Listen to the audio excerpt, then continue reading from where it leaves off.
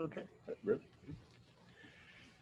Good evening. I'd like to welcome you to the public hearing of the Blairsville-Saltsburg School Board being held by the school district in conjunction with the question of the reconfiguration of the schools of the Blairsville-Saltsburg School District, which could include the permanent closing of the Saltsburg Middle High School. This hearing is being held pursuant to Pennsylvania statutes and specifically Section 780 of the Pennsylvania School Code, which sets forth the rules and procedures for the public hearing pursuant to the question regarding the, again, the reconfiguration of the schools, which could include the permanent closing of the Saltsburg Middle High School. Now, this hearing is not a judicial hearing. It is an administrative hearing. The purpose of the Section 780 of the school code is to involve the public in the school board decisions related to the closings of public schools. Section 780 requires that school boards obtain community input before making a decision regarding the permanent closing of a school. My name is Dennis Rafferty. I'm an attorney from Greensburg, Pennsylvania. I've been a school solicitor for over 40 years, and I've actually participated in proceedings regarding school closings. As the hearing officer, and again, because it is an administrative hearing, I am not making any decisions with regard to the issue, and the hearing itself will not be a judicial process for determining that. The purpose of the hearing at this point is to allow input from anyone who is interested in providing that information. The hearing, because of the COVID-19 pandemic, is being held virtually, and that will, of course, change the procedure by which we would normally conduct these hearings. But again, the ultimate purpose is to gather information to present to the board members for their consideration before they make a final decision. Now, of course, under the school code, the school board has the authority to make discretionary decisions regarding the closing of its schools, and that's pursuant to Section 1311 of the Pennsylvania Public School Code.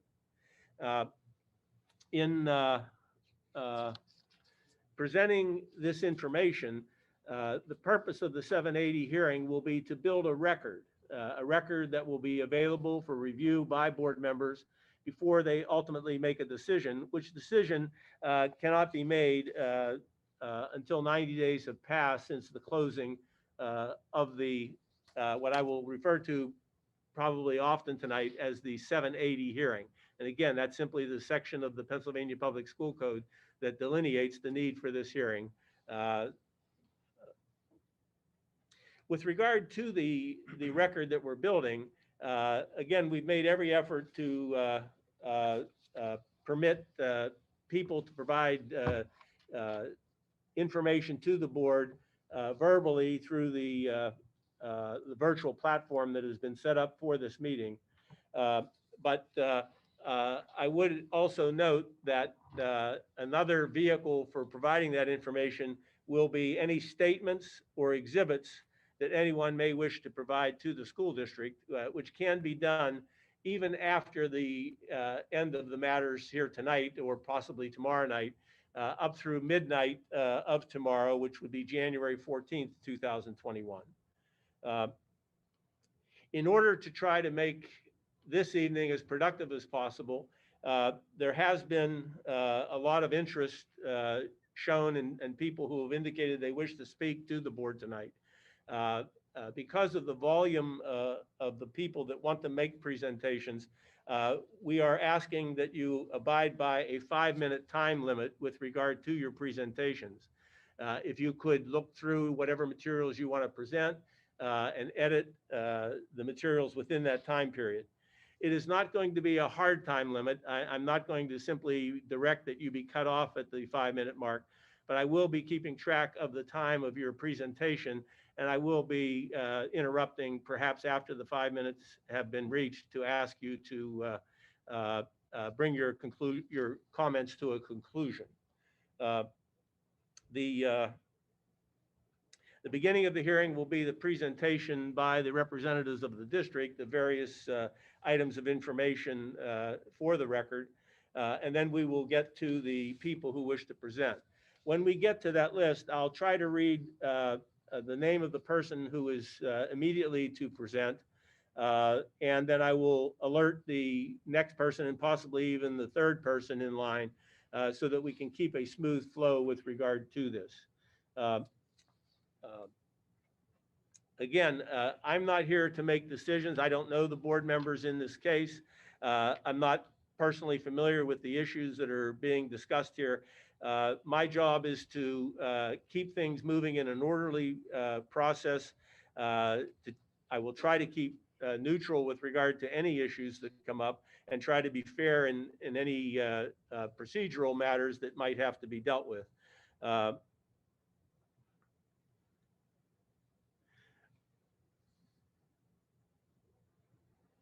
With that, I think I'm going to ask Mr. Ned Nichols, the solicitor of the district, to begin presenting information on behalf of the district and the board. Thank you, Mr. Rafferty, members of the board, members of the public.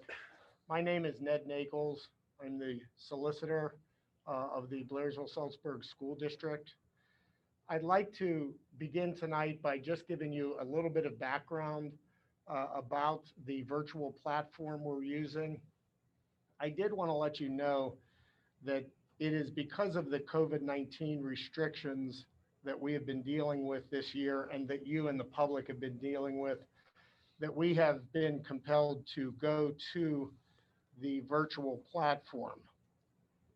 I did want to let you know that out of concern for the propriety of doing a 780 hearing virtually, we sought the guidance of the Department of Education on 2 occasions.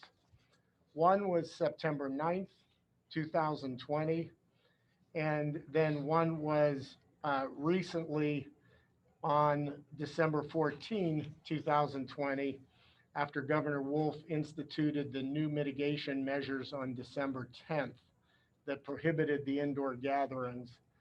As you might recall, we originally scheduled this hearing to be a hybrid, with some people being able to attend and some people being virtual, but that changed when the governor's restrictions came out in December. But the important point that I wanted to make was, when we wrote to the Department of Education to discuss what our plans were and to seek guidance from them, the ultimate response from the Department of Ed was an email on January 7, 2021, in response to a letter that we sent, which outlined the fact that we were going to use the Zoom virtual platform as well as the YouTube platform. And in the email that we received, we were told that our virtual hearing options proposed are all allowable. So we did get approval for this from the Department of Education. Exhibit 3 that I'll enter into the record is all of the letters that we sent to the Department of Education, the 2 letters, and all of the various responses that they sent back to us. I could find nothing in the statute that suggested that this is not a proper way to have the hearing.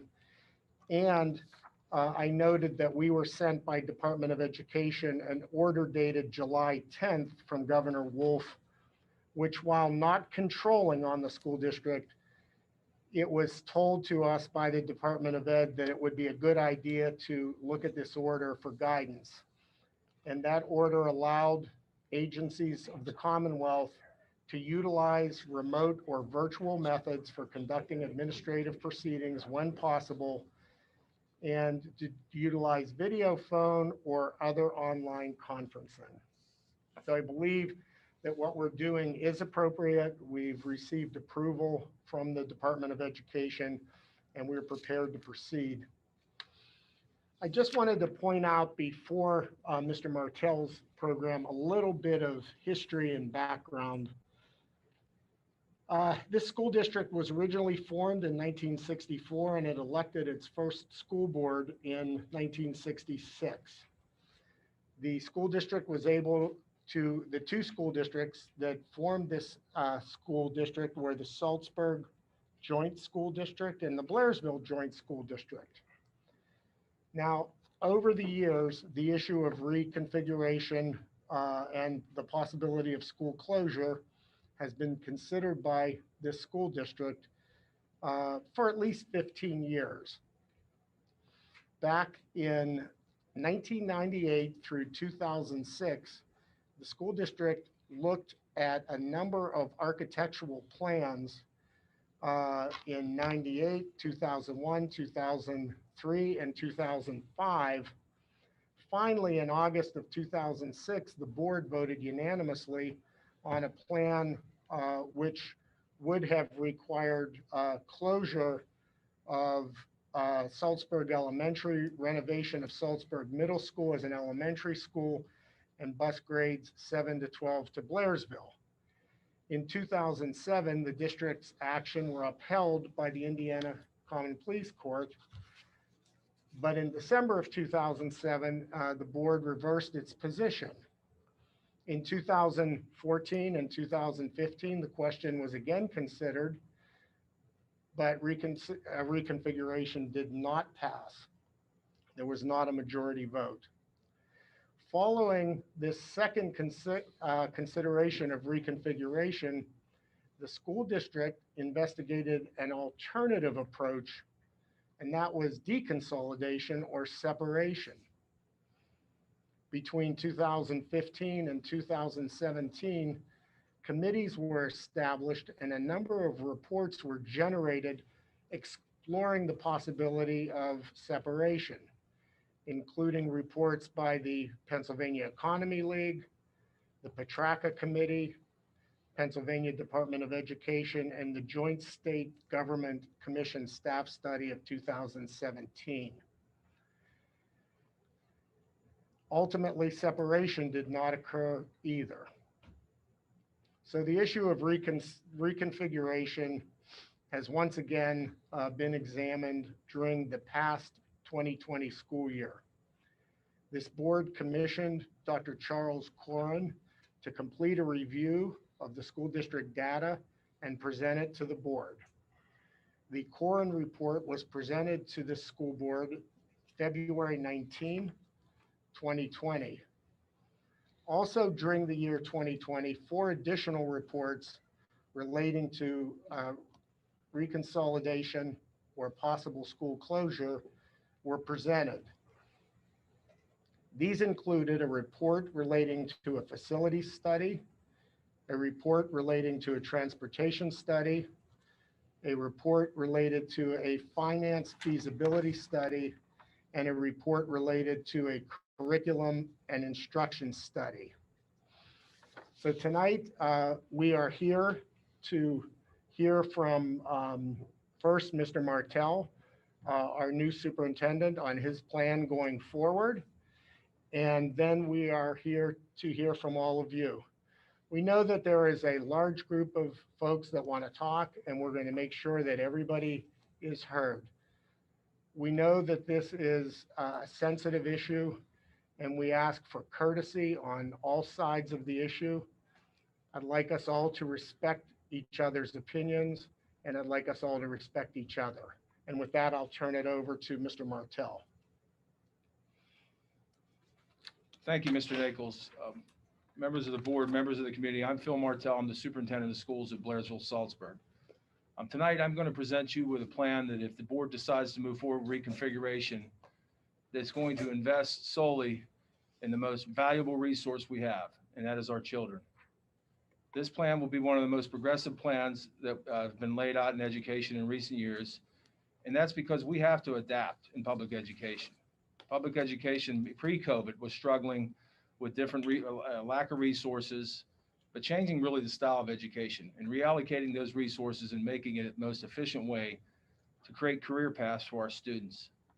Each student learns different, but starting at a young age, we must start to be able to create those career paths, but give them the resources so he or she can succeed, with also supporting our teaching staff, which is an amazing staff here at Blairsville-Saltsburg. And I've been very proud over my last few months to get to know many of the teachers in the district, and they're very committed moving forward. And they will have a valuable role along with our administrative team in moving forward with the plan. So tonight, I'm going to walk through a presentation that will be posted later on, probably on the website as well. But one of the things that I really try to strive for is we have an open door policy. I've had it when I was at the district beforehand, and continue to do that now. I'm available for questions from the community at any time, with full transparency, as the board has directed me to do, obviously. So I'm going to go ahead and start the proceeding of the plan tonight and share my screen.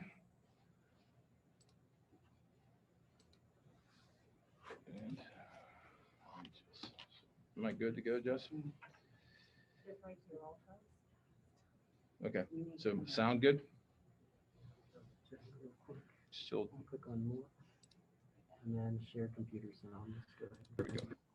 Okay, thanks.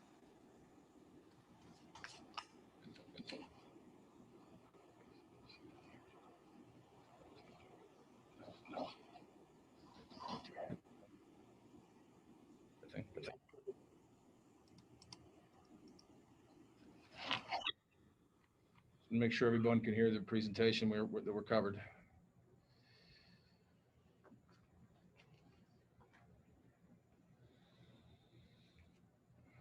Good. Okay. Okay, we're great. Thank you again. I bring this presentation to you tonight, which I think is very important, and I'm calling, the vision, with a vision of breaking barriers and building futures for our students. So this evening, I'm going to talk to you a little bit about just the background, purpose, and just some of the background and history, obviously, some of the challenges in public education, but some of those barriers that not only the Blairsville-Saltsburg School District has, but many other school districts, neighboring school districts as well. But then I'm going to lay out a plan, what I call building futures for our students. So as we start to talk a little bit about some breaking barriers and building futures, let's talk a little bit how we got there. We have to identify and be realistic in today's setting, just COVID era, pre-COVID era, status of where we are today, identifying those problems, figuring out what are those barriers and status quo. What we continue to do every day sometimes is not is the most efficient way to produce for our students and our families. Talking about researching and doing some of the feasibility studies, Mr. Nichols mentioned in the past, but all over since the past year as well. Demographics and projections, where we're going as a school district. What does the future look like?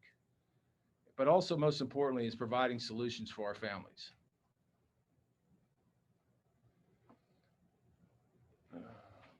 Let's talk why reconfiguration. And I want to talk to you tonight a little bit too, because I know that the importance of this building to the community.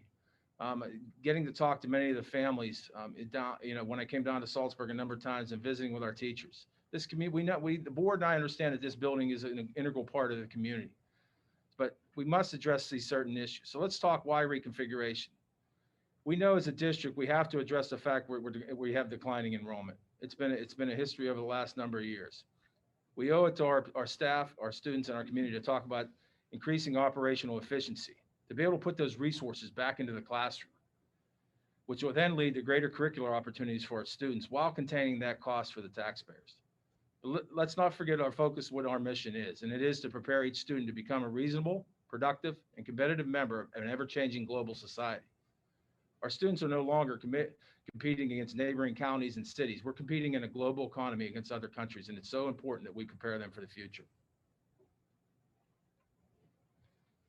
As Mr. Nichols identified, due diligence was done over the course, a number of years, but over the last year, starting back in February 2020, when Dr. Korn made his initial presentation. But these dates here, as Mr. Nichols identified, with facilities, transportation, finance, and curriculum, and then leading up, obviously, to tonight with the start of the public 780 hearing. We'll start first with our barriers and facilities. We know, obviously, we have enrollment declining. We have assets and repairs that, throughout the district, and replacements that need to be made. These are going to continue on an ongoing basis. We now have the health and safety issues in a current and post-COVID-19 era. We know that this may be the start, obviously with the virus, and it may continue to be in a foreseeable future. So how do we address that as public educators? Resource allocation and long-term planning, doing more with less. The technology challenges that we know today in a digital era that we must provide our students, but also providing safety measures and security measures in our buildings. It's an ever-changing world. Before COVID hit, the talk was about security and safety in schools, the way that schools are set up, what we were doing to make sure that those measures, staff and students were kept safe. But we also need to talk about the disproportionate class sizes in secondary schools. And I'll go into a little bit more detail shortly with that. Here, I just wanted to talk about, when we talk about facilities with actually some data, you can see here, my screen over here. We talk about actually the years that we give some little case history where the years where the buildings were built, renovations that took place across the board, starting at the top with the Blairsville Elementary, then all the way over to Saltsburg High School, the square footage of each building, the enrollment as it stands today, and a percentage at the bottom of where that enrollment stands in each building. Then at the very bottom, put in guidelines that the Department of Education considers to be the capacity based on our most from the 2021 enrollment taken from December 28th, but the percentage that sits empty in each of these facilities.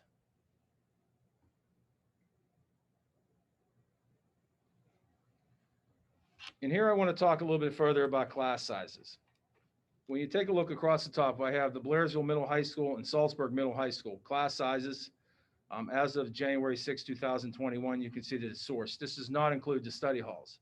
But if you take a look at the classes, starting, let's say, with Blairsville Middle High School, the amount of students per class from 1 to 5, you follow along here, number of classes at 45 at 13.5%. It means 45 classes have 1 or 5 or less students in it. And follow along to 6 to 10, 11 to 15, 16 to 20, and 21 and above.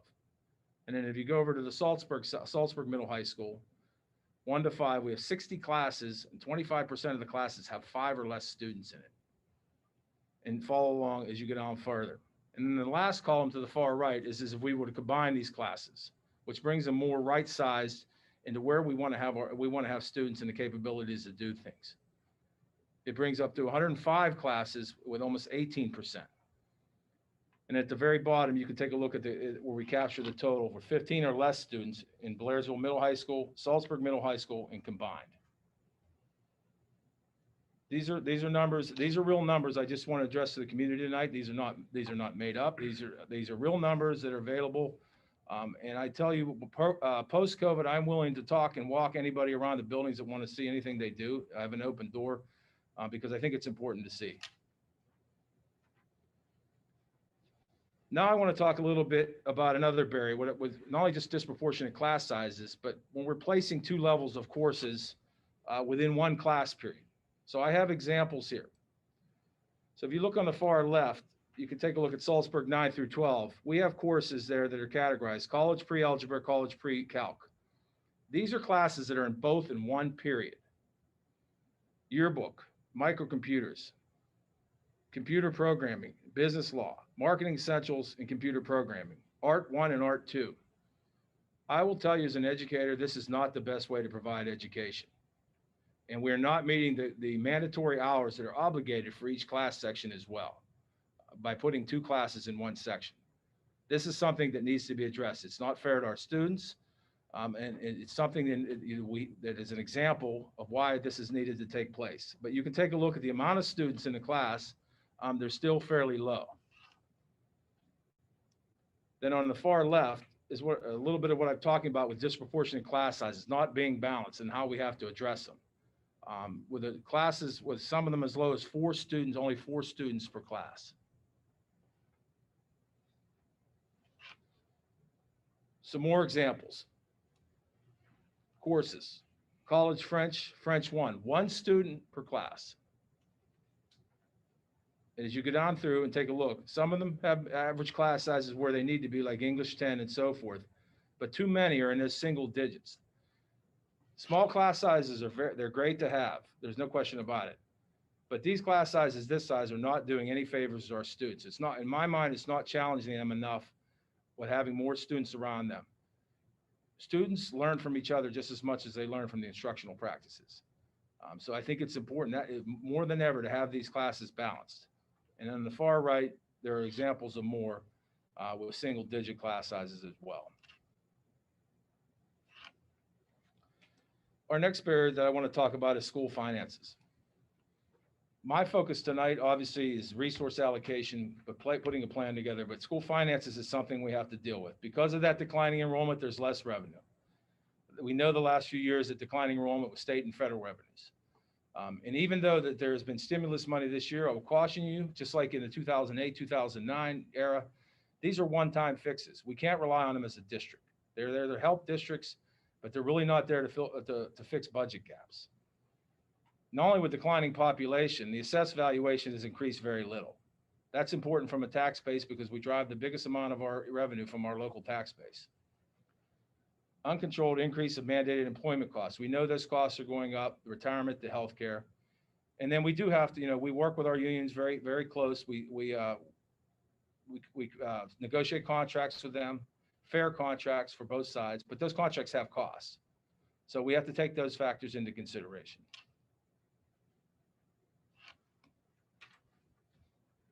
This next slide, these next two slides, we were very fortunate to update because our annual financial report was done, and these are sourced from our 2018-19 annual financial report, our 19-20 financial report, and 2020-21 Blairsville-Saltsburg approved Department of Education budget. These were projections based on 5 years of aggregate projected expenses and revenue with no tax increase. That is, if the board did not increase taxes for the next 5 years, and we've seen those normal mandated employment costs. Which you can take a look over to the columns with the percentages and the difference. Those could be anywhere from 1, 2, 3, 4%. So what we did for the sake of these models is use 3%, which is a very conservative number. But you can see as you go out all the way to the year end, and I want to give credit to the board and to the community because you have had a healthy fund balance where most districts are struggling. But you'll continually need to plan to prepare to maintain that fund balance. So if no tax increase and you maintained on the same plan that you did now, with operating 2 of everything, graduating minimal classes, operating classes with single digits, your fund balance would actually be depleted by the year 2024-25. That's if you did nothing else.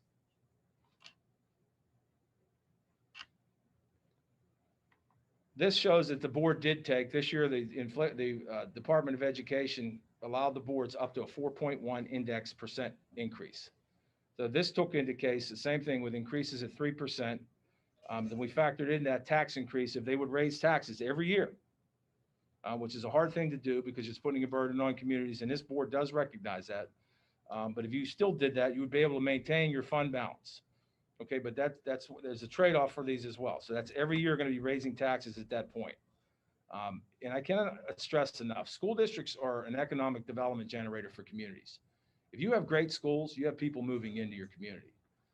So that means being able to have fair and balanced taxes, but also be able to provide a quality education for the students.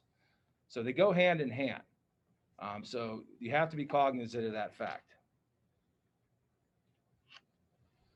This is a snapshot just over the last, from the last 5 years exactly, of expenses and revenue. And this really kind of wanted to use this graph tonight because it really tells the story of how expenses have gone up from some of those areas that I've identified, from those mandated employment costs and different things, but how revenues also kind of flatline or come down. So this is very key. This is where a lot of school districts end up start draining fund balances, or they have to go out and raise taxes. This gap is getting wider. So it's always a challenge to be able to figure out how you can, limit expenses, provide that education, but also increase your revenue.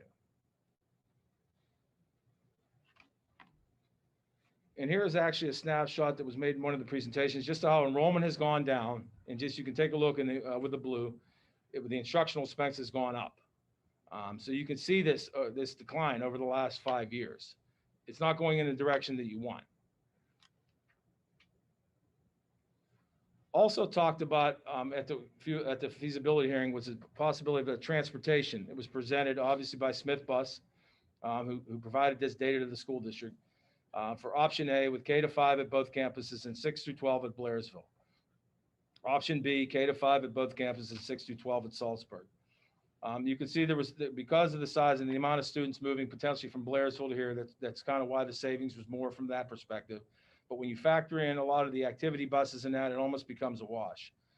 I know this is a concern to parents when we've heard some, things about obviously time on a bus and different things. When you look at how you change and develop as a school district, there's really trade-offs.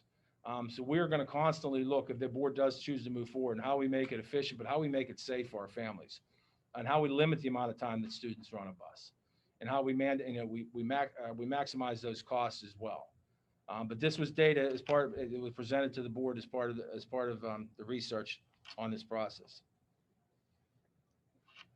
So let's talk a little bit about academics and instruction, some of those barriers that are taking place now and why we need to address them. We obviously know, and I've showed you, we have disproportionate class sizes throughout this district. We know we have declining enrollment. Right now, the curriculum is not aligned to the PA core standards. There's a lack of dedicated remediation tools and staff in the secondary area. That means we're not giving that extra help to the students in the secondary area that need them the most. So in this process, the idea would obviously be able to do that. The district assessment data really should drive what you're doing. We live in a data-driven society. Schools are no different. It's randomly organized and it's really it's underutilized. Instruction in silos. And we're not intentionally aligned with the anchors. We cannot have silos. We cannot have different instructional practices taking place in Blairsville Elementary and in Saltsburg Elementary. We must be consistent with what we are doing as a school district. We have inconsistent use of effective instructional practices and strategies and best practices. We need our teachers to work closer, to collaborate together throughout this school district. As I said, the benchmark assessments are inconsistent. They're not randomly utilized. And and the next one, we have a lack of cross-district data meetings. Data drives everything. We need to be able to have that conversation between Blairsville and Saltsburg, between the whole school district. Supplemental positions. We have 2 of everything in a lot of cases, okay? We have a history of grants benefiting one building for more than others. That shouldn't be the case. And the current course offerings right now are limited and they're outdated, quite frankly. We can do better. Now I want to talk to you about my plan for building futures. What reconfiguration would look like. The current configuration right now, obviously, we know Blairsville Elementary, Blairsville Middle High School, Saltsburg Elementary, Saltsburg Middle High School. New district reconfiguration if the board would choose to reconfigure. Blairsville Elementary would remain pre-K to 5. Saltsburg Elementary would remain pre-K to 5. The building would remain pre-K to 5. Blairsville-Saltsburg Middle High School, we come fully 6 to 12. And I'm going to talk to you a little bit about a great initiative I think that this school district can take to benefit our students in an incredible capacity to really open career paths. And that's the Southern Indiana STEAM Academy, which will be operated in this campus for grades 10 through 12. This plan for the future is for all Blairsville-Saltsburg students. So we need to make utilization of those resources to create an academic success path. But we must sustain financially and programmatically. We don't want to be in a position where we're looking at laying off staff and cutting programs. It does nothing. It does an injustice for our students, and that is not what this board and my administration want to do. Equity and opportunity has to be for all Blairsville-Saltsburg students across the district. The future of our school district is really when we have to invest where it counts. When I talked to you this evening, I used this model really to talk about what we need to do for quality teaching and learning, how we need to put the support mechanisms in place for systematic improvement in this school district, but also to create that clear and collaborative partnership for our community, for our staff. We have to align ourselves to better serve our community and our students. Creating a system of equity in Blairsville-Saltsburg and how reconfiguration can help our students. By reconfiguring and utilizing our resources and becoming more efficient and allocating what we're doing, grade level collaboration and conversation, focusing on implementation of best practices, equitable instruction and standards aligned curriculum in all buildings. Easier grant ability is such case with Title I, because we only have so much money to be able to utilize that amongst buildings. I look at departmentalization and cross-curricular instructional practices. When I talk a little bit about personalized learning, this is crucial to what we want to do as a district, is creating those career paths for our students. We need to have more flexibility for scheduling, for learning styles with teachers. If we know anything to come out of the COVID era, the digital era is here to stay. It was happening in colleges pre-COVID. It's not going away in some form or fashion, but having that flexibility for our students is crucial. So they're able to do those internships and take the jobs that they need to prepare themselves in the workforce.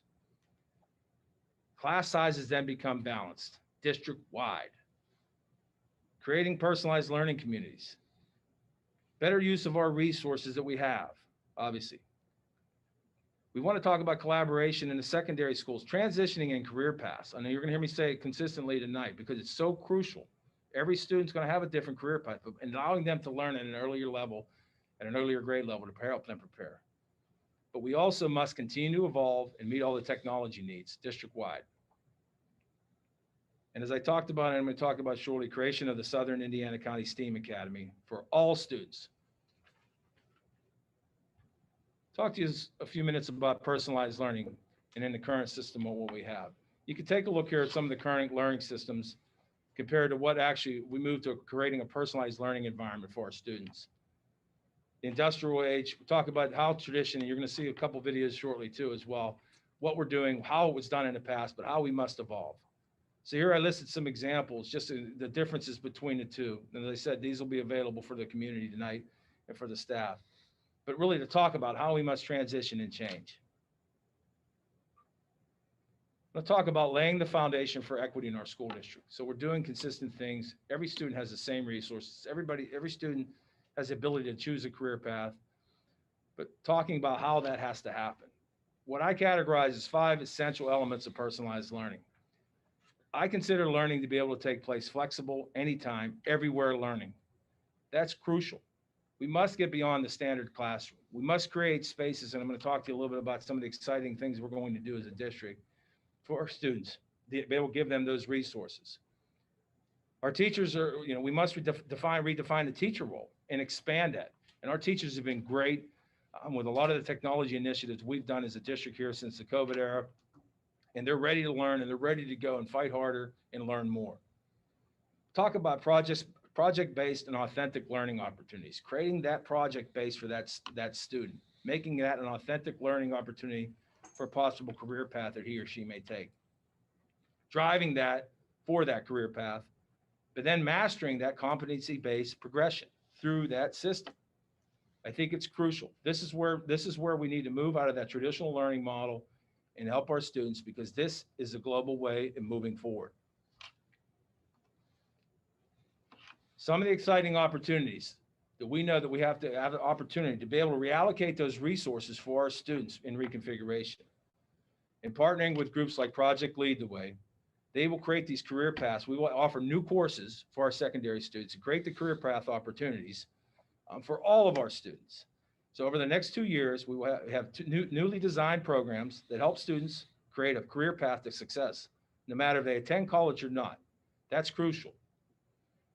Reconfiguration can provide us with those opportunities for our students. So we talk about these things. They will engage in problem solving and process thinking, develop those technical skills that they need, build those communication skills that are essential. So our partnership and opening up with the Project Lead the Way curriculum and courses is crucial to moving forward. And we're planning on doing that if this would pass, obviously, if the board would choose to go in this direction moving forward next year. Some of the high school pathways, this could be a district-wide initiative we're looking at adding for next year. Computer science, we plan on bringing to the board to ask to entertain for adding to the course of studies for next year.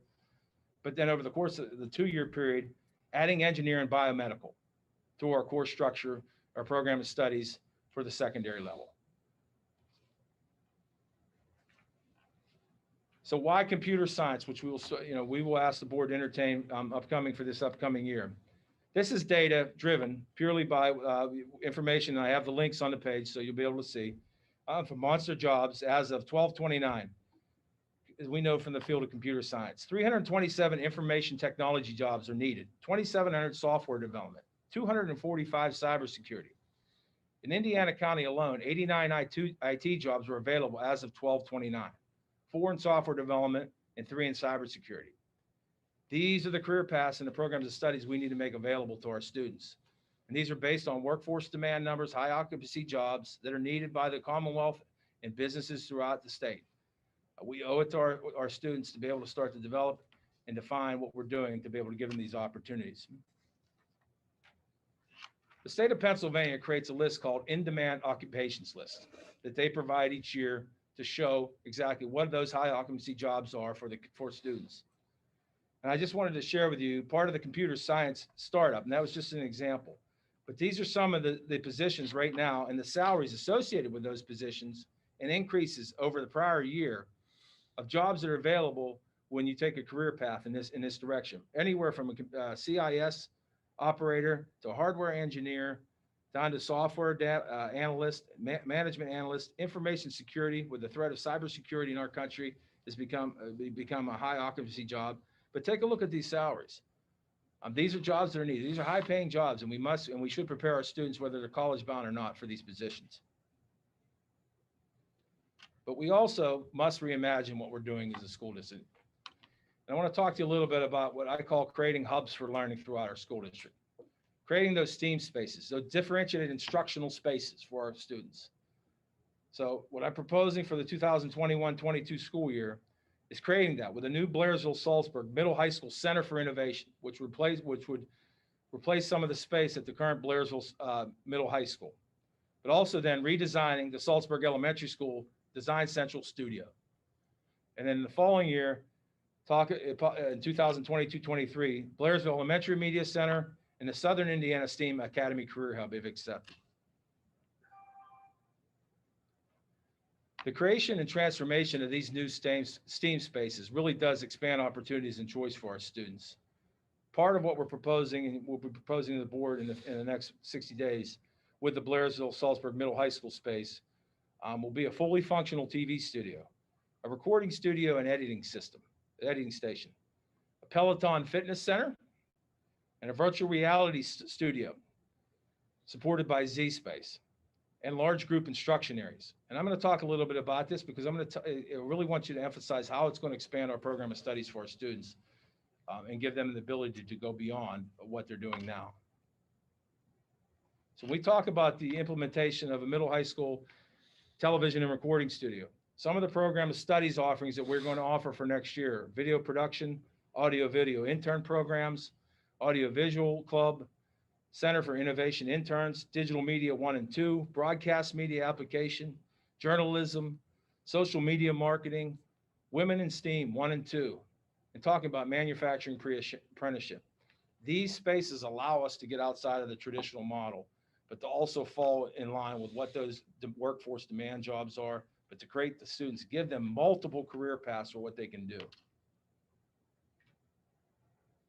I'll talk to you a little bit about Z-Space. What is Z-Space? The next wave of technology coming through our district, obviously, students are learning with an AR and VR experience. Part of the Blairsville-Saltsburg Middle High School Center for Innovation, Z-Space is an incorporated classroom that brings that AR and VR experience into place. But what it does is not only go across those core academic areas, but it really truly also touches all those career and technical education areas.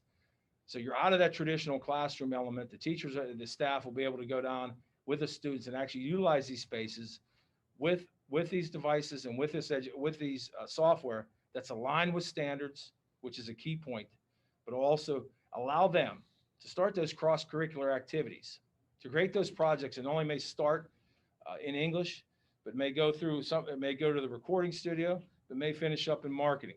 That's what we need to be talking about right now. I'm really excited to talk to you what I propose for the Southern Indiana STEAM Academy. It'll be located here on the Saltsburg campus with 9 new career paths over the next 2 years for all students of this district. Students will travel, I want to make this very clear, students will travel from both ends of the school district. That means there'll be students from Saltsburg, that obviously can choose to attend here, but this will be open. Blairsville students will be coming here as well. This comprehensive program, and I'll explain that in a minute, will start a student's sophomore year, but it's based on data, the areas about those high occupancy priority jobs and what other dual enrollment that we can offer our students. It will also include an apprenticeship program. These areas are 9 new programs that they do not conflict with ICTC, but we want to make them available for our students. These mechatronics, robotics, pre-engineering, additive manufacturing, cybersecurity, logistics, material, and supply chain management. Think about just going through the COVID era with our country and the supply chain and what's taking place and the need. The dental hygienist, homeland security, electrical occupations, sports therapy, and PT assistant. And we're also going to look to partner with NVI, who just purchased Wiatech, to allow our students to go there into their diesel tech program. But also importantly is creating that dual enrollment partners, continue to grow that beyond that. So our students can take college credit, they can have their apprenticeship start in an early way to get that done. And when I talk about a comprehensive program, that means students will come here in their sophomore year, they will take their basic courses here in this building, but they will all in the morning or in the afternoon, but then they will also they will flip-flop and take their concentrated area of coursework, either in the afternoon or the morning. So they will be here, they will have their English and their math classes and those things over the period of time. They will take them here if they choose to enter this program. And then they can choose their area of specialty. So this is a program that is joint for this entire community in the school district. And it is a plan based on what we need to be creating for our students. Here, I have identified a timeline, which will take place because I think it's important to be held people accountable for timelines. And I know this may be a little bit difficult to see, but you'll be able to scroll on the website and I can give you a copy. But this is a timeline with an implementation plan for this. So we make sure we do it right. Because there's a process you have to go through with the Department of Education to be able to create this. But also on top of it, we want to talk to adjoining school districts as well. We as a district need to talk about increasing revenue sources. So in this period of time, it's my job as the leader of this district working with the board to be able to talk to the other neighboring school districts to talk about that we're offering these programs and potentially look at it as if their students would attend our school district for these programs, it would be a revenue source for Blairsville-Saltsburg. I want to take a moment now, if you don't mind, and I want to show you a little video, just I think it's important. It talks about the vision, exactly what I want to do with this, and just it gives you a little bit of background if you're not familiar with career and technical education in Pennsylvania.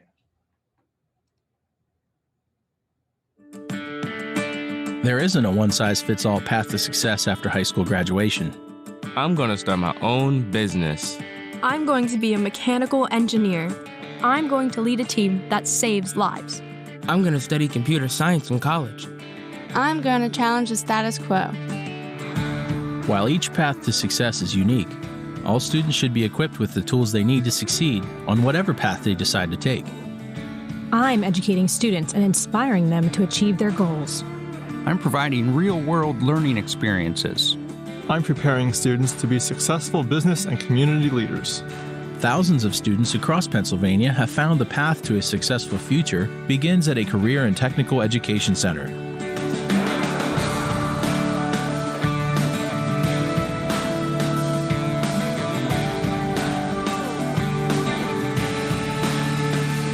Transformed from the VOTech of the past, career and technical education centers offer students challenging academic opportunities and hands-on learning experiences through thousands of dynamic, state-approved programs. Students earn industry-recognized credentials and certifications while gaining real-world in-demand skills. Whether heading to college, continuing training, or competitively entering the workforce, career and technical education students graduate prepared to continue on a path to success.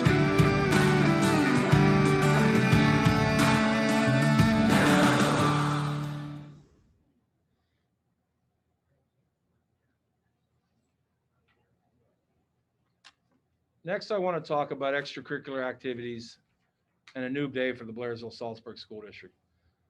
What I'm proposing as part of reconfiguration would be a joint sports and extracurricular activities. Student and a community selection of a new district mascot. I think it's important for both communities to come together to find common ground if this was to take place. That would include a student and community selection of new district colors, But this is a new recognition and creating an identity while bringing people together. And I'd also recommend that we create a task force for a possible location of a future new joint athletic facility. I've included in a timeline based off after the 90-day period, if the board would select to do this, just for the sake of doing that, as the timeline is important to hold people accountable. That starting in April, after board, if the board would choose to go this direction, the board and the superintendent advisory panel develops mascot and a color selection process. But you can follow along here. You can take a look and see. Having an open nomination process, but involving, what's most important out of all this is involving the communities, to give them participation, to give the students participation. Then in May, having those 6th through 12th grade students on both campuses vote using a ballot prepared by the advisory panel, and leave that open voting till June 1st. I think it's crucial to start to heal, to bring people together, and I believe that this is the very first important step. So why consider reconfiguration? Really, we have a number of reasons, including we want to increase those academic opportunities, create those financial efficiencies, make sure we're putting our dollars to the best available cost, by putting students first, most importantly. We really have two options. We stay the status quo. I showed you some of the financial information, but when we're going to be at a point where we're going to need to be eliminating millions of dollars in operating expense, which means cutting programs and things that we don't want to do and the board doesn't want, the community don't want to happen. But we still will have unbalanced class sizes and there's less opportunities for students. We need to consider a reconfiguration plan that reduces those operating expenses in a normal way through attrition in other areas, becoming more efficient. But we need to preserve and we need to extend our academic opportunities and extracurricular opportunities for all students. And some of those and many of those I've showed you this evening, and we'll continue to do that. And we need to increase the operational efficiency as a district. We owe that to the taxpayers. Just have another little short video. I want to talk to you why we need to reform and transform education and why we have a great opportunity as a school district to do that now.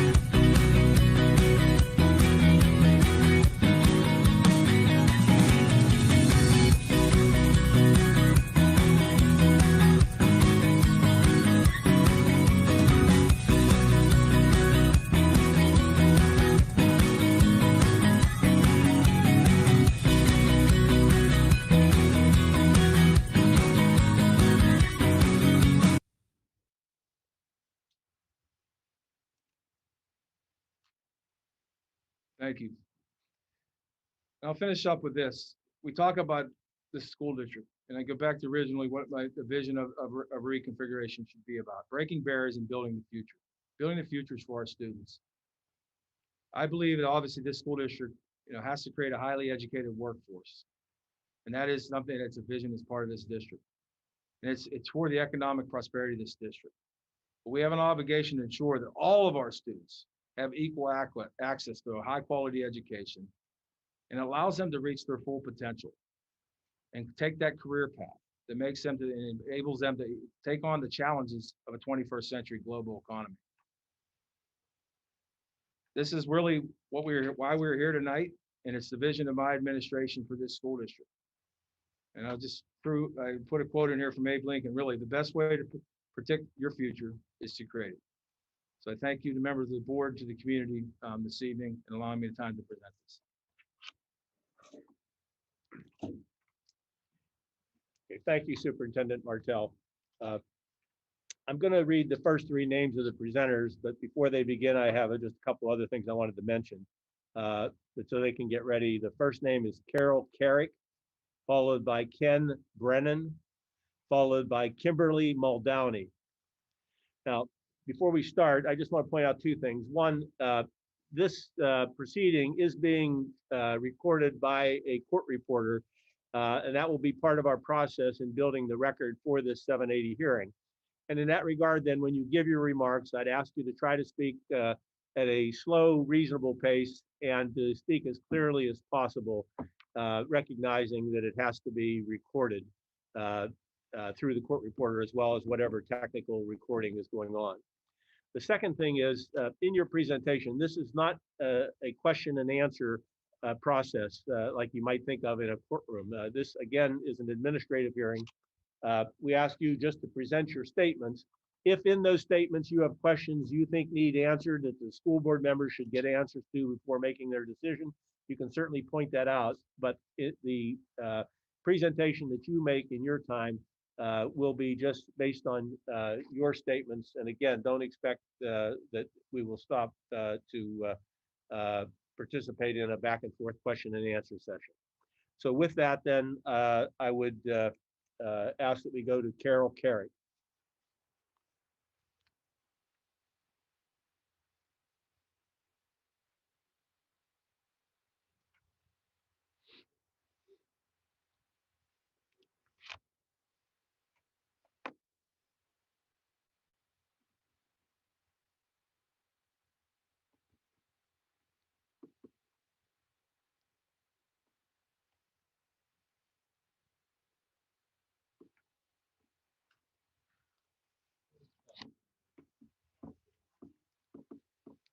She's on mute. She can unmute herself, Carol, I'm being told that you may be on mute. Would you unmute your computer and begin your presentation?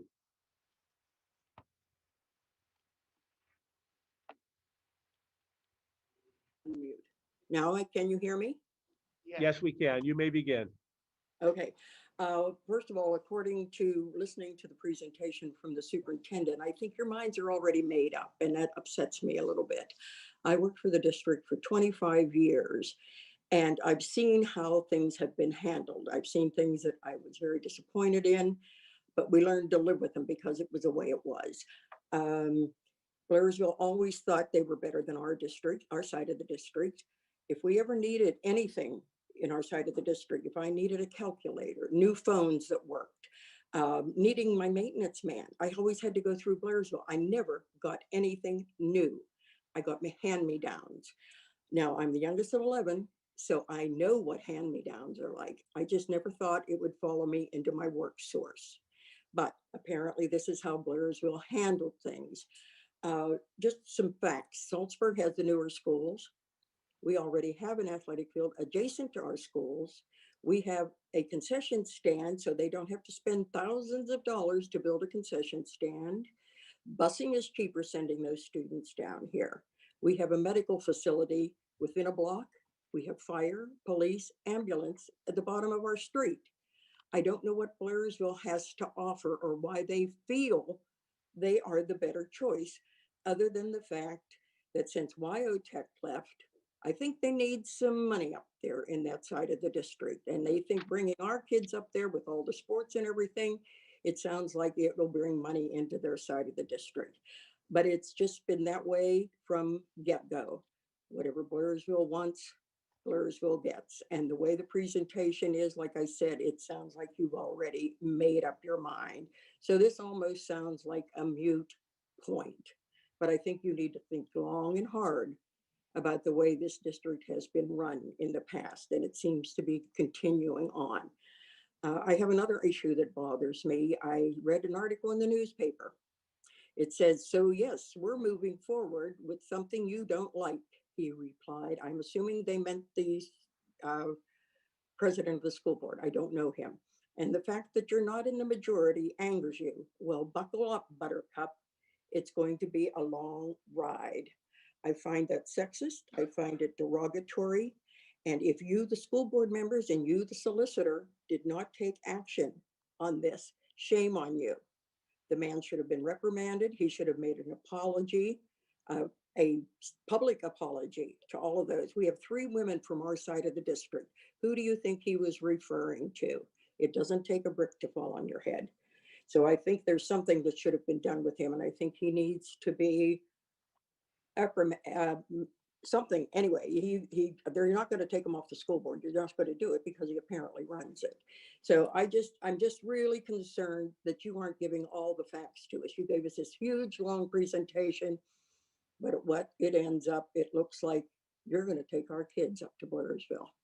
That's all it seems like it's going to be. And that's what you've done from the get-go, even in the 25 years I lived there. But I want you to know, even though you gave us your hand-me-downs, we're resilient down here.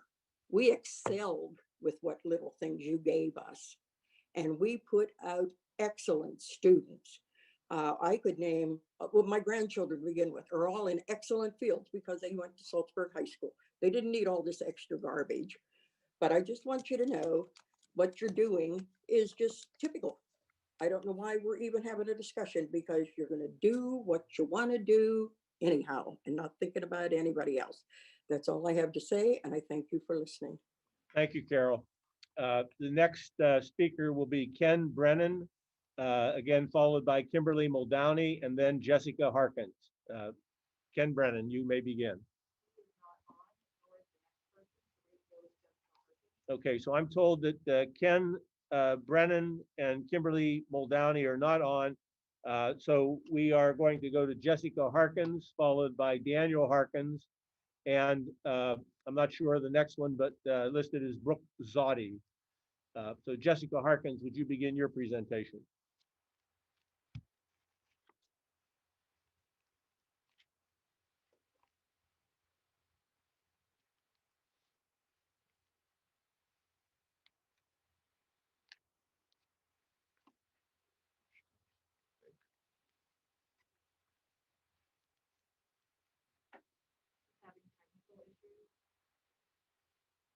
Unstable internet connection.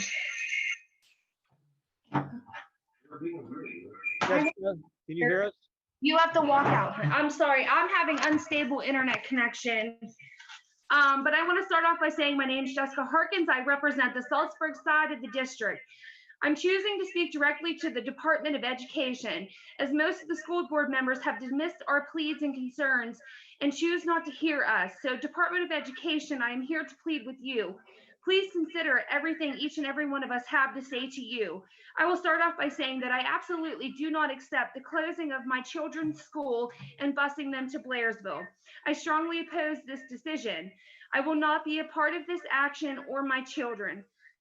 The choice from the school board members has nothing to do with giving my children a better education.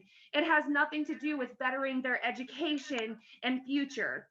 They have been more than unfair to us, to our children, to our school, to the community. We've had awful comments made about the Saltsburg students, and you can reference those through the Tribune Review that has documented those.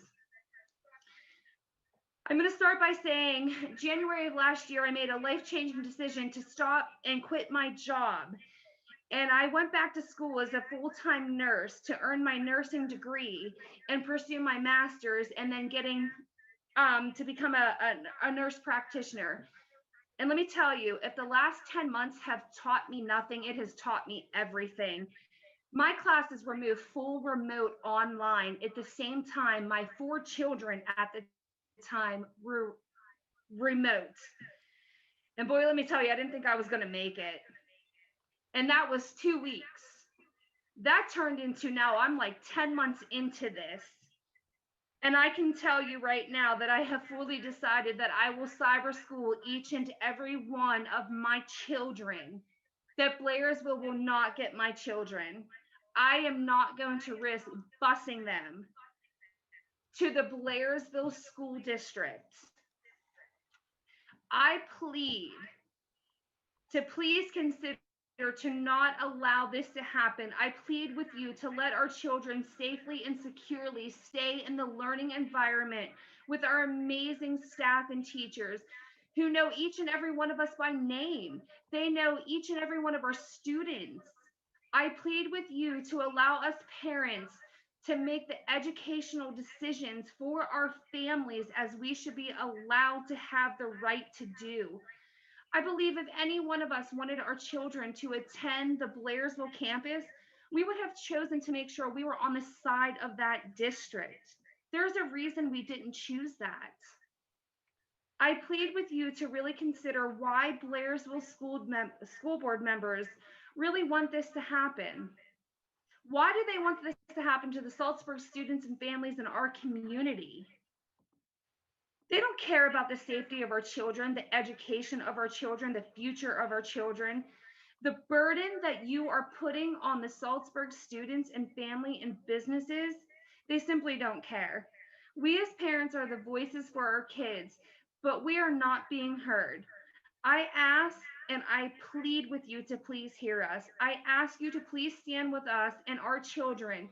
Be a voice to them. Let our children know that you care about their safety, about their school, about their educational rights and needs. Please stand with us and represent the Saltsburg family and students and our businesses. I would also ask the school board and the Department of Education to really take a look at the numbers. You put in a slideshow that these are, I'm sorry, how was it? These are real numbers, not made up numbers. But really they are made up numbers because I have 4 students that will not be attending the Blairsville campus, that Blairsville will pay out for my children to be cyber schooled. 2 of the 4 have IEPs or 504s. Have you taken a real look at those numbers of what that is going to cost the school district to ensure that my child gets the education that they need when I choose to cyber school them? Have you taken a real look at the busing and what that is going to cost for busing the students that do choose to go to the campus? I do not accept the closing of this school and busing to Blairsville. I strongly oppose this decision, and I will not be a part of this action, and my children will not be a part of this. I honestly believe that this is so unfair to the students and the families and the burden that you are putting on us.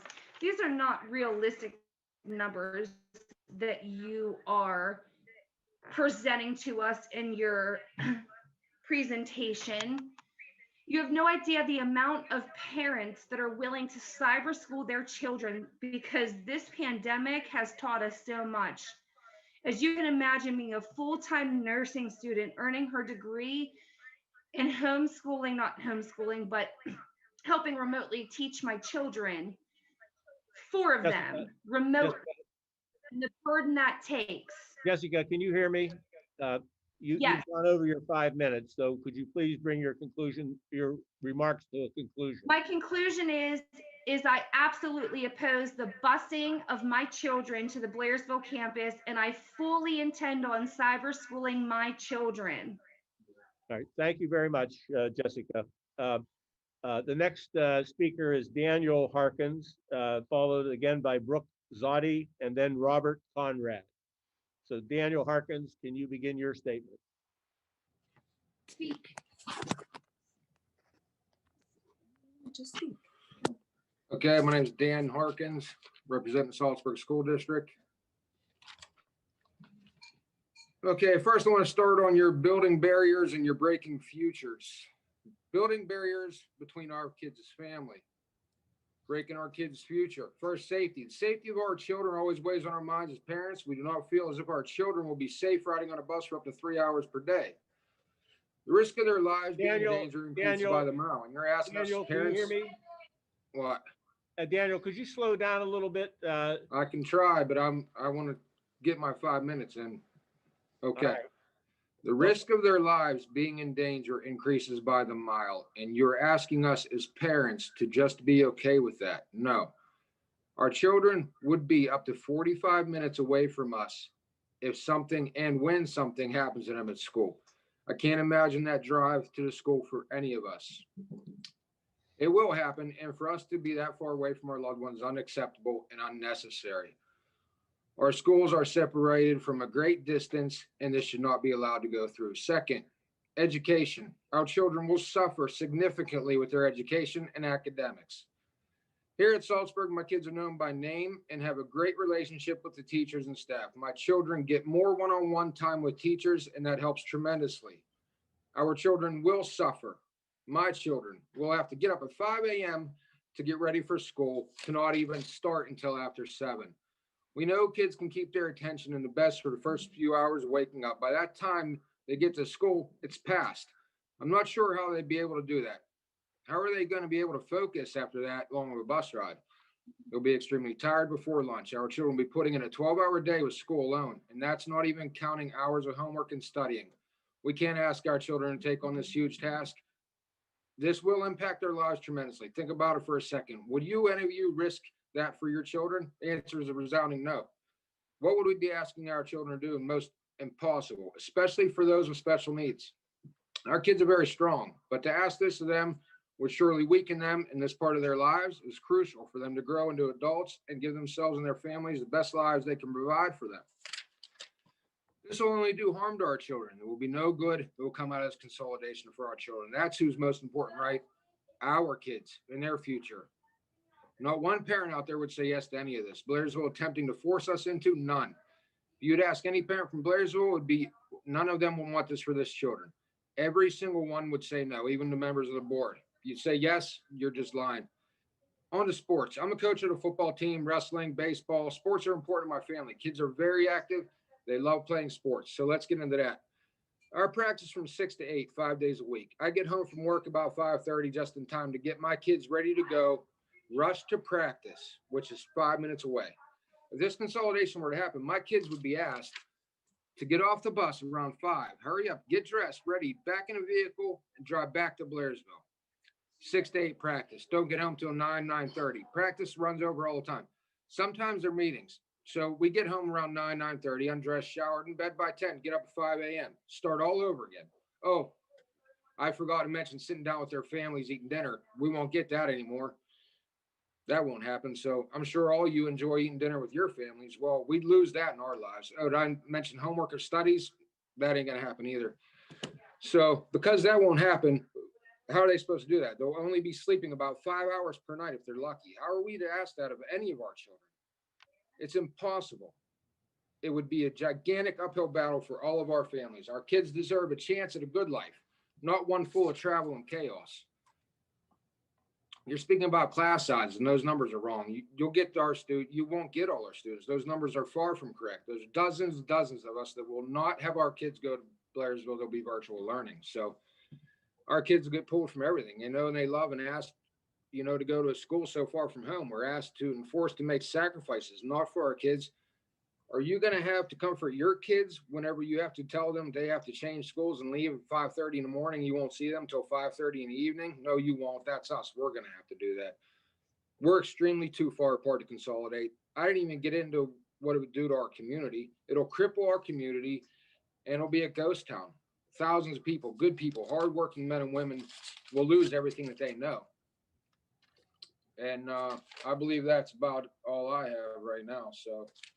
But I will conclude with pleading with the Department of Education to not go through the consolidation. Consider our kids and their livelihood when making this decision. It will impact all of our kids' lives in the worst way, If you choose against consolidation, you'd be viewed as heroes in our community for saving our kids from this and bring a huge sigh of relief and allow our kids and community to continue to grow and prosper. Finally, if this consolidation were to go through, I would be forced to cyber school my kids who would not attend Blairsville for all and more of the reasons I stated above. Thank you. Thank you, Daniel. The next speaker is Brooke Zotti, followed by Robert Conrad, and then followed by Sharon Nelms, I believe. I'm sorry if I've misstated that. Pardon? Brooke is off. It's the next speaker. Okay, we're now up to Robert Conrad. Robert, you may begin your presentation.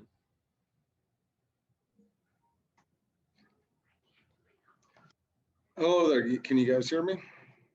Yes. Yes, we can. Okay.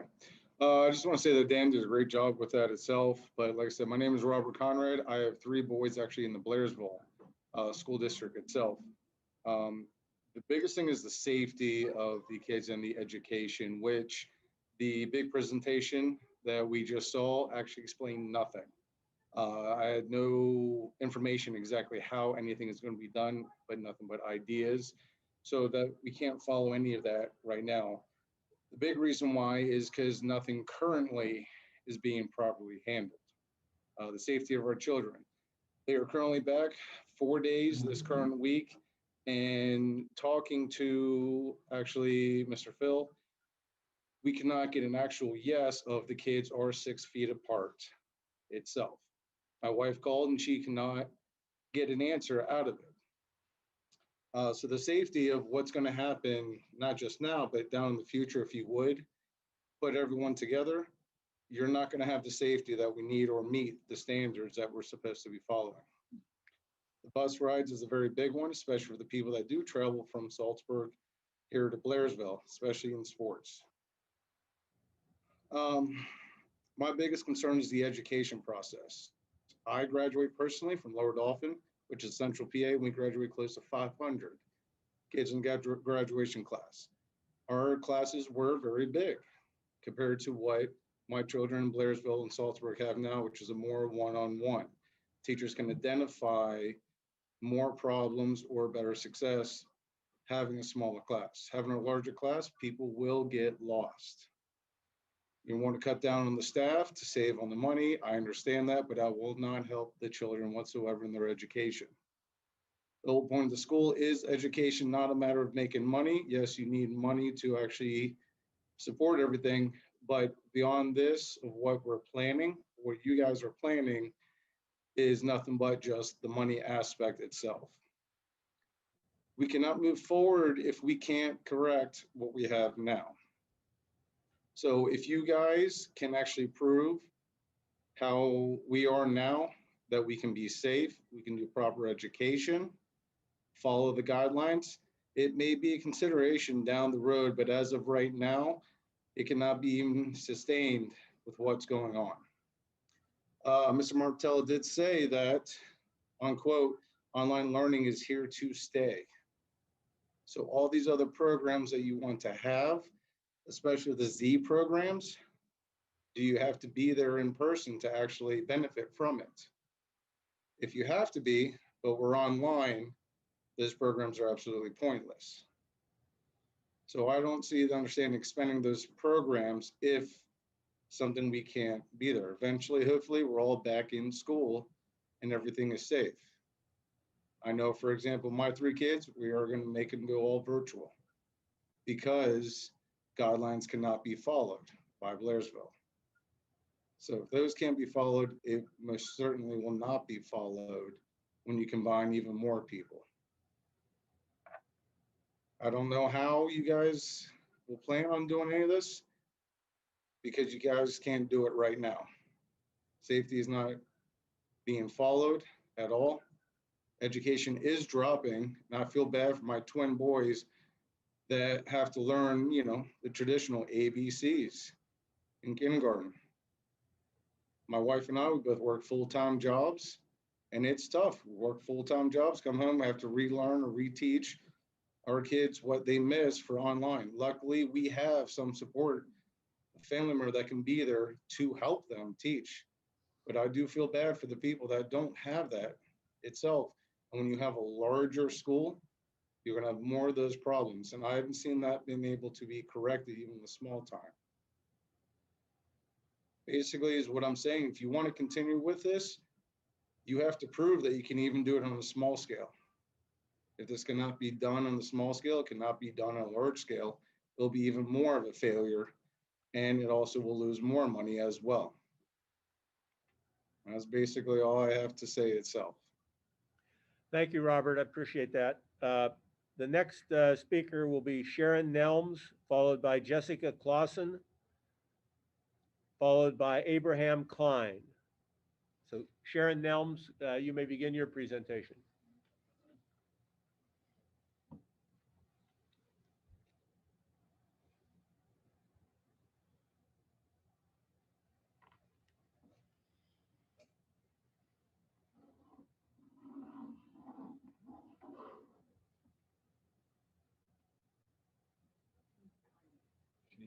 She needs to unmute.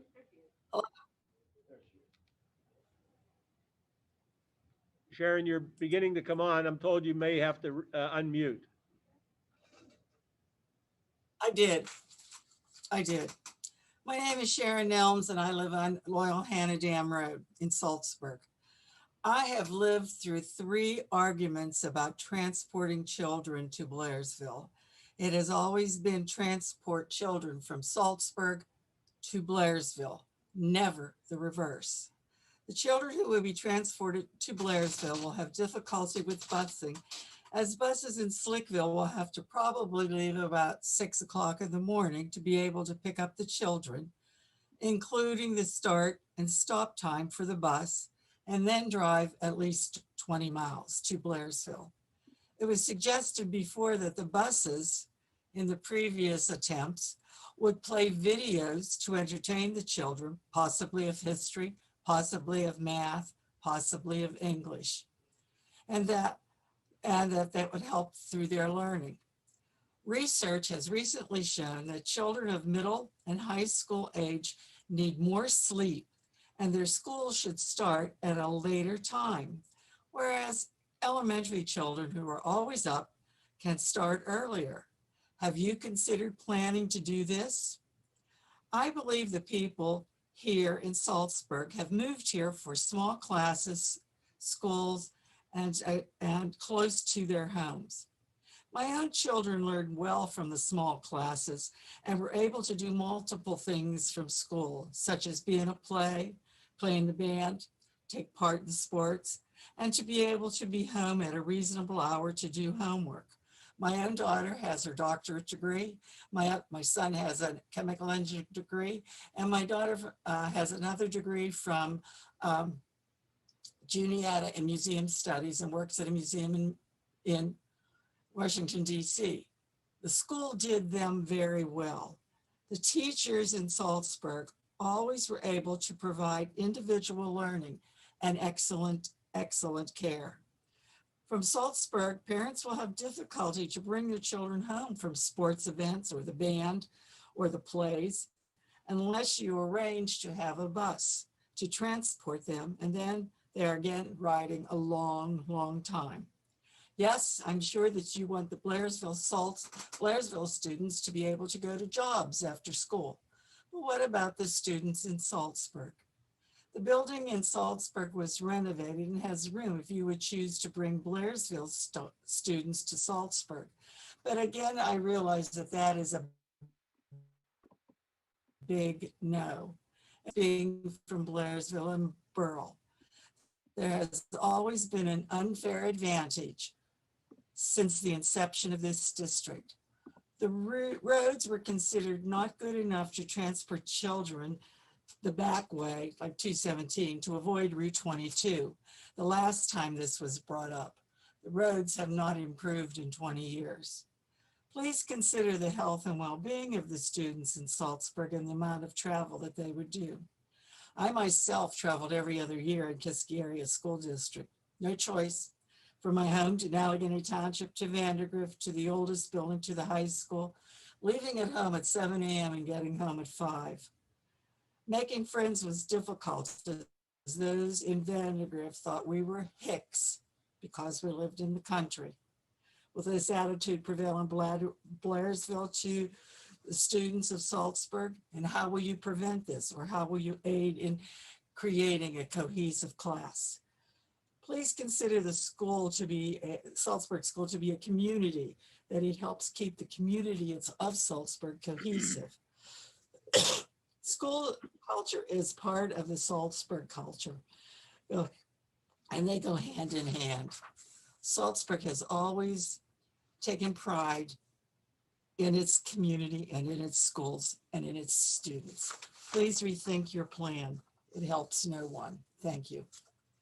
Thank you, Sharon.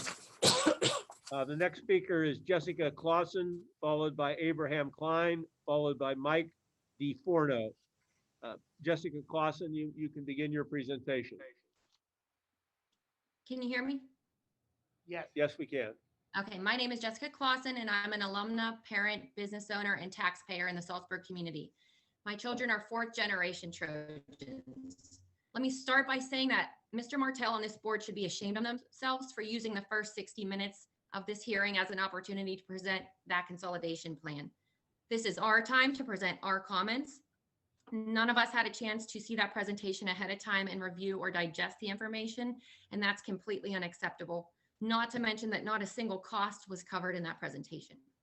That being said, we love our small school and our Saltsburg community, but once again, we're being thrown into a battle for their existence. What we are facing is the complete closure, destruction, and acquisition of our Saltsburg school system. There will be no more red and white, no more Saltsburg sports, no more hometown school. There will only be black and orange Bobcats at the Blairsville Middle High School. This is nothing short than a hostile takeover. It's hasty, reckless, and poorly planned. Contrary to what Mr. Martell stated, I've heard with my own ears that Mr. Harper will not entertain the idea of a new identity, colors, or mascot. Our school board has yet to explore any alternative options to the immediate closure of an entire school and devastating a community. This board has one and only one goal: to close the Saltsburg Middle High School, no matter the cost. Never once have they considered forming committees to explore ways to build up the district, to increase enrollment, or to cut costs. Never once have they considered ways to accentuate the many positive educational qualities that the Saltsburg schools possess. And never once have they asked why for the issues that this district faces. This board is prepared to make a decision to close a school before ever seeing a comprehensive plan with costs on how that will be done. They're putting the cart before the horse and then expecting the administration to figure out how to fit a square peg into a round hole after the fact. On a decision as significant and life-altering as closing an entire school, a logical approach would involve a referendum to gauge the sentiments of the Blairsville-Saltsburg stakeholders. When asked about a referendum, Mr. Harper looked me in the eyes and told me he refused to support a referendum because, I quote, "My voters trust me to make their decisions," end quote. That is a bold presumption when our school board has yet to present anything close to a comprehensive financial, educational, or organizational plan. Mr. Harper and the school board has no possible way of knowing the public opinion and quite obviously doesn't care to find out. The public cannot even formulate an educated opinion because the plan has never been presented to them. The public comments being made here are in no way comprehensive and certainly do not replace a referendum. The mere fact that the school board has moved forward with this hearing in the midst of a pandemic where residents have limited or no ability to engage virtually is further evidence of their lack of concern for the public opinion. Not to mention the dozens of students, coaches, and parents that are unable to attend because of sports scheduling conflicts tonight. And for anyone going along with this plan from either side, likely doesn't understand that the elementary school will be consolidated next. Mr. Harper explicitly told me that he and a few other Blairsville board members are in favor of consolidating the elementary schools as well. You see, closing the Saltsburg Middle High School is just phase one.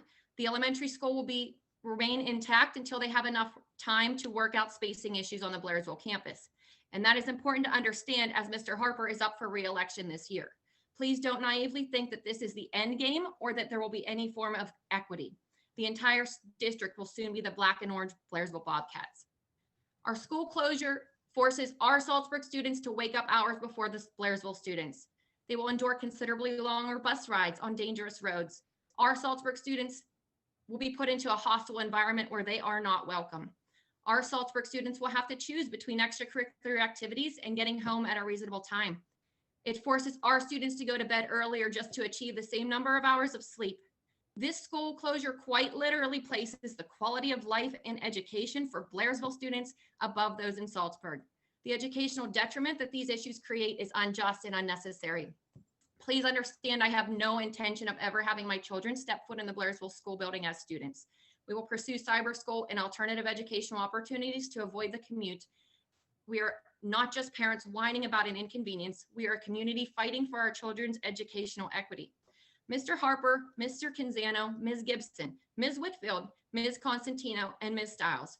In your hearts, you know this is wrong and unjust, no matter how spectacular Mr. Martell's presentation seems. After coming off of the chaos and hardships in 2020, our students and teachers deserve normalcy, predictability, and hope. You know that moving forward with this agenda is not in the best interest of our students or teachers. The end does not justify the means. Our children will never be better served in a consolidated building where the approach was poorly planned and hastily implemented. Learning will not thrive in crowded classrooms, and you certainly have no business proposing this in the midst of a pandemic. Our Saltsburg students are thriving in their current environments on the Saltsburg campus. There is absolutely no reason to uproot and destroy our school community. Find ways to fix the enrollment issues, fix the funding issues, and fix the budgetary issues, but don't fix what isn't broken. Please don't follow this plan blindly and allow this hijacking to move forward. Thank you. Thank you, Jessica. The next presenter will be Abraham Klein, again followed by Mike DeForno, and then Bob Manning. All right, I'm told that Abraham Klein is not on, so we will move to Mike DeForno, followed by Bob Manning and Ray Clausen. Mike DeForno, you can begin your presentation.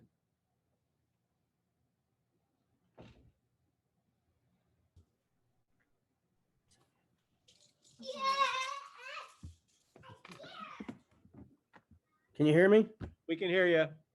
Okay, I just want to start by saying that I'm a resident of Saltsburg. My oldest son goes to the elementary school, and I have other children, plan on having more.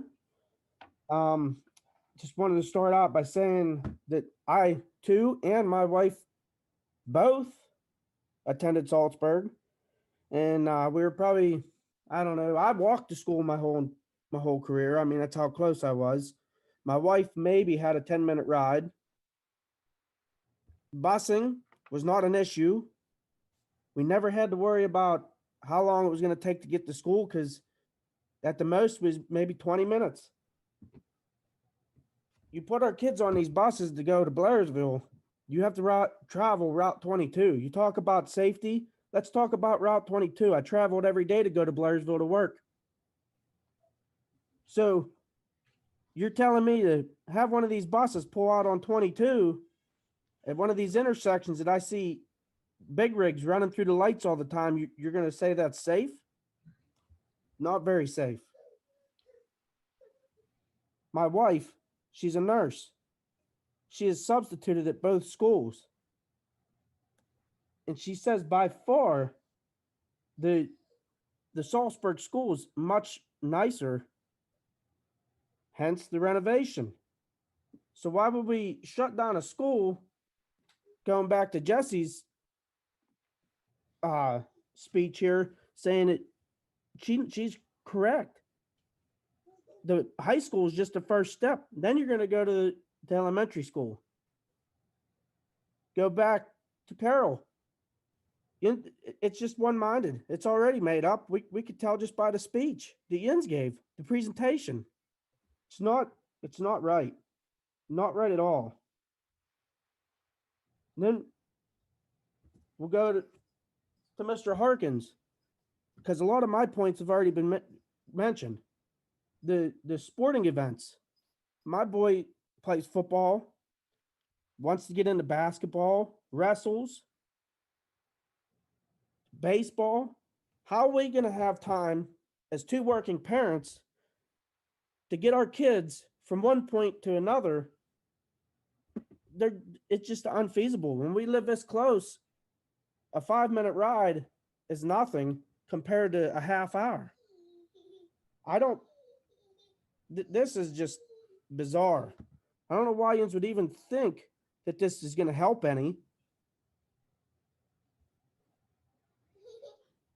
You know, we sit back and say about class sizes and this, that, and the other thing. I seen in the presentation that there was a college French with one student. If that's the case, why wouldn't we just delegate that student to another class, don't have that class? And then we wouldn't be wasting the funds, or offer that to the student in a dual enrollment through a college instead of just in our building.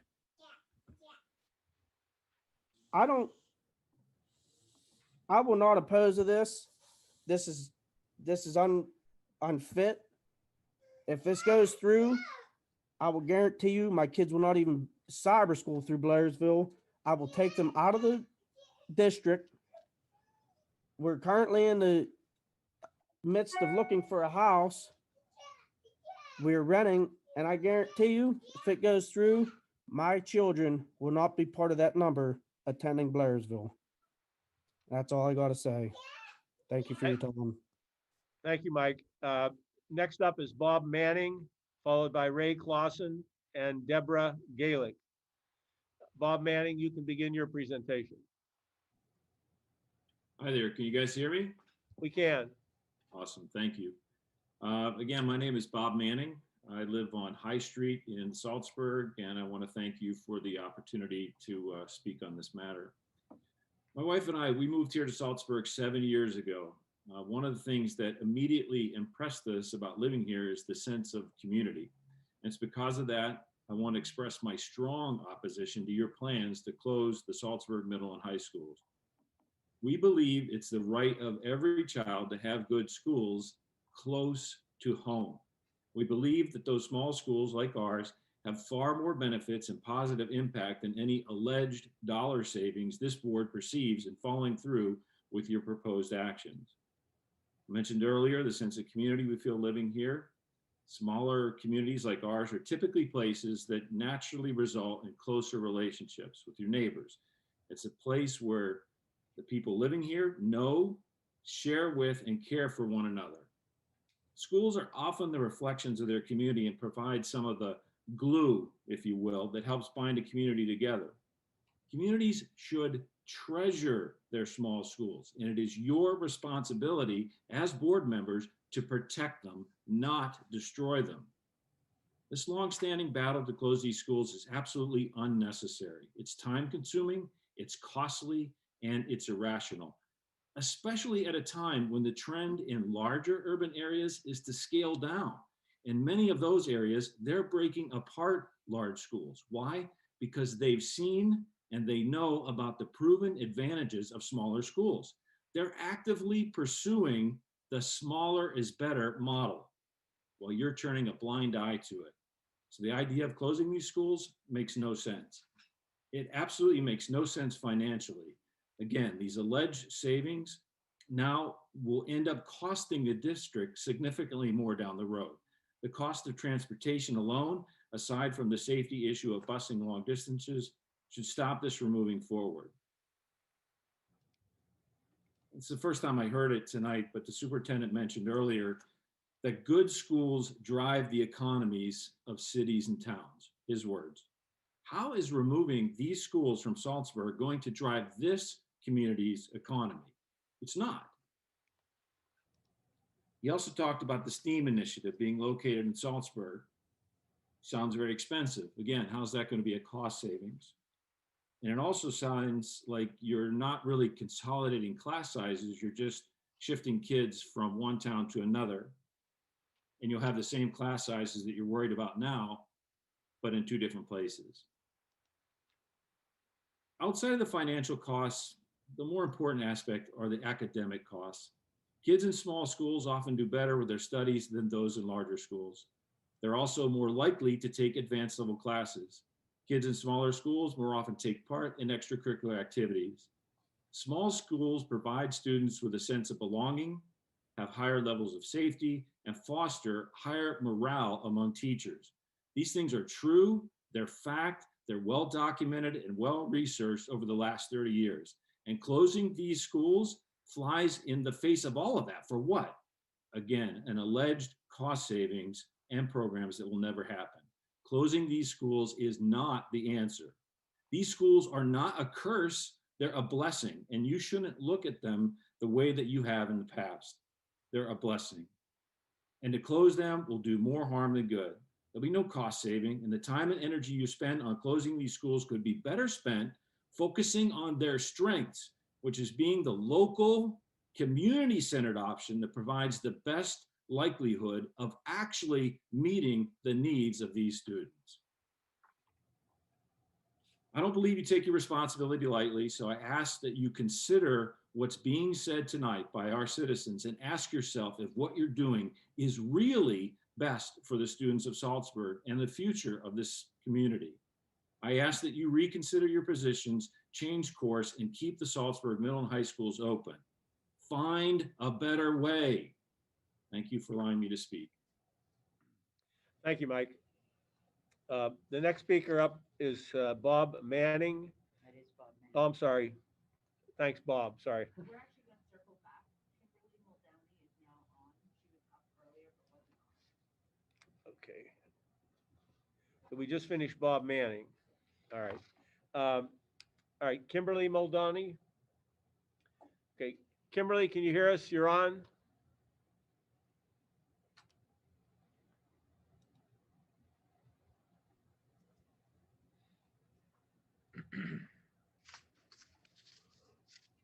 Hello. Yes, we can hear you. Good evening. So here we are again. I didn't write a big fancy speech and I didn't practice nothing. This is going to come from the heart, and it's brought to you by my children and their views.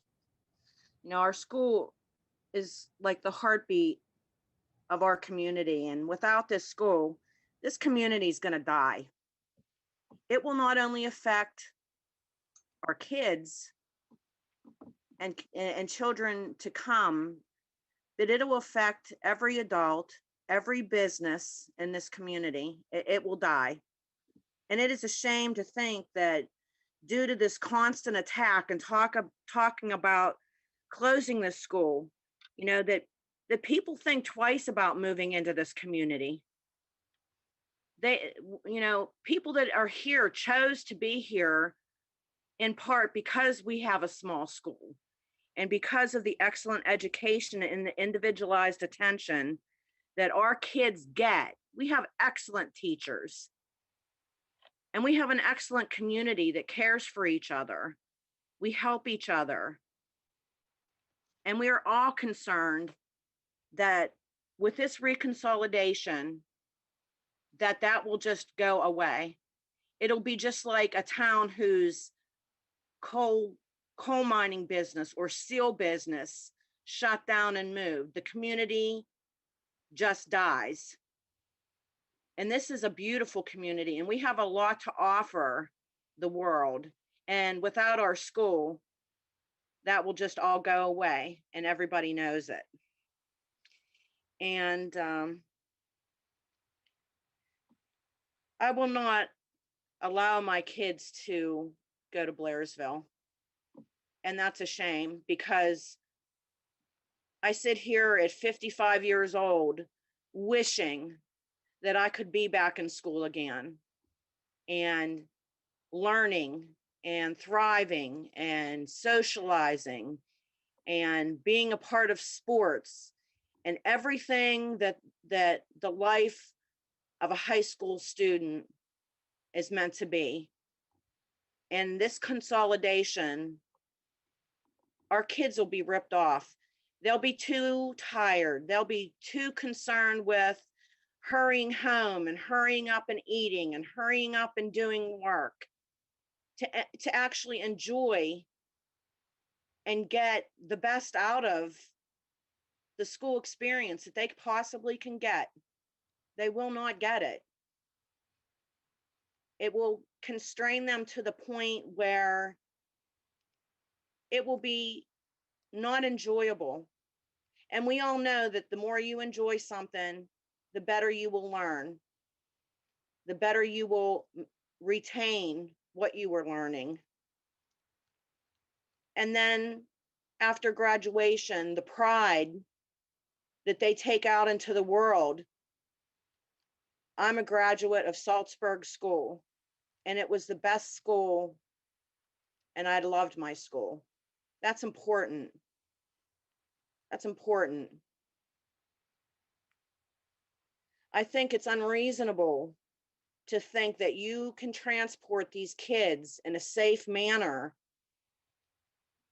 We struggle now to get our kids safely to both schools, let alone think that we can add hours upon hours of extra transport time during the winter months to make it any better. It won't be. And you know it because we visited this how many times in the past when you guys tried to take us over. This has always been an issue, and it's unreasonable, and it's not cost effective, and you already know this. So why we are here again is beyond me. Kimberly, we're at 5 minutes, so if you could conclude your remarks. Me? Yes, please.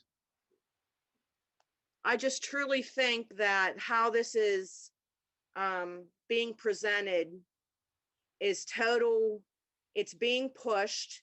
It's not being, it's out of greed.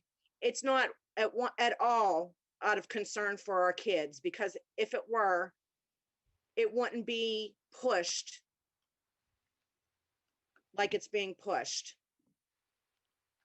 And I just wonder if it's really investigated, and it should be, how this is all going down.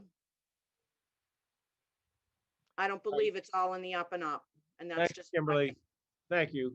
I appreciate your remarks. The next presenter will be Ray Clausen, followed by Deborah Gallick, followed by Stanley Gallick. Ray Clausen, would you begin your remarks? Okay, so we're now on Deborah Gallick. Deborah, would you begin, please? Thank you. My comments are to the Department Board of Education. First of all, I would like to make a remark. When Superintendent Martell was giving his presentation, I want it to be duly noted that he said my vision. I think it was all his vision. I didn't hear our, I didn't hear any of those terms. So somebody should look at that and see what is going on with that. But good evening. My name is Deborah Gallick. I am an alumna of the Saltsburg schools. I'm here to tell you the marriage of Blairsville-Saltsburg was never a good start geographically from the beginning. There was error after error in decision-making. And just to point, somebody said that this started like 15 years ago. This started obviously a long time ago, probably back in the late 60s. There was land that Blairsville and Saltsburg could have put a school on. There was reasons why, unbeknownst to me, why they did not put a joint school there. But so this goes back years and years. All anyone has to do is Google consolidation for Blairsville-Saltsburg School District, and you will see in news articles over the years, there's a long-standing history of division and resentment among the members of the school board across community lines. Board members notoriously vote for a side rather than a cause. This particular school board composition is the most divisive and vengeful of all we've seen. There is obvious ill will, and these majority Blairsville members cannot be trusted to do what is best for our Saltsburg children. Their minds regarding configuration have been made up long before any logical plan has been presented to them. It is a mistake to think just because they have the authority to make these decisions, that they also have the best interest of the entire district in mind. This is a decision that will have life-altering consequences for so many people. And I assure you this board will not consider the full impact. Why aren't we focusing our time and attention to build up the district, to increase enrollment? Tearing apart what our teachers and administration have worked so hard to build would be very disrespectful and a sure way to chase people out of the district.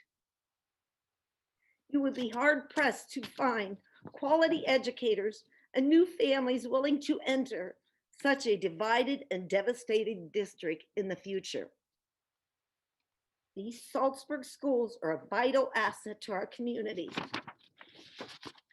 You are willing to destroy lives in order to complete a vengeful mission that has been in the works for decades with no concern for the collateral damage. Our students, teachers, and communities deserve more than what the majority of this board will provide them and this underdeveloped, short-sighted plan. Thank you very much. Thank you very much, Deborah.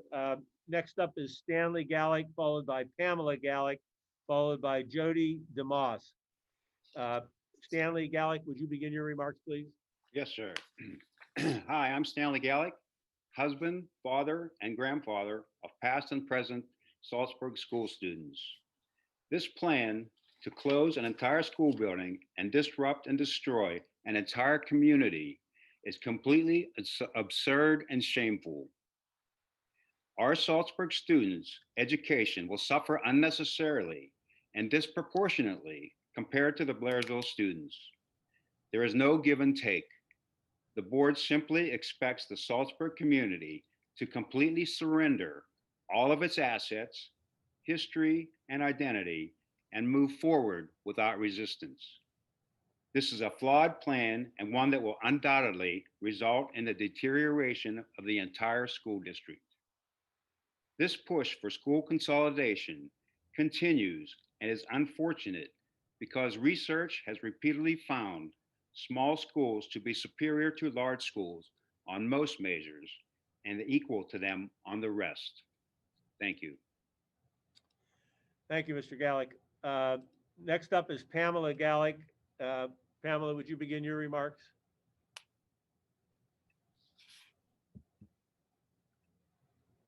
Hello, my name is Pamela Gallick. As an alumna and business owner in the Saltsburg community, I strongly oppose the closing of the Saltsburg Middle High School. My concerns are not only for the impact on my own and all local businesses, but for the adverse effects of long commutes, larger class sizes, limited access to extracurricular activities, and loss of jobs that this decision will create. It is reckless and irresponsible.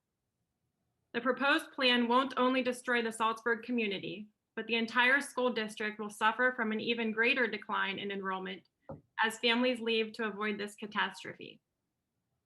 This school board is willing to sacrifice the education of the students and economy of an entire town to win this battle. I ask that the full impact of this decision be evaluated, as the livelihood and future of our community depends on it. Thank you. Thank you, Pamela. Next up is Jody DeMays, followed by Joel Sansone, followed by Shelby Mostoller. Jody DeMays, would you begin your remarks, please? Just unmute. Okay, am I on? Hello, and thank you for the opportunity to speak. My name is Jody DeMace. My husband and I reside in Loyalhanna Township. We've been here since 1984. When we bought our property and made the choice to build our home and raise our family in this area, the small town feel and close-knit community were major draws that factored into our decision. My husband and I are graduates of Greensburg-Salem and Hempfield area school districts. Each of us graduated with hundreds of other students in classes so large that we would not be able to name 20 of our classmates today.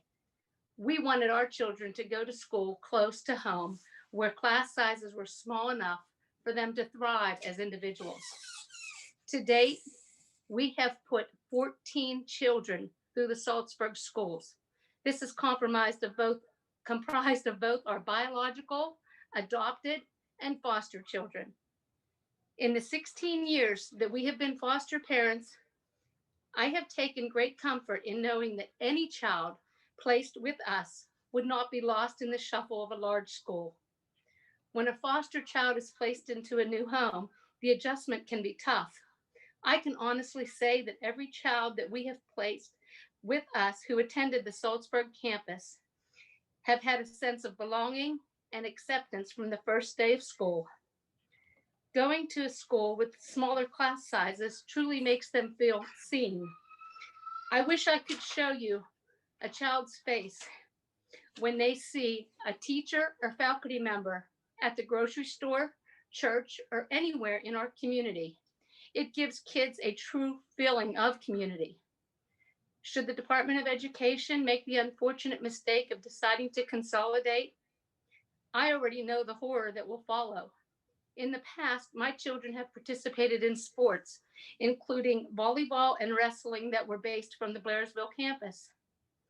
Most days, I would not see my daughter from the time she left for school at 6:30 in the morning until 9 o'clock at night. We've had to drive up to 45 minutes away to see her home games.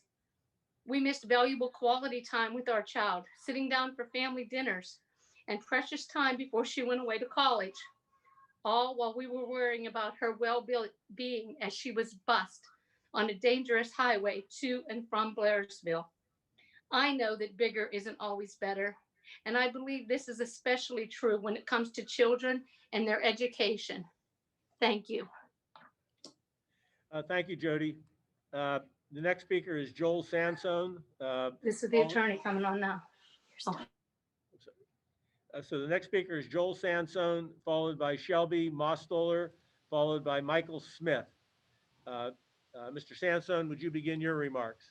Yes, I appreciate Mr. Rafferty, you having me and the opportunity to speak. I have to say, first of all, that I am disappointed. I had assurances through my staff by Mr. Nichols that I would be heard within the first hour of this proceeding. As Mr. Nichols knows, I have been hired by a group of Saltsburg residents to represent them in the opposition to this consolidation, and I'm billing by the hour. But I told all of my constituents that I'm representing that I won't be charging them except for the time that I'm speaking. I'm disappointed that I'm an hour and a half later than what I was told I would be addressing when I was told I'd be addressing the board, but here I am. And because I represent literally hundreds of residents and students and business owners and constituents in the Saltsburg area, I ask that you give me some additional time to speak to the issues that have been raised here tonight.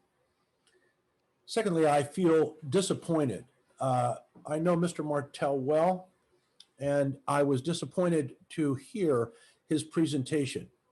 I was disappointed that we didn't have it in advance to analyze it so that we could make our complaints known about this presentation. And I am glad that Mr. Nichols has committed to a 90-day period in which he will continue to receive objections to the plan that has been put forward, because it is our intention to present to you and to the Pennsylvania Department of Education our strong objection to this consolidation.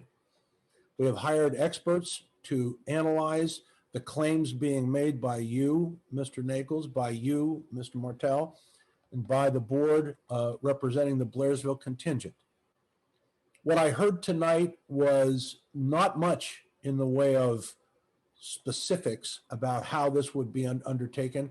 how this plan would be implemented. What I heard were platitudes by Mr. Martell. I am trained as a trial lawyer to listen carefully to the evidence that's presented.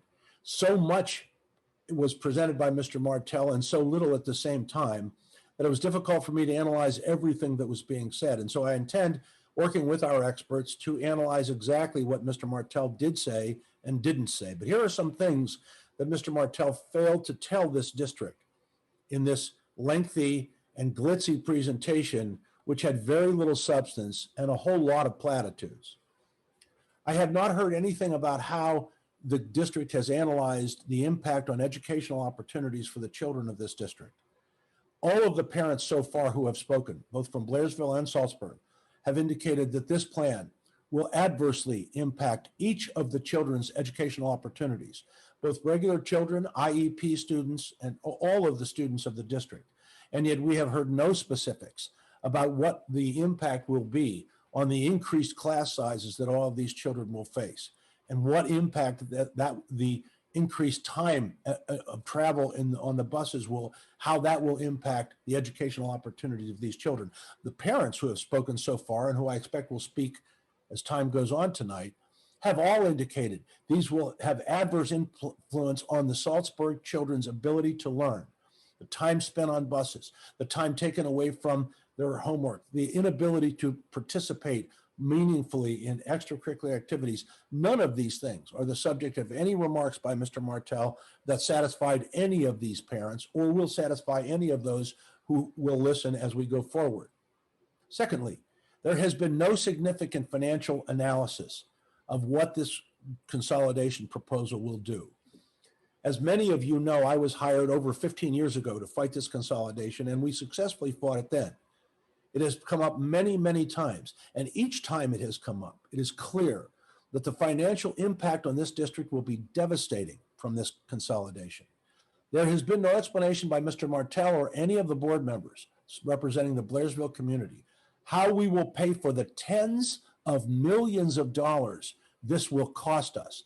There has been no analysis by this board, no survey done as to how many of the parents will pull their children from the schools and cyber school them or take them out of the district altogether. Has Mr. Martell explained to the people of this district what happens when a child is cyber schooled? Do the people of this district understand that that the district must pay out of pocket for every child taken from regular schooling to be put in cyber schooling? And what is the financial impact of that? None of that has been discussed. In the previous attempts by the Blairsville contingent of this school district to consolidate, there have been transportation studies that back up what each of these parents has told you, that these children will be bused 45 minutes to an hour one way in addition to the commute that they already have. Some of these children will suffer 2+ hours of additional time on buses. What is the impact of that type of busing on these children's ability to learn? You have had presented to you in a meeting on December 8th, questions by one of the educators, Ms. Muir, about why it is that the numbers that you have shown to this district are inaccurate and how it is you intend to correct the claims that you have made. None of her questions have been answered by this board, even though she and others in the community have demanded answers to the poignant questions that she asked. I have not heard any expert testimony whatsoever. We did see a study that was posted by the school district back in February, but there is no indication that the individual who did the study had any expertise in the finances involved, had any expertise whatsoever in the impact of the increased transportation burdens that will be put on these students. We haven't seen expert testimony on any of this. And Mr. Martell's presentation was a lot of fluff and no meat.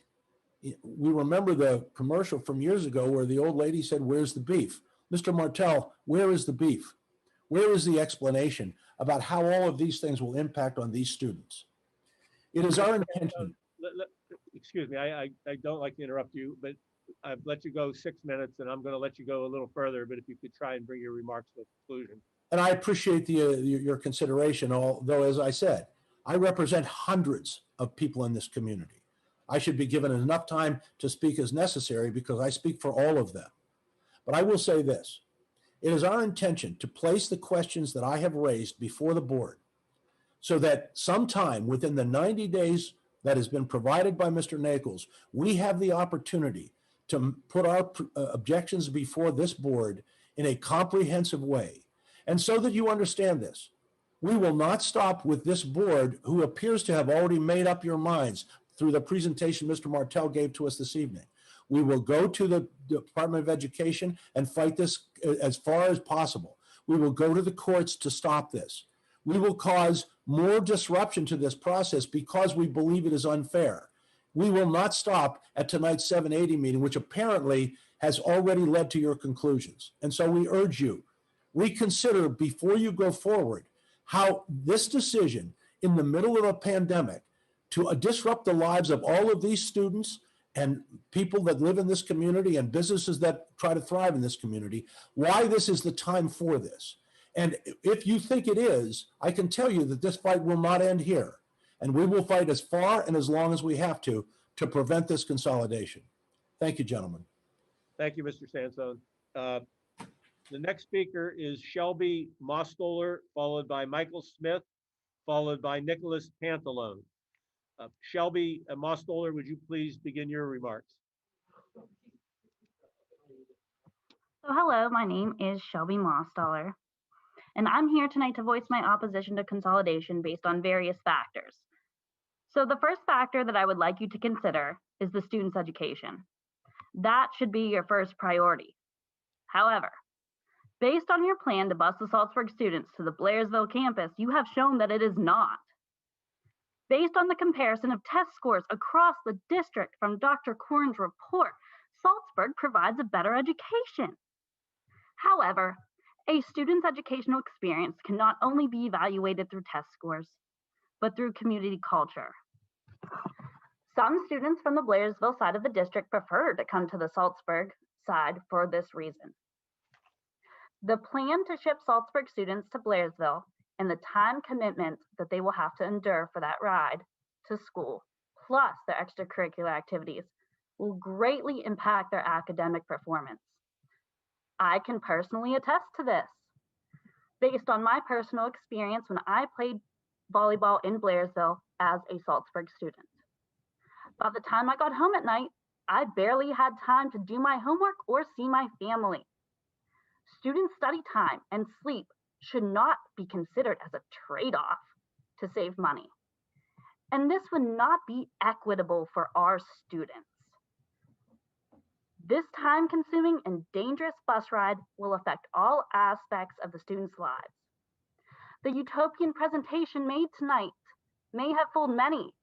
However, we know you do not have the funds to make those things happen, nor will you, because I believe that you are grossly underestimating the amount of parents and children who would be willing to seek other educational options, such as cyberschooling, instead of shipping our students to Blairsville. The board's decision to implement virtual learning during this pandemic has opened many parents' eyes. For some, cyberschooling used to seem intimidating due to possible navigation issues and lack of knowledge about the technology used. However, now that they have gained some experience using online learning platforms, that feeling of intimidation has diminished. I know that I, as well as the majority of people in Saltsburg that I have spoke to about this matter, will be choosing the cyber school route if this consolidation takes place. We will not, under any circumstance, send our children to Blairsville, and we will make you pay for it, literally. Keep in mind that you will be paying $15,000 for every student that chooses this route, and $35,000 per student with an IEP.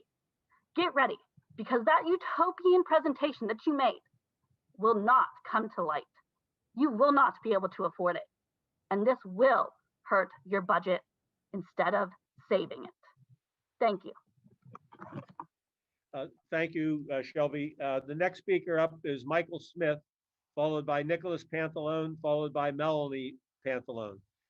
Michael Smith, would you begin your presentation? Okay, all right. Michael Smith is not on, so we're going to move to the next presenter, and that is Nicholas Pantalone. Nicholas, would you begin your presentation? Hello, can you hear me? Yes, we can. Excellent. I'd love to tear apart statements made in tonight's surprise consolidation plan, but I've already prepared a statement for PDE's consideration as follows. Mr. Phil Martell, Mr. Rick Harper, and the Blairsville Majority School Board's plan to consolidate Saltsburg into a Blairsville is ever evolving, as we've witnessed tonight's continuation of their plan, and still not suitable for such a monumental and permanent action. I believe consolidation will negatively impact our students' education while increasing taxpayer burden on both ends of the district. Yes, I have reason to believe that Blairsville will equally suffer as a consequence to this ill-willed and unsubstantiated consolidation plan.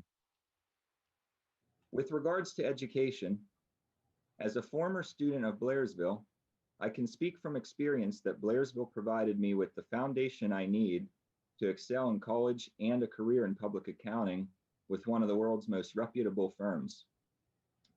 In fact, since IT jobs were mentioned in tonight's surprise hearing, interestingly enough, after this meeting, I have to go on to WebEx meetings throughout the night because we're doing some cybersecurity audits on a China subsidiary of one of my largest multinational US-based companies, but I digress.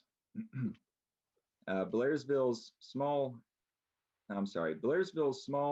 class sizes, the one-on-one attention from teachers, proud community spirit, and the feeling of belonging, I believe were all factors that enabled my success at Blairsville. And these are all factors that exist today on both campuses. Consolidation will destroy these incubators for success that have been proven breeding grounds according to high education scores that both campuses currently enjoy, and countless success stories that you hear from the district alumni. You know, I like to think that I'm an example of success from Blairsville. I have a few friends, some of my best friends still today. One was valedictorian. He went on to become a PhD with a chemical engineering background. He works with the government and laboratories now. I have another friend, best friend, that went on to Penn State mechanical engineering. He's over in Kazakhstan right now working with Chevron, one of the world's largest oil companies. You know, instead, the Blairsville Majority School Board, I feel, will create a forced merger of two separate populations, and this merger will naturally favor the Blairsville kids, since Saltsburg kids will be forced onto Blairsville's turf.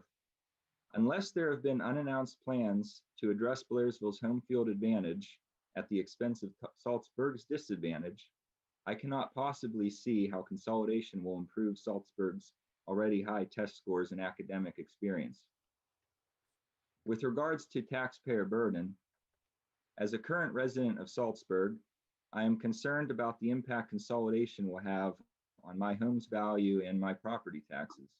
I'm concerned because I think that the consolidation will cost this district more money than they are anticipating, and that the additional costs from consolidation will outweigh any potential monetary benefits of consolidation. For example, if the Saltsburg schools are closed, and if people start moving out of Saltsburg to find homes closer to a school for their kids, what will that do to the property values here on the Saltsburg side? If property values decline in Saltsburg, which I can't imagine how they wouldn't, then the local tax rate would have to be increased to counterbalance the deficit from Saltsburg. The funny thing is, if the Blairsville assessed values remain the same or increase as an effect of consolidation, then the Blairsville taxpayers will actually be forced to pay a higher share of taxes, since the district sets one millage rate for Indiana County, whether you live in Conemaugh Township or Burrell Township. And what about the declining fund balance? Mr. Martell showed us tonight that the fund balance will decline over the next 5 years. Wouldn't the fund balance decline even further if there were unanticipated costs as a result of consolidation? To date, I have not seen a comprehensive plan anticipating the positive and negative effects to the fund balance. In 2015, the prior school board shared a plan that called for 15 teachers to be furloughed and net savings as a result of consolidation. Is that plan now debunked? Were there unforeseen costs such as increased cyber school fees and complications from firing so many teachers? Also, if the fund balance is in such bad shape, how could you possibly earmark any money to updating or enhancing the Blairsville facilities to take on the Saltsburg community? I can't imagine there will be a zero impact. And in fact, tonight you presented that there won't. Instead, before the hearing to close Saltsburg even started, you proposed a multi-million-dollar investment, I can only imagine, for creative hubs and yoga studios as part of your visionary but impractical plan for the future. One more point on finances. Tonight's plan and every plan has been focused on declining student enrollment. A lot of people believe that the school district receives a per kid stipend from the state. However, based upon my work with the Petrarca Committee and sessions that I had with the prior business manager and PDE, that is simply not true. Instead, a spreadsheet with all 500 PA school districts exists and is revised annually based upon aggregate state funding passed by the state government. That can go up and down. This spreadsheet uses calculations that take prior year funding and adjust proportionately to the new year's funding. Nicholas, you've gone over the 5 minutes, so please try to bring your remarks to a conclusion. Okay, in conclusion, and as father, so I'm also a father now of 2 girls since we've last met 5 years ago. It is my duty to do what's best for them. I do not think busing them to Blairsville, the additional time, the additional taxes is what's best for them. Cyber school possibly moving out is probably what's best for them.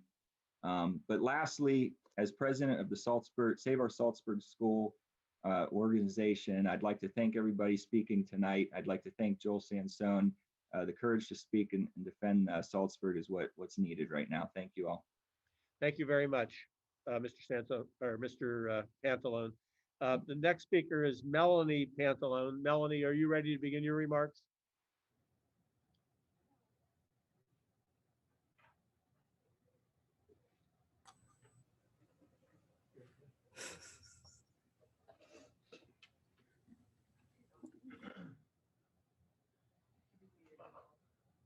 Yeah, I see it. Melanie, can you hear us?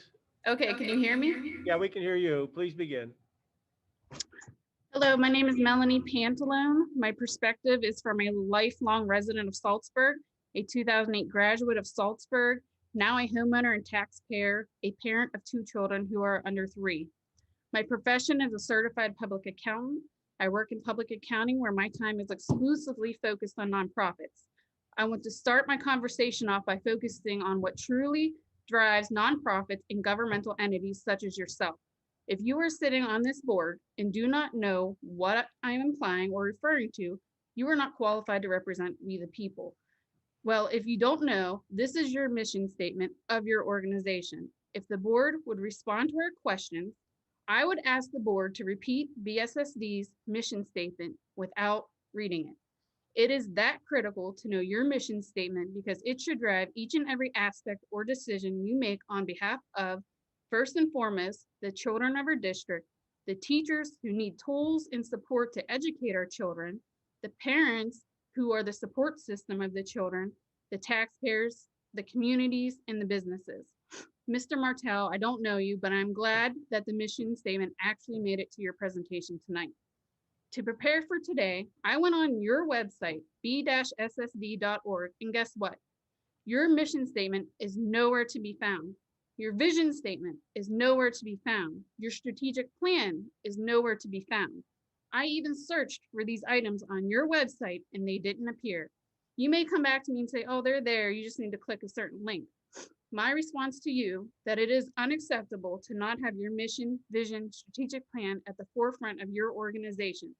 I'm convinced you do not encompass your mission in every aspect of the organization. Do you know what's really on your homepage? Has any of you looked at it recently? It's the 780 hearing plastered everywhere. That, unfortunately, is where your focus is and not on what truly matters to our children during this pandemic. Back in early 2020, I sat on the comprehensive planning committee with Mr. Souls, several other board members, teachers, administrators, and residents. We worked through the critical documents of the district, such as the mission statement, vision statement, and strategic plan. From what I can recall, the mission focused on preparing our children in their future after BSSD. I hate to say it, but if the leadership of this organization, meeting you, our board, actually followed and focused your time on your mission, we would be even greater than what we are today. We have a great school, but your focus should be on how to make it even better. How do we push and strive to be that top county school, top scores in our county? What do we need to do to have BSSD ranked as a top school in Pennsylvania? Are we asking recent grads, how did our school fail you in preparing you for your next step with higher education or entering in the workforce? Sometimes the truth hurts, but those are the answers that only make us better. I challenge the board to think bigger and outside the box.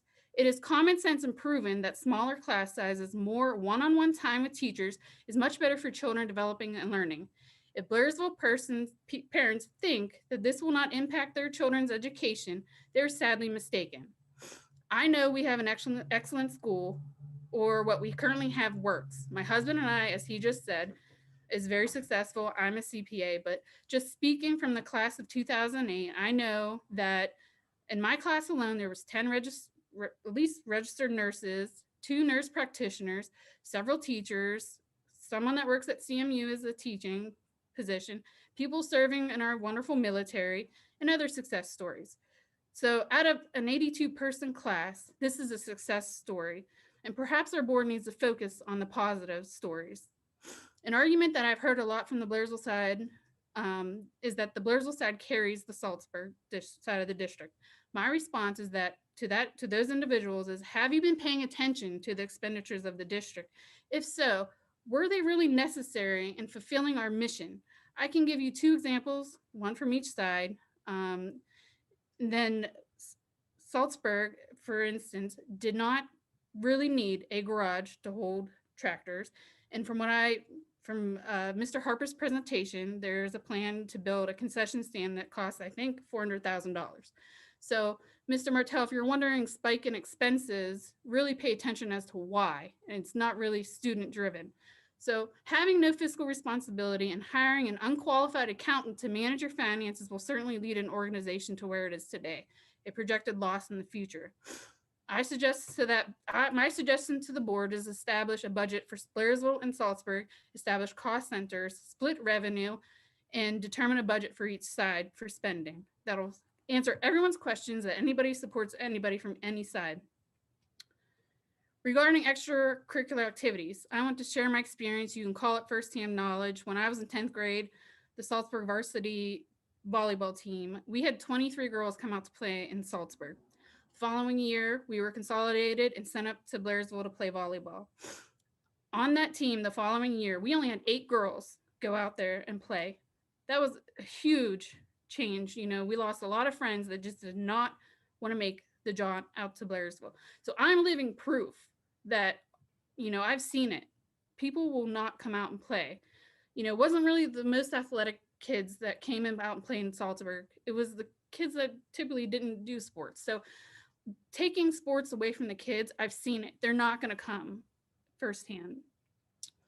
So you speak of equity, Mr. Martell. Our children won't have it. From my personal experience, you said there were full transparency. While blinding us with the so-called plan the night of a hearing is completely unacceptable. You gave us no time to digest the information, and trust me, the CPAs have counter arguments with what you provided. We request your estimated cost on all these changes, not just the timeline.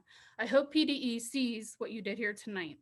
So I want to close by saying my oldest child is 2.5 years from starting kindergarten. If that's a big if, this goes through, it would be very foolish of you to think that we will not undo this consolidation when we flip the board in the future. We won the board in the past, we'll do it again. So don't waste everyone's time and money on this because it will be undone, I promise you. We will cyber school our children and bankrupt you until then. Take my suggestion of the cost centers for each side of the district seriously. That's all I have to say, and I will submit this to PDE. Thank you. Thank you, Melanie. The next speaker is Melissa Miller, followed by Tanya Ignor, followed by Caden Kuncher. Melissa Miller, would you begin your remarks?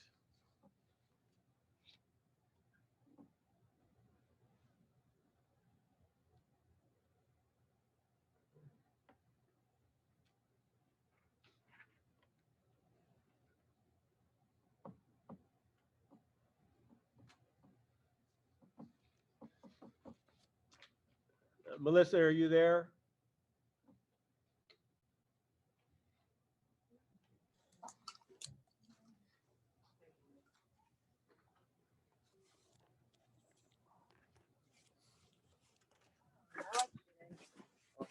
Hello? Yes, is that Melissa Miller? Yes. All right, please begin your remarks. Okay.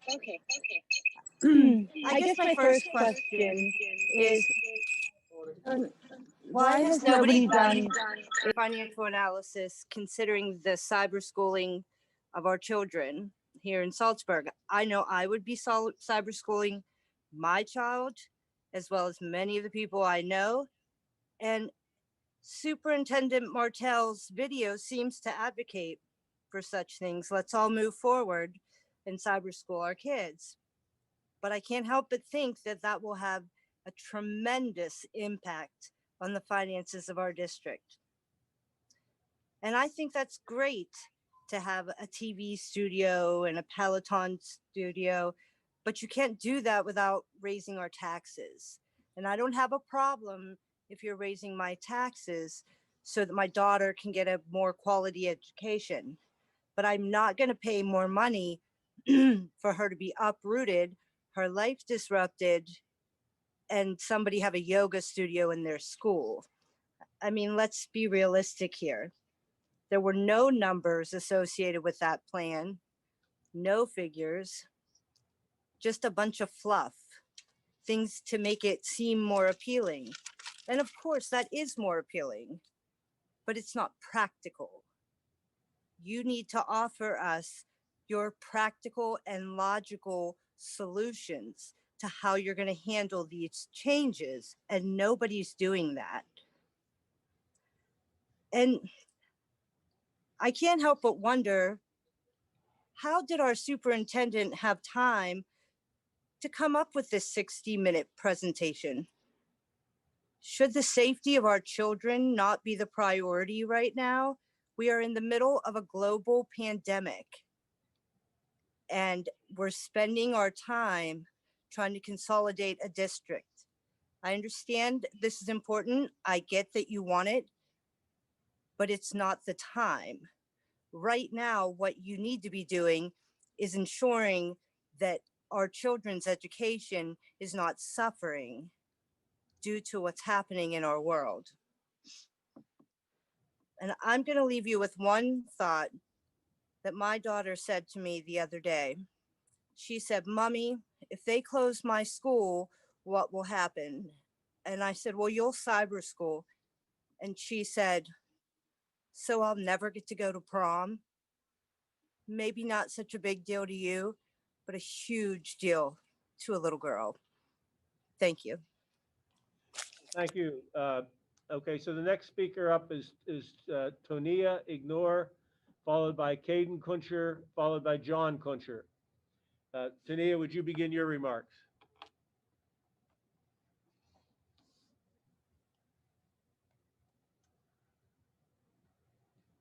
Hello. My name is Tanya Signori. I have an 8 and 3-year-old.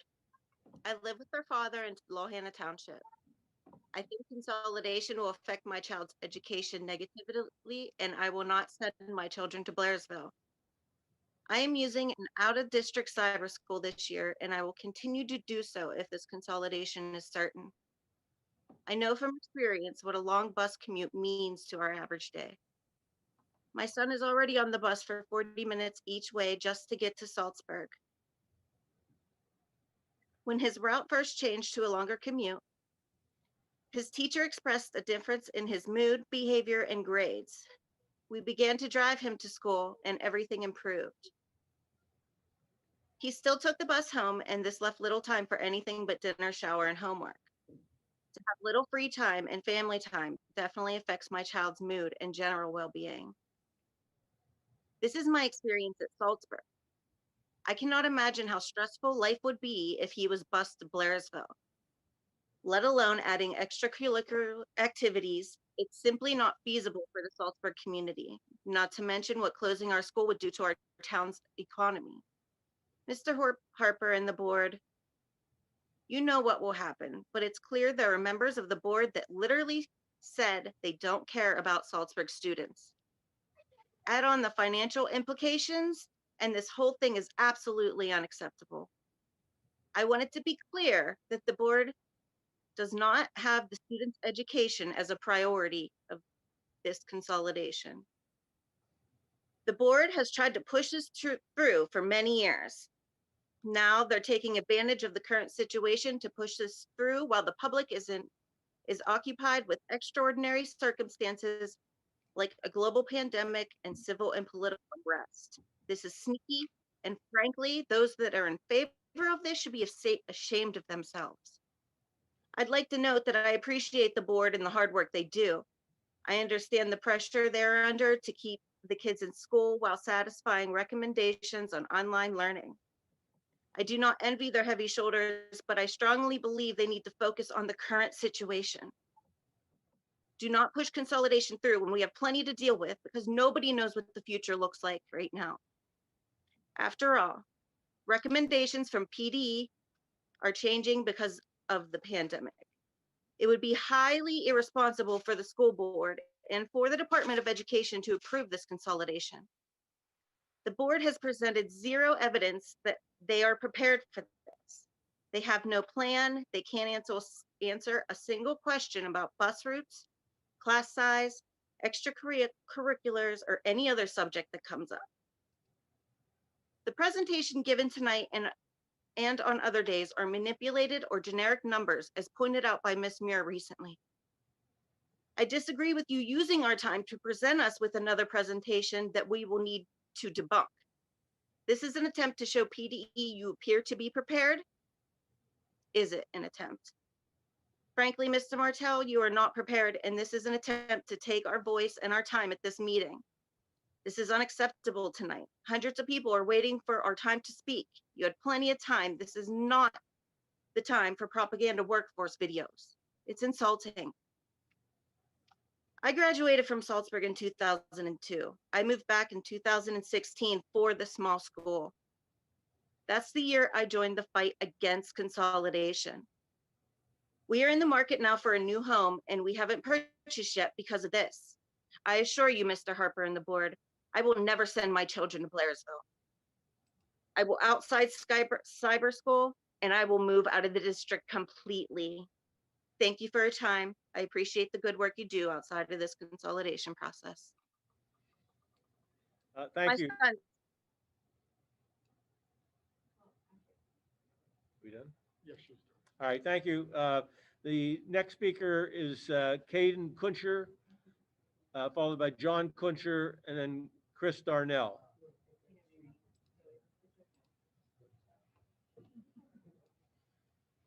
Are we ready for Caden?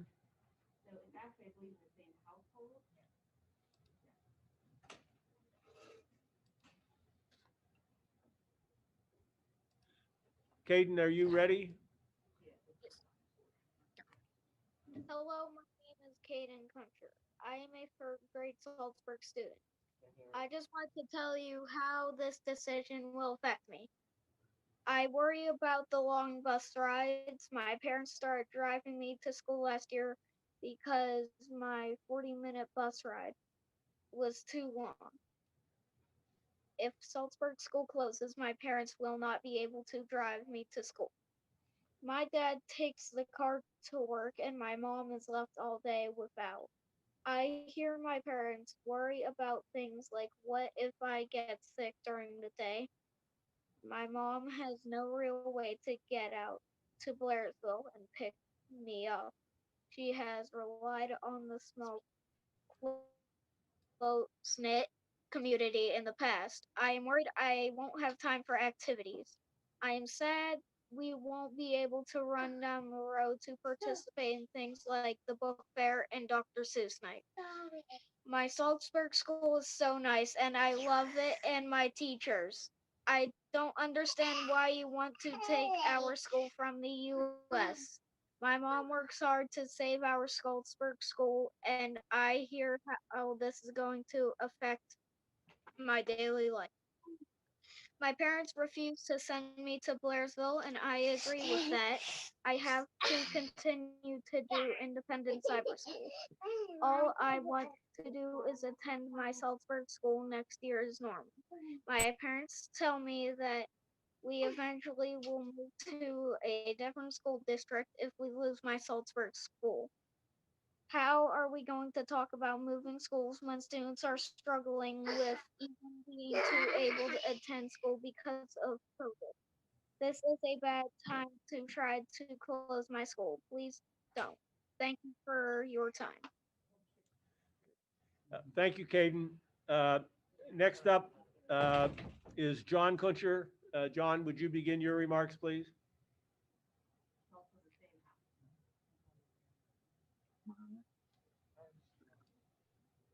Yeah, hi, can you hear me? We can. All right, thank you. First, I want to start by thanking Mr. Martell for yet another pointless presentation that took up an hour of the public's time. As I said, my name is John Kuncher. I have my son, Caden, who you just heard from, and a daughter who I'd hoped would soon attend Salzburg Elementary. I am a machine operator, which means I go to work when there's work to be had. I change shifts. Whenever I'm on an off shift, I would have had little to no time with my kids already in Salzburg. And if they went to Blairsville, it would be just no time, not even little time. It was hard on all of us as it was. We're working class. It means we've got one car that works half the time. It would make extracurriculars nearly impossible. And as stated, what if something were to happen while Caden was at school and I was at work? My son had also experienced some hardships already whenever his bus route was made longer. Putting him on 22, which the intersections there that were mentioned, I had a cousin killed on, is not safe. It's simply not, especially with the winters that we have here. If consolidation were to happen, we would continue to do independent cyber school until we were able to move out of the district. My son thrives on the small class sizes in the nearly new building, which would sit empty or get destroyed or, whatever Blairsville's plan is. My wife had told me of her time in Salzburg, how with the small class sizes and the small community, how you're forced to kind of get along with everybody. Doesn't matter who does what, you all got to kind of learn how to live with each other. If consolidation were to happen, all these kids just get thrown into what would be a hostile environment where they're not welcome, would just devolve into cliques like most schools, like whenever I went to Latrobe. And it would just lead to more isolationism. And right now, I don't think that that's a very good thing. I think everybody could learn how to get along a little bit, and our small town really makes it happen. Thank you. Thank you, John. All right, the next speakers are going to be the Darnells, beginning with Chris, followed by Brandy, then Mackenzie, and then Aaron. So Chris Darnell, if you're on, would you please begin your remarks?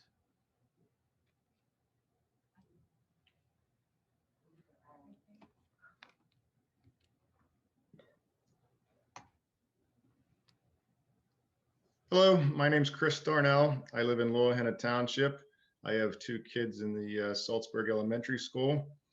Didn't prepare a big presentation. I kind of got busy today at work, but I am not for the consolidation, and I just wanted to give a few positive comments here. You know, at Saltsburg, we got a very nice facility there. We got the school, we got the fields, and everything else, and everybody's happy there. All the kids, they have no complaints. They like to go to school. My kids are in 4th and 5th grade, and how often do you know a boy that is in 4th grade that likes to go to school?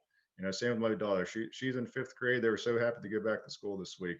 All of their teachers are outstanding. They, you know, the kids trust the teachers, and they're open with the teachers. It was amazing to hear these kids talk during their online sessions with these teachers at the age that they're at, just because they already established that relationship early in the year. You know, and sports, we've talked about sports a lot tonight. We have great coaches out there that give the kids one-on-one. You know, they give them all a chance to play, which is that going to happen in Blairsville? I really doubt it. You know, Saltsburg School is the glue to this community, and we need to keep it that way. That's all I got. Thank you. Thank you, Chris. Brandy, would you like to begin your remarks? Yes. All right. Oh, that's distracting. I'm Brandy Darnell. We moved here several years ago because we like the small town feel, and we liked how close the school is to our home. Our two kids are currently in 4th and 5th grade, like Chris said, and they love it here. They really do. And they've always loved it here. We love it here. It has special qualities that aren't found everywhere. The teachers and faculty members care so much, and they show so much support and compassion to all the students and the community. I hate picturing this to end if consolidation does happen.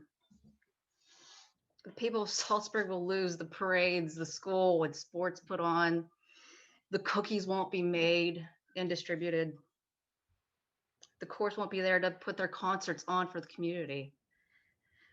And we won't hear the roar of the crowds and the bright lights from the Friday night football games. There's just a few things we'll be losing. I also fear that if this consolidation happens,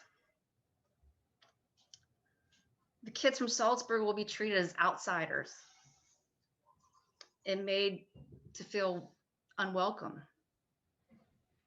Bullying is already a big problem. This will certainly increase it.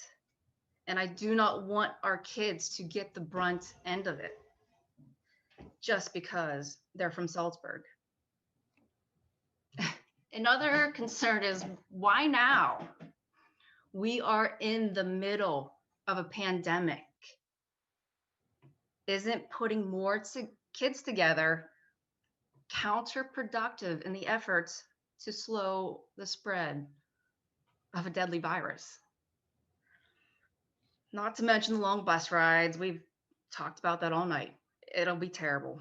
And the fact that moving in general, especially switching schools, is very difficult for kids to deal with. It's traumatic. You know, you hear people talk about, oh, I want to move to North Carolina or something, but it's always after the kids graduate because they don't want to uproot them. It's hard for them.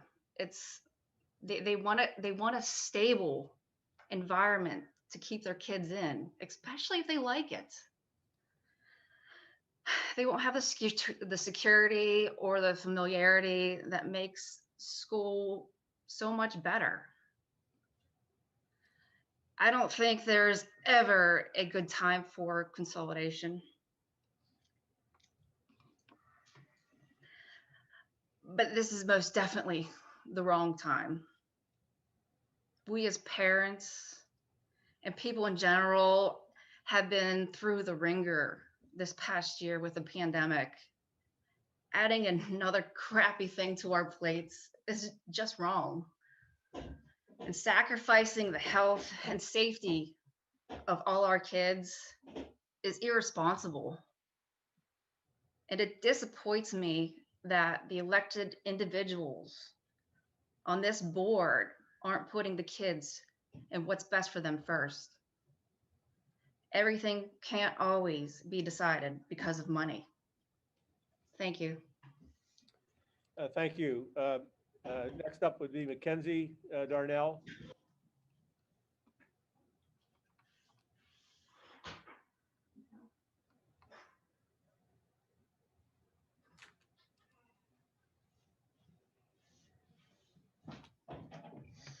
Hello, I'm Mackenzie Darnell. I would like to say I like my school. I don't want to move because it would be a big impact. And what's the point of this all? Like, it would put us in danger and nothing would be benefited. It would all be ruined and we wouldn't be happy. So I don't think there's really any point of this. Like, it's at the wrong time and it'll be just not a good thing to do. Thank you. Thank you, Mackenzie. Aaron Darnell. My name is Aaron Darnell, and I wouldn't like to move schools because I really like my school. I like my teachers, and I just like the events I go on. And like, yeah, that's what I have to say. Okay. Thank you, Aaron. Okay, so the next up is Jessica Fink, followed by Don Palmer, followed by Robert Manning. Jessica, are you ready to begin your remarks? Sorry?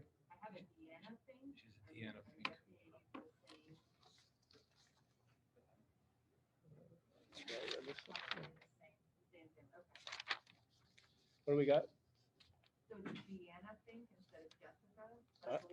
So you have a Deanna on, is that what you're saying? Yes.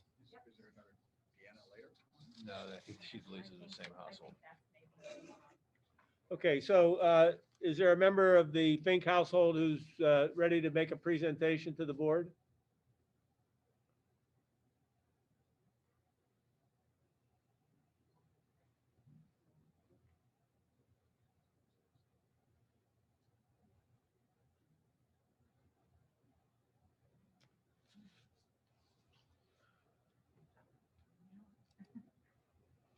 Is somebody on or? Okay, can you hear me? Yes, we can hear you now. Would you identify yourself, please? Yeah, I'm Deanna Fink. I'm on my daughter's computer. Very good. You can begin your presentation. Okay, I'll just be brief. I just wanted to start by saying that I feel that proceeding with this 780 hearing during this pandemic is reckless and shows your lack of compassion for the kids on both sides of the district. These kids are missing out on so much during this difficult and most trying time in all of our lives. I must say, though, that this does not surprise me at all when certain members of our board has made statements that they don't care if Saltsburg kids fall off the face of the earth.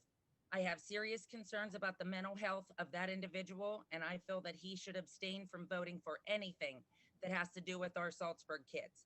I haven't found a positive to this pandemic, except that having my kids at home for school has proven to me that they can learn from home and maintain their grades. So I am just letting you know in advance that my kids will not be attending Blairsville, and you all will be footing the bill for my cyber education. That's all. Thank you. Thank you. The next speaker is Don Palmer. Don, are you ready to proceed? Same All right. household, Amy. All right, so maybe Amy Palmer. Is there a member of the Palmer household that's ready to make a presentation?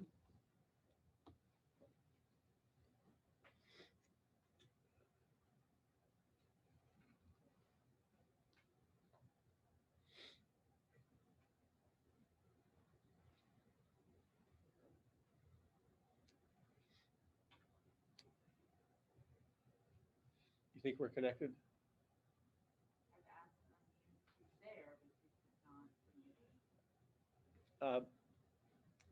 Don or Amy, you say? Yeah, if it's Don or Amy, you may be muted. You might want to try unmuting.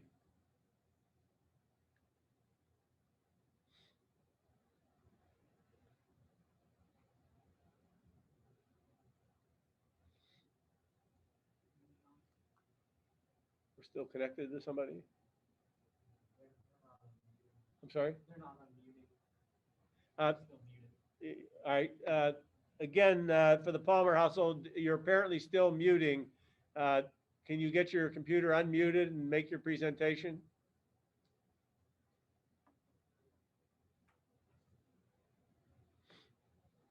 Can we try to move on and maybe circle back?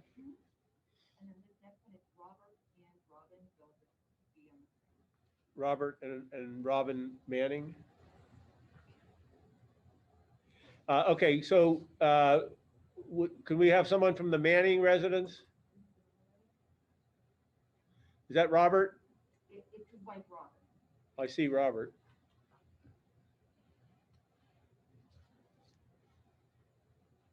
He needs to unmute. Okay, you need to unmute. She's on the wrong computer. Hold on, guys. Hi, I'm sorry. I was on the other computer. That's all right. My name is Robin Manning, and I live on High Street in Saltsburg Borough. I thank you for the opportunity to speak tonight on this matter. My husband and I moved to Saltsburg 7 years ago, and I'm a recently retired public school teacher, having taught in McKeesport Area School District for 33 years, teaching government and history at the high school level. My public school experience over that time certainly qualifies me to make comments on school size and school classroom size and how it means an impact on the students.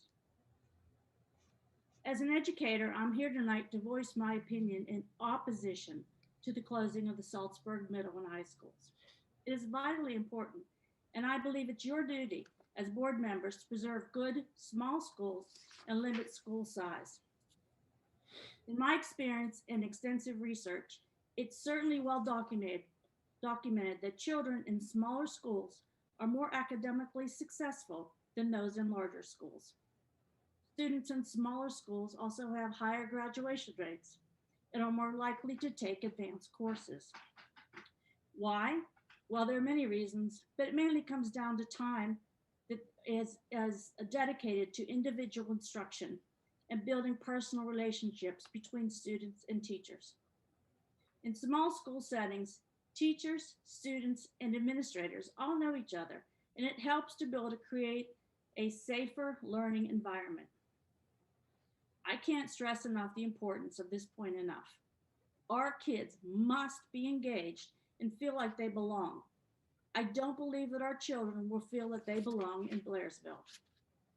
Students in small schools are also more likely to participate in extracurricular activities. They also tend to participate in a wider variety of activities than students in larger schools. But the further students live from their schools, we see a decrease in these extracurricular activities. It's because longer travel times and the convenience of parents and students shuttling back and forth. Will the newly created United Band of Blairsville come to march in Saltsburg's Halloween parade and continue a tradition, adding a sense of community here in our town? Will they perform at the Festival of Trees?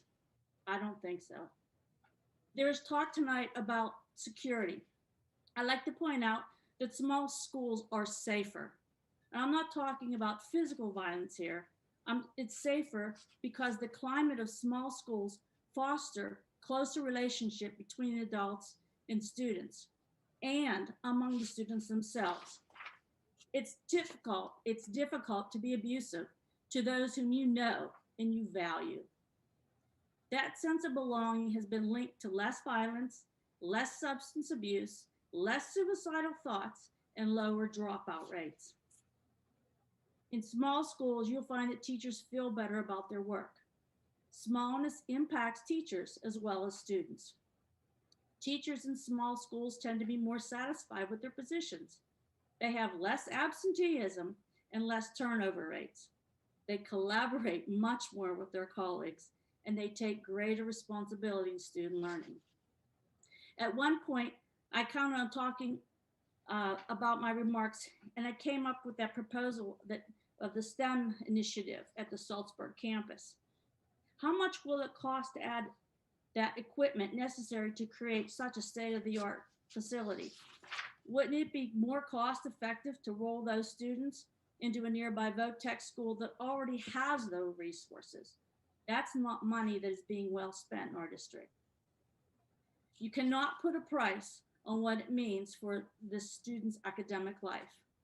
The momentary financial gains that this board expects will wind up costing future students in our community in Saltsburg far more than you can imagine for many, many years to come. I do not believe that you should take that responsibility so lightly in such a time as this.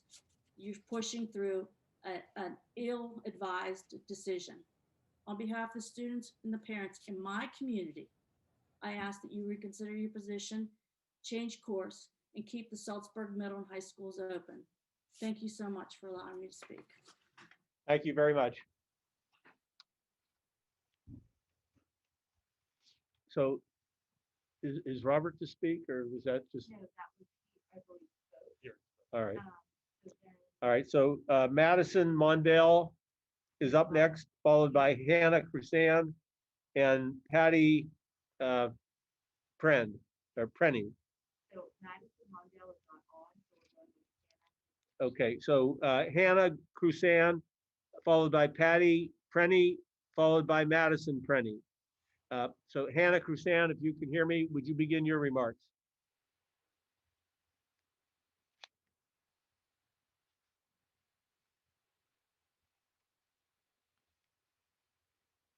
Can you hear me? Yes, we can. Okay. First and foremost, I would like to thank the board and all of you guys for letting me speak this evening. This hearing holds very dear to my heart. First, I would like to say that this plan for consolidation is very ill-planned and will only cause a catastrophe for our children, our town, and everyone in it. Secondly, I want to say that I moved my family here to this district, one, because my husband went here, and two, because of the amazing teachers and staff that make up this great school. As a parent who graduated from a large district, which I graduated from Kiski area, my entire life, I know how easy it is for students to fall through the cracks while receiving an education in a large district. I was one of those students. I had huge class sizes. My teachers didn't have the time to help every student because they had hundreds on their caseload. And if you weren't failing miserably or excelling, you didn't get the extra support and you were pretty much forgot about. My school days were hard and I barely got by, but I did. And even now thinking back, I don't know how I did. Growing up, my friends went to Saltsburg. I grew up going to football games. And of course, you can't forget donkey basketball games where my pappy Snow, as everybody knows him as Snowflake, and my grandma Sarah would be security at. And I gained many friends and learned just how great that this town and the people in it were. When I became a parent, I knew that I wanted my children to attend Saltsburg.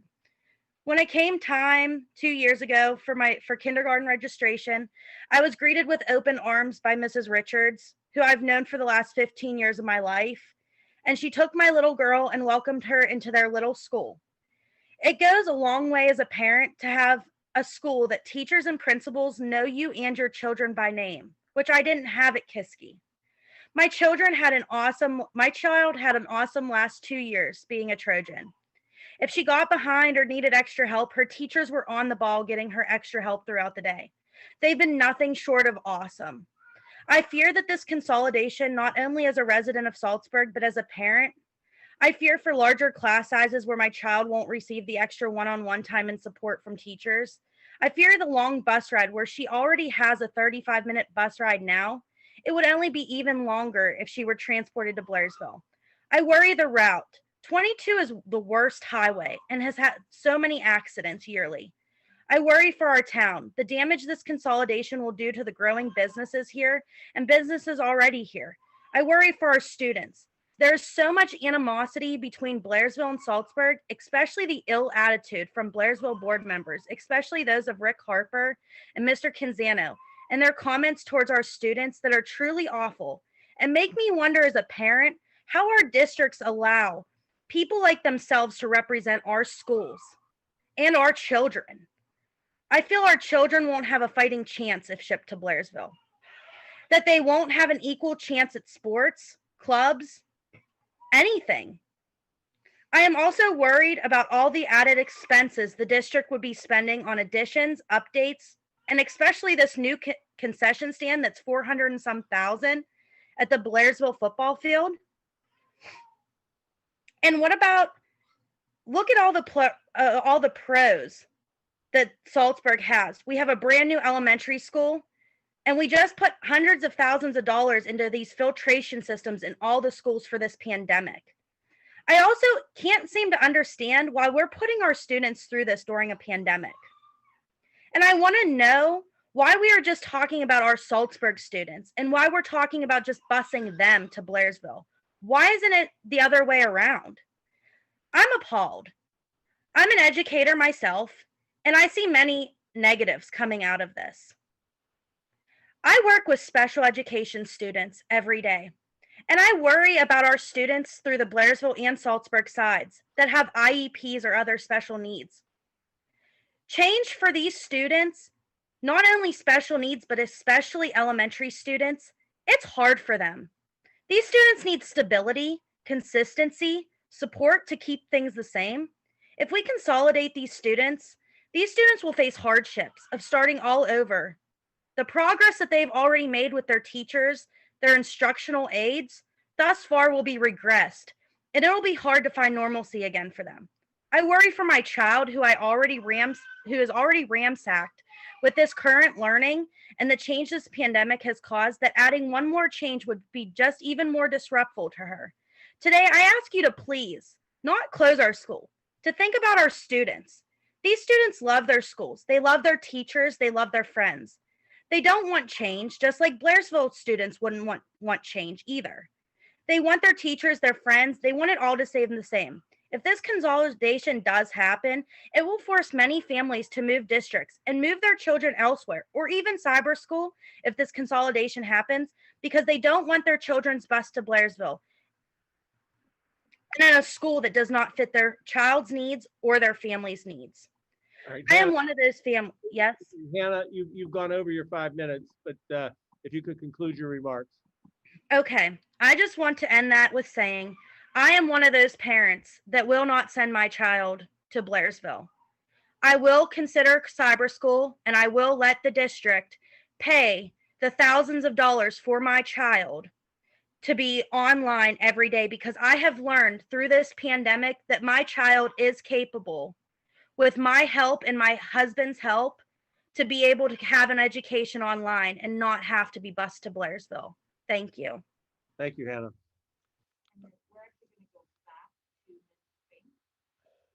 Okay, is it Jessica? There was a question of who.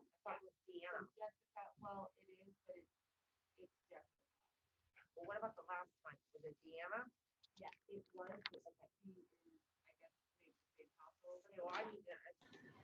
Okay, so is Deanna Fink on the line?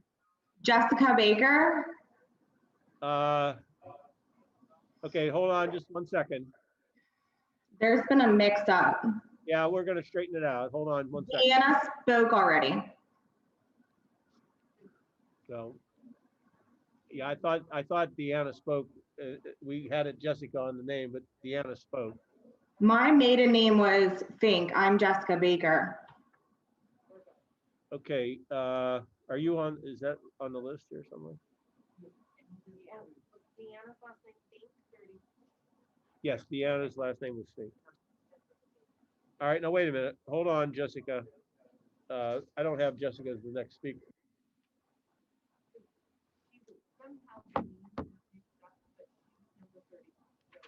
She was Jessica. All right, so we're going to go to Jessica Baker.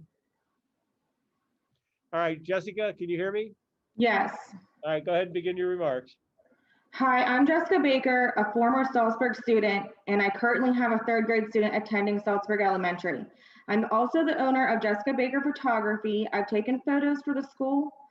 Events such as graduation, prom, sports, and other dances. I think consolidation will have a huge impact on families, our children, and small business owners. I, for one, refuse to send my daughter to Blairsville. It's a 25-minute drive from my home to Blairsville campus. And that's just, and the bus ride would be like way longer. It'll be a very long and dangerous ride, especially up Route 22. I would imagine the bus would have to travel the intersection of Rushwood Road and 22. There's been numerous accidents and even deaths at this intersection.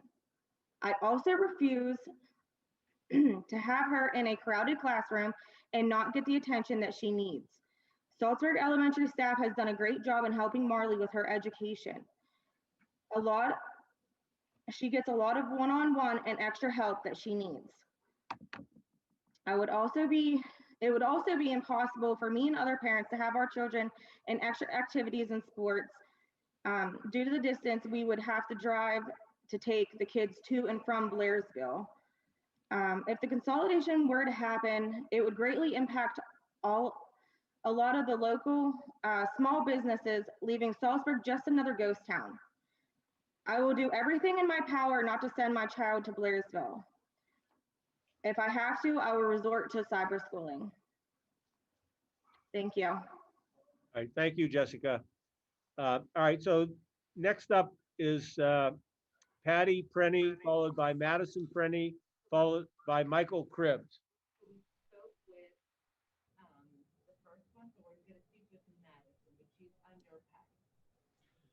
Okay, so Madison, are you ready to proceed with your presentation? Hi, I'm Patty Prenny. I'll go first. And she'll Very be good. You're on the list first, so that's good.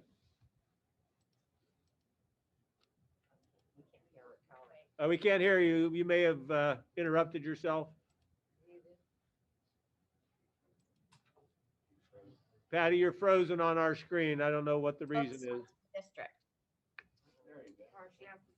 Yeah, I'm gonna. Patty, can you hear me? Yes? Would you start over? Somehow you froze on the screen, so we didn't pick you up till just now. Okay, thank you. Good evening. My name is Patty Prenny, and I am currently the school nurse at the Saltsburg K-12 campus. I've worked for the Blairsville-Saltsburg School District for 17 years. I've worked in multiple buildings with various staff and families from both sides of the district. This has been a year unlike any other.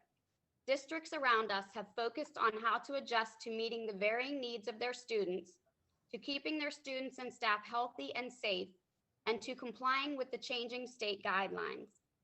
And what is our district doing?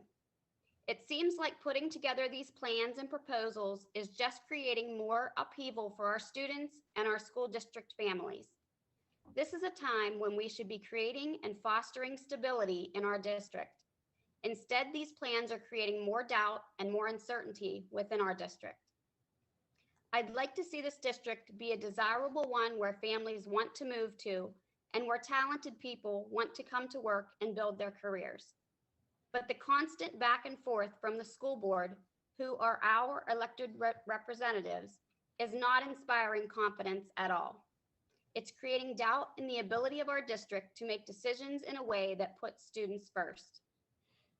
In addition to working for the district, I am also a parent of 3 students that attend the Saltsburg Middle High School. So I would like to discuss some concerns I have as a parent.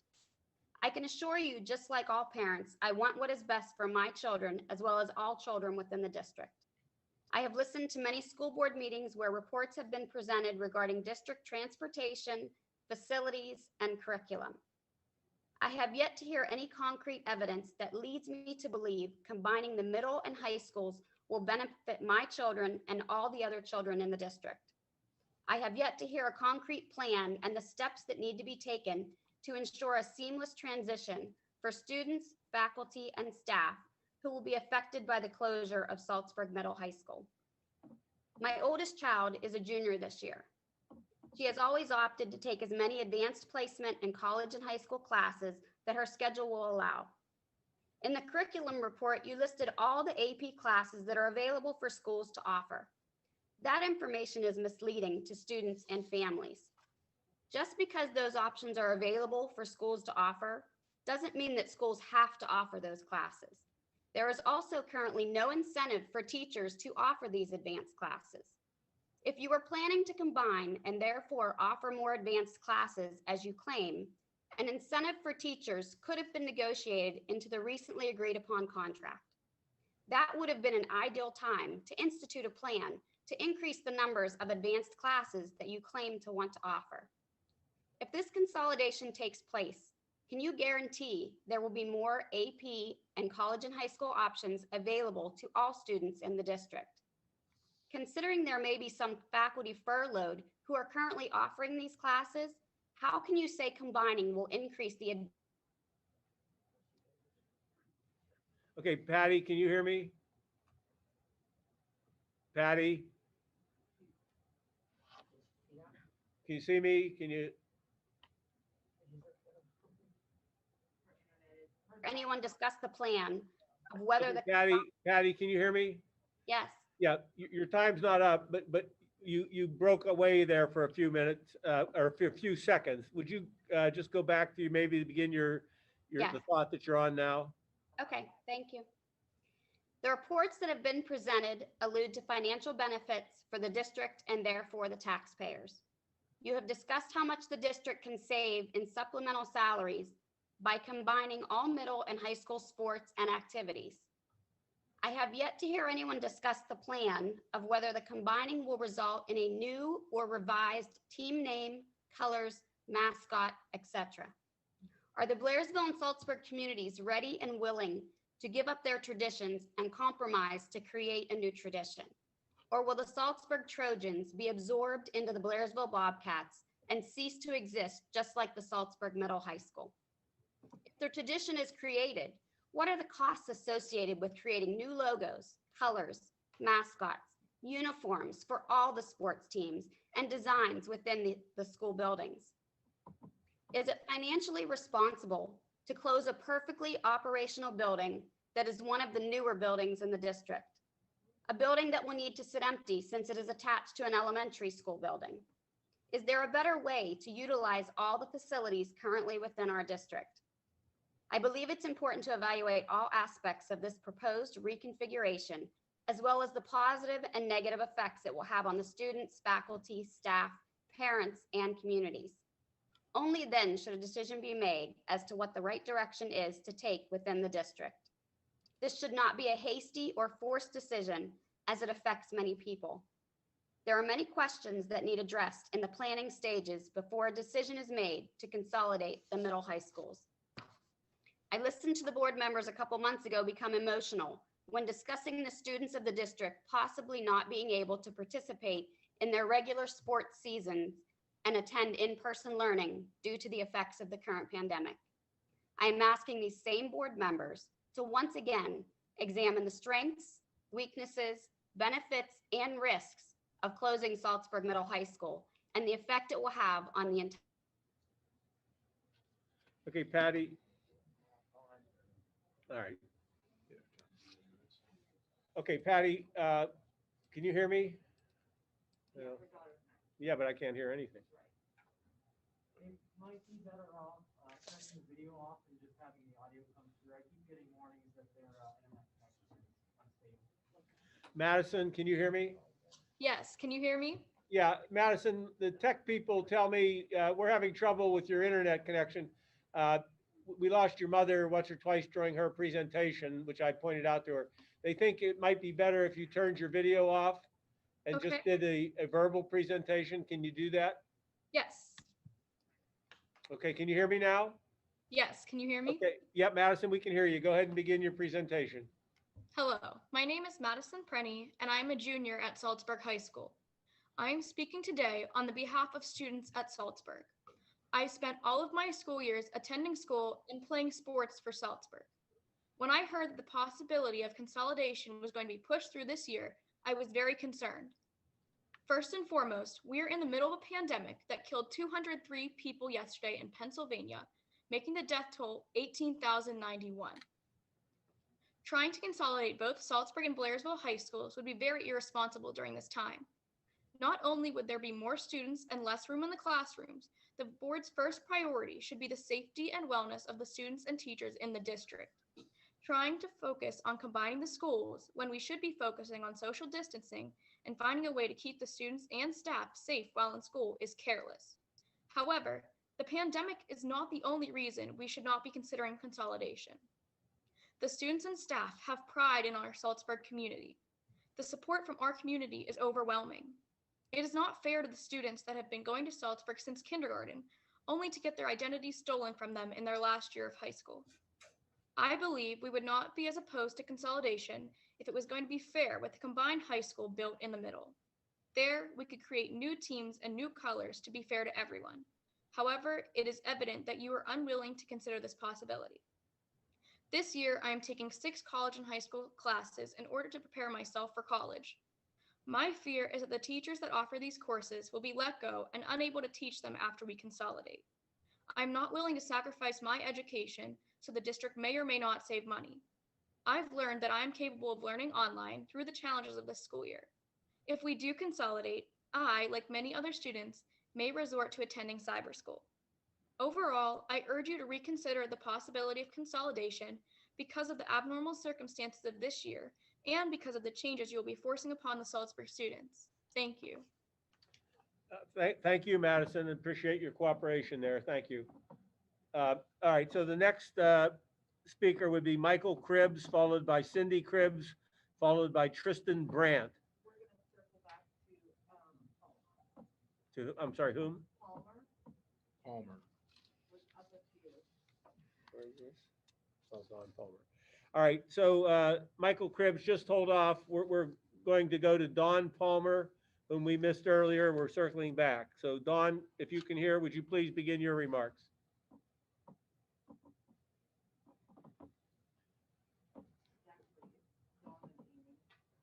It's what? All right, so it might be Amy Palmer. Is there someone from the Palmer household ready to speak?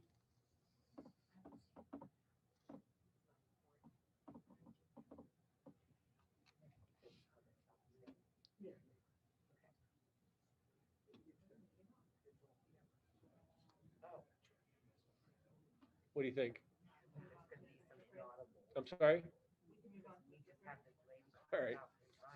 Okay, so Michael Cribbs, can you hear me?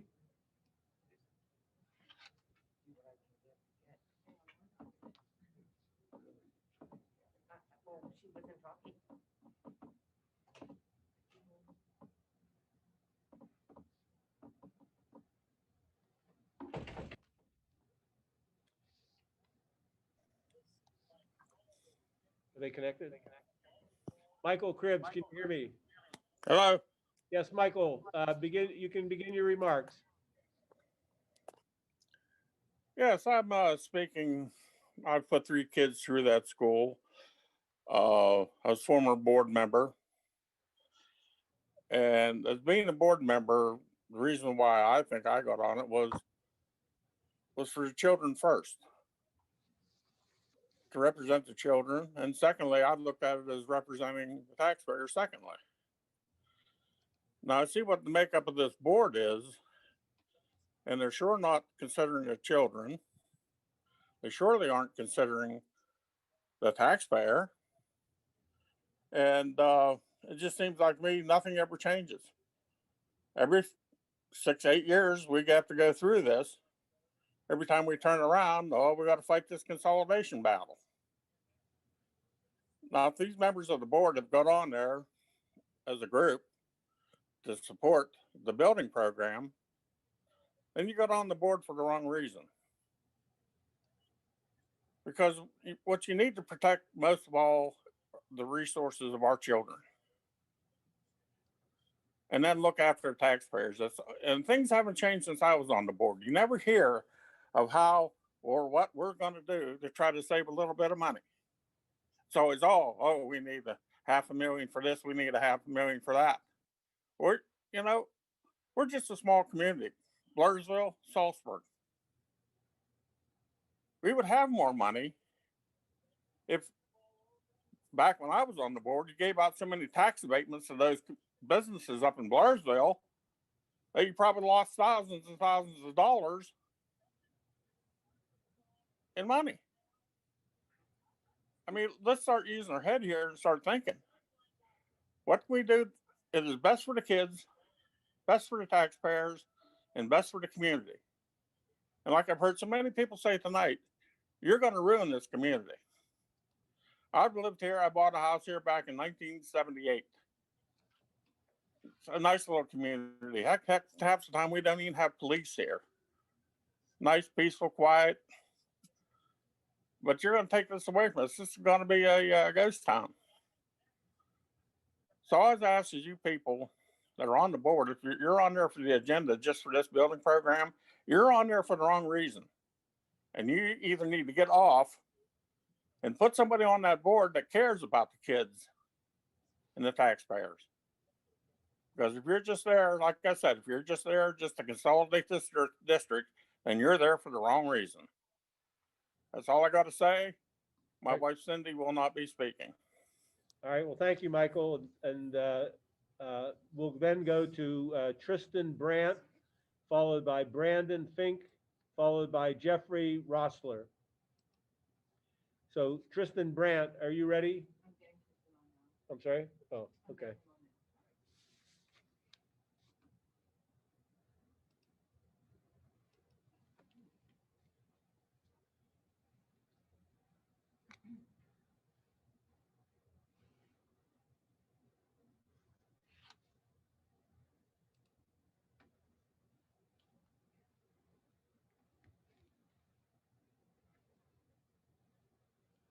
We ready to go?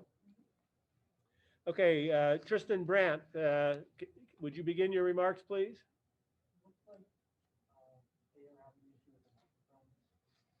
Tristan? Tristan, we're having trouble with your microphone, I believe. Can you check it?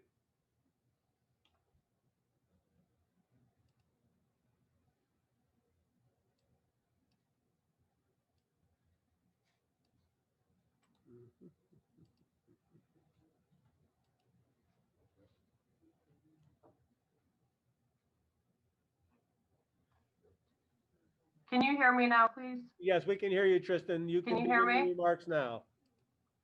Yes, we can hear you. We can hear you. Sorry about that. Lots of thing. All right, my name is Tristan Brandt. We live in Lawton Township and have a child that attends Saltsburg High School and has been here since. All right, Tristan, your voice is, we're in best sound is interest of coming the through a children little and garbled. the Tristan, can you hear me? I'll stop video. Tristan, yeah. Yes. Okay. Yes, I'm gonna. All right, can you guys hear me? I heard that remark. It was a little bit weak, but can you shut off? Can you shut off your video?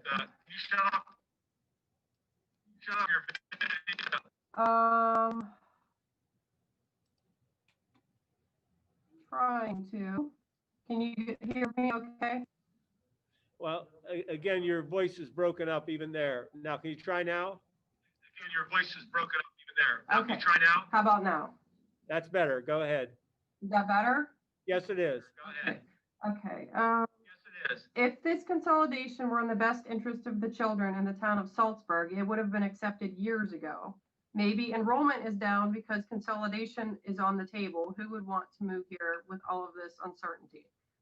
I have not heard one good reason why this battle is even continuing, especially during a pandemic. That alone makes me question the true character of those moving forward on this matter. The closing of the Saltsburg Middle High School is putting my child at greater risk of being in a serious accident. He would be on the bus for an extended amount of time, most likely traveling on Route 22. He will be spending more time away from home and family on a bus without any added benefits to his education, health, or well-being. Do not tell me he can do his homework on the bus. Not every person has that capability due to motion sickness. Do not tell me it is more time to spend with friends. I grew up riding the bus to school and know there is plenty of time for bullying as well. The bus driver should not be taking their eyes off the road to intervene with bus drama. Frankly, this seems to be a stepping stone to close our school completely. First the middle high school, then in a matter of time, the elementary school. Look forward in time. People are not going to want to move into a town that does not have a school close by. Blairsville is a lovely town, but I don't live there. I live here in Saltsburg with a great school 2 minutes away. Bottom line, the people behind this consolidation do not care about my child, and they do not care about my town. Thank you. Thank you, Tristan, and thanks for your cooperation. Next is Brandon Fink. Sorry about that in the beginning. He's not on. Okay, so we're gonna go to Jeffrey Rossler.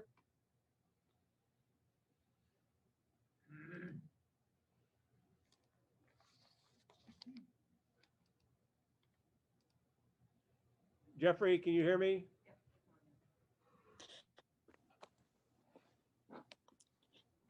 Jeffrey's not able to join the meeting tonight.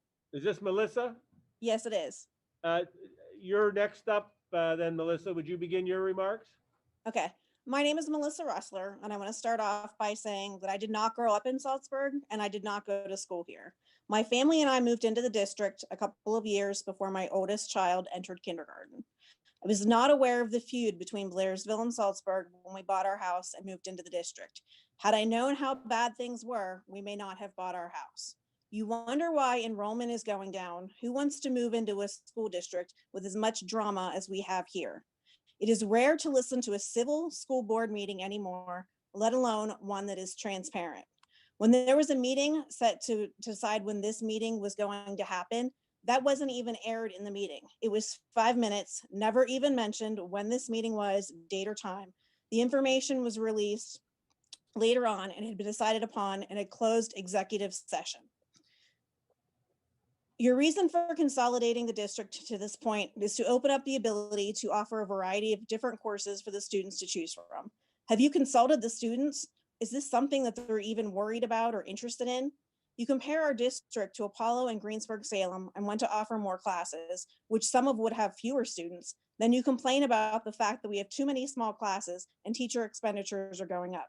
You haven't been able to have them in the classroom full time and keep them there for all of the 20 to 21 school year, but you are worried about them having a wider variety of classes to choose from. And next year, they will probably have to do online anyway. Shouldn't your priority be getting these kids back into the classroom and trying to get their lives as close to normal as you can? This virus, it's not like the flu. It's not seasonal. Vaccines are going out, but the general population is not even set to start getting them until summer. Even then, they have to be followed up with a second dose almost a month later, and then they are not even effective until weeks later. They also are only good for 6 months at this point. Even if you do get the vaccine, you can still spread the virus to others. And there are at least 2 new mutations of the virus that are now being discovered. With that being said, the current vaccines may not even work for those mutations. People under 16 and 18 years of age cannot even get those vaccines, depending on which one is available. You want to move all of the Saltsburg High School students to Blairsville and cram them into classrooms together during a pandemic that has no end in sight, and you can't even get them into the classroom when the schools are divided and the class sizes are smaller. You don't even have enough classroom space or lockers to bring them over. How do you plan on handling that next year? Our children need consistency right now, and sending them to school for a week and having them do online for a week and then making last-minute decisions on changes is not consistent. Other schools in the county have been able to make in-school learning work, yet we have not. Why? And somehow you think next year everything will just work smoothly and shoving all our kids together in a classroom is just fine. These kids have enough to worry about with the virus, not being able to participate in sports, handling virtual learning, lack of socialization, and now they have to worry about the consolidation. What is the benefit of staying with the school district if the kids are going to be going through the same situation next year because of the consolidation? What reason can you give me not to sign my kids up for cyber school? And do you really think everyone in Saltsburg that opts to go full-time online learning is going to sign up for Seneca Valley Cyber School just because you have a contract with them? Many of the decisions you have made this year have been questionable. So why should I or others from the Saltsburg side of the district believe that the cyber school that you have chosen for the district is best for our children? If we choose schools outside of the district, how much will that change your budget? How much will taxes go up? How many teachers will be furloughed? What will be done with the Saltsburg High School? How many questions have not been answered? Up until this year, I have been happy with the education that my children have received. They like their teachers and they've been able to form relationships with them. What kind of a relationship is a teacher going to be able to form with students when they have 25 to a class? Let's face it, both sides of the district have drug problems. How is a teacher going to be able to pick out a kid that is at risk if they are not able to get to know each kid individually? Just throwing all the kids together like you want to do is a terrible idea. The school board members can't get along. The parents on opposite ends of this district cannot get along. How do you think the kids are going to get along when you put them all together? That paragraph was written before the reconfiguration plan, which I believe will make class sizes smaller. So that may not be an issue. You have spent so much money over the years on studies and attorneys for what? Our kids should have benefited from that money that has been spent so wastefully on all these studies that you have done for consolidation. There are so many questions that have not been answered and so many details yet to be explained. When will any of these questions be answered? In another closed executive session? I don't feel as though any of this has been thought through, even though it has been a topic for years. Where is the money going to come from for this STEAM program?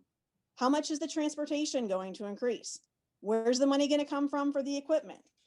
Why was this presentation not put out until tonight? This is something that we should have seen before now. There are several other people in the district that should have seen this and weren't able to because they weren't aware that it was going to be discussed tonight.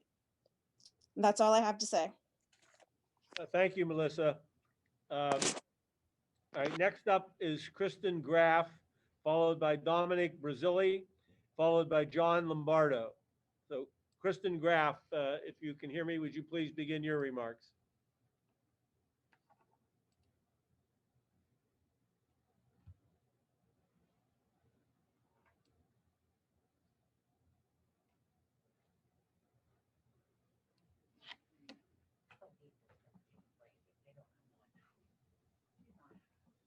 All right. Kristen, can you hear me? Oh, yes, I can hear you. Are you able to hear me? Yes, please begin your remarks. Okay, thank you. So initially, I really was reluctant to speak at tonight's meeting, not because I don't feel that my opinion is valid. In fact, I'm fairly confident that it's shared by many others within the Saltsburg community. But I was not confident these concerns would truly be heard or taken into serious consideration by the board.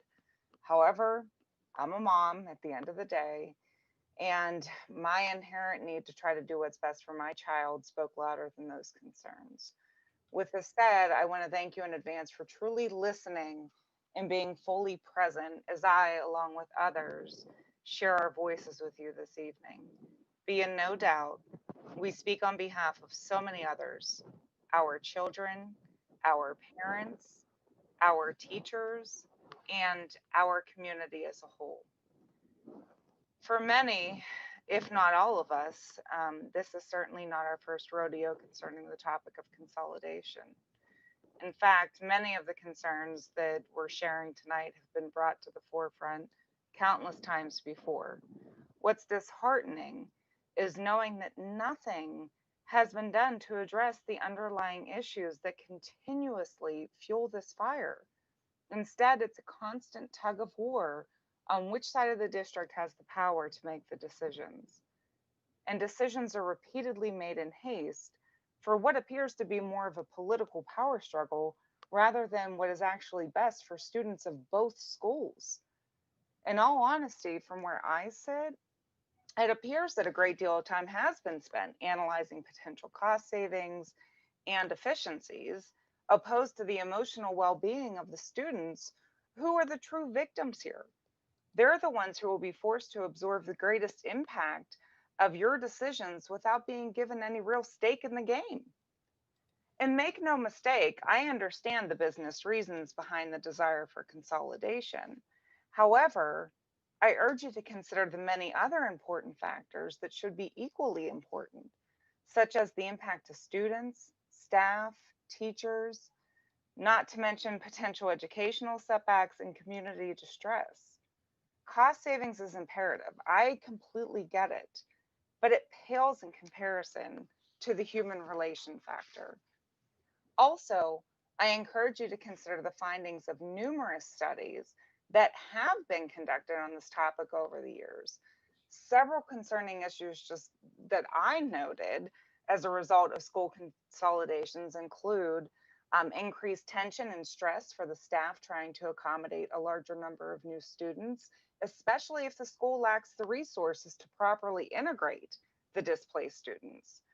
Students often lose important relationships and the support that they need to be academically successful.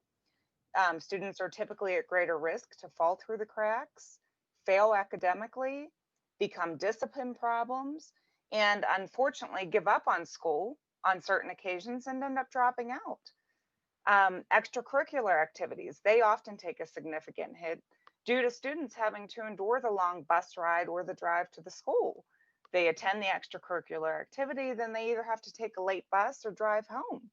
As you can imagine, they're tired, they're exhausted from not only the activity, but also the travel, which leaves very minimal time for schoolwork, family interaction, or even a part-time job. And to piggyback on this topic, transportation issues have been repeatedly noted as one of the most negative consequences of consolidation. Lengthy, arduous bus rides are not only inconvenient and potentially damaging to the students' academics, but typically they create negative budget implications for the district as well. I don't feel that that's a topic that's been truly fully vetted. Another important item noted in the research is that historical trends towards school consolidation, particularly in rural schools, have been associated with communities experiencing suburban flight and economic depression. In many of these areas, much like Saltsburg, the school was the central institution of the community, and losing the school was a loss of their identity, ultimately resulting in lower social and fiscal capacity compared to other towns that actually ended up maintaining their schools. And perhaps some of you went to a small neighborhood school like I did. I didn't go to Saltsburg. Maybe you did. Maybe you were a student of Saltsburg or Blairsville. If so, I ask for you to take a minute and think back on your school days. Do you remember that sense of community, the bonds that you built with your fellow students, even the teachers? And you know, hell, I'll admit it, the janitors too, because some of us knew at a very young age that they had the best stories. And more importantly, do you Kristen, remember? Yes. Kristen, I'm sorry to interrupt, but you've gone over your 5 minutes, so if you could try to conclude your remarks. Okay, well, you know what? I flew home from work. I left early, took PTO to be here at 5:30, and you took an hour of my time, so I will refinish my remarks. Thank you. So at any rate, as I was saying, more importantly, I'm asking that you remember school spirit and even the build up to the big game against your rival team. It was the best. And I promise you, if your memories are half as fond as mine of those days, then you can certainly understand that as parents, we want those similar experiences for our children.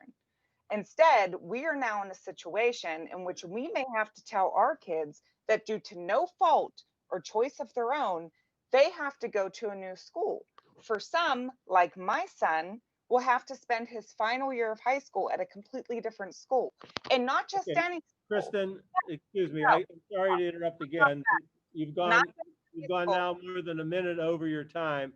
I'm gonna give you 30 seconds to conclude your remarks. Well, you know what? I feel that this is completely ridiculous. Again, I left work early. I took PTO to be here on time at 5:30. You chose to take over an hour of that time for your own personal agendas. Shame on you. Shame on the district. You will ruin this town. I will move. My kid will not go to Blairsville. And you need to seriously take a long, hard look in the mirrors and figure out a way to sleep at night. Because you are operating on your own. Okay. Next up is Dominic Basili. Dominic, can you hear me? I can. Okay, please begin your remarks. My name is Dominic Basile. I am speaking this evening as a local business owner, a parent, and a community member. I relocated to the Saltsburg community in 2006 with the intention of raising my beautiful family in a small town with a peaceful setting. A few years ago, myself and other Saltsburg residents were given the opportunity to open a small town restaurant and tavern in the borough of Saltsburg. This opportunity became real, and our restaurant has been very successful. The success of our business depends highly on the existence of a school in our community.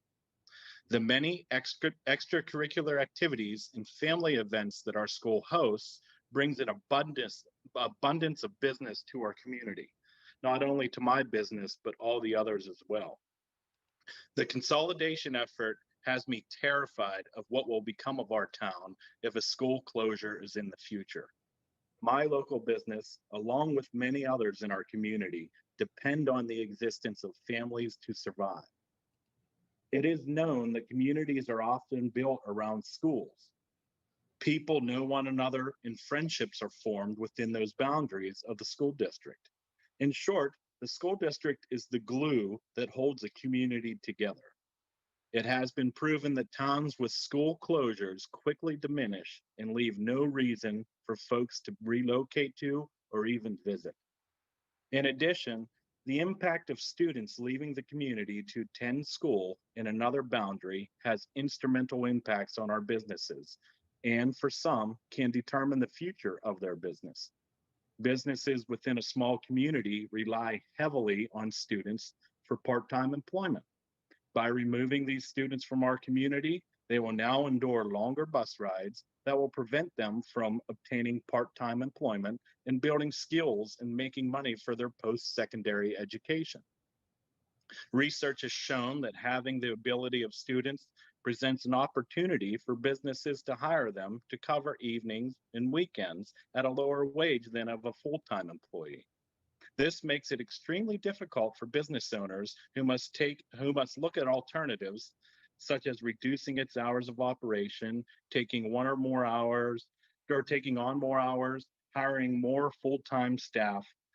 Any of these decisions will affect the business financially, and depending on size could have lasting effects on the ability to even remain open in that community. I am also speaking tonight as a parent of both a 5th and 6th grade student.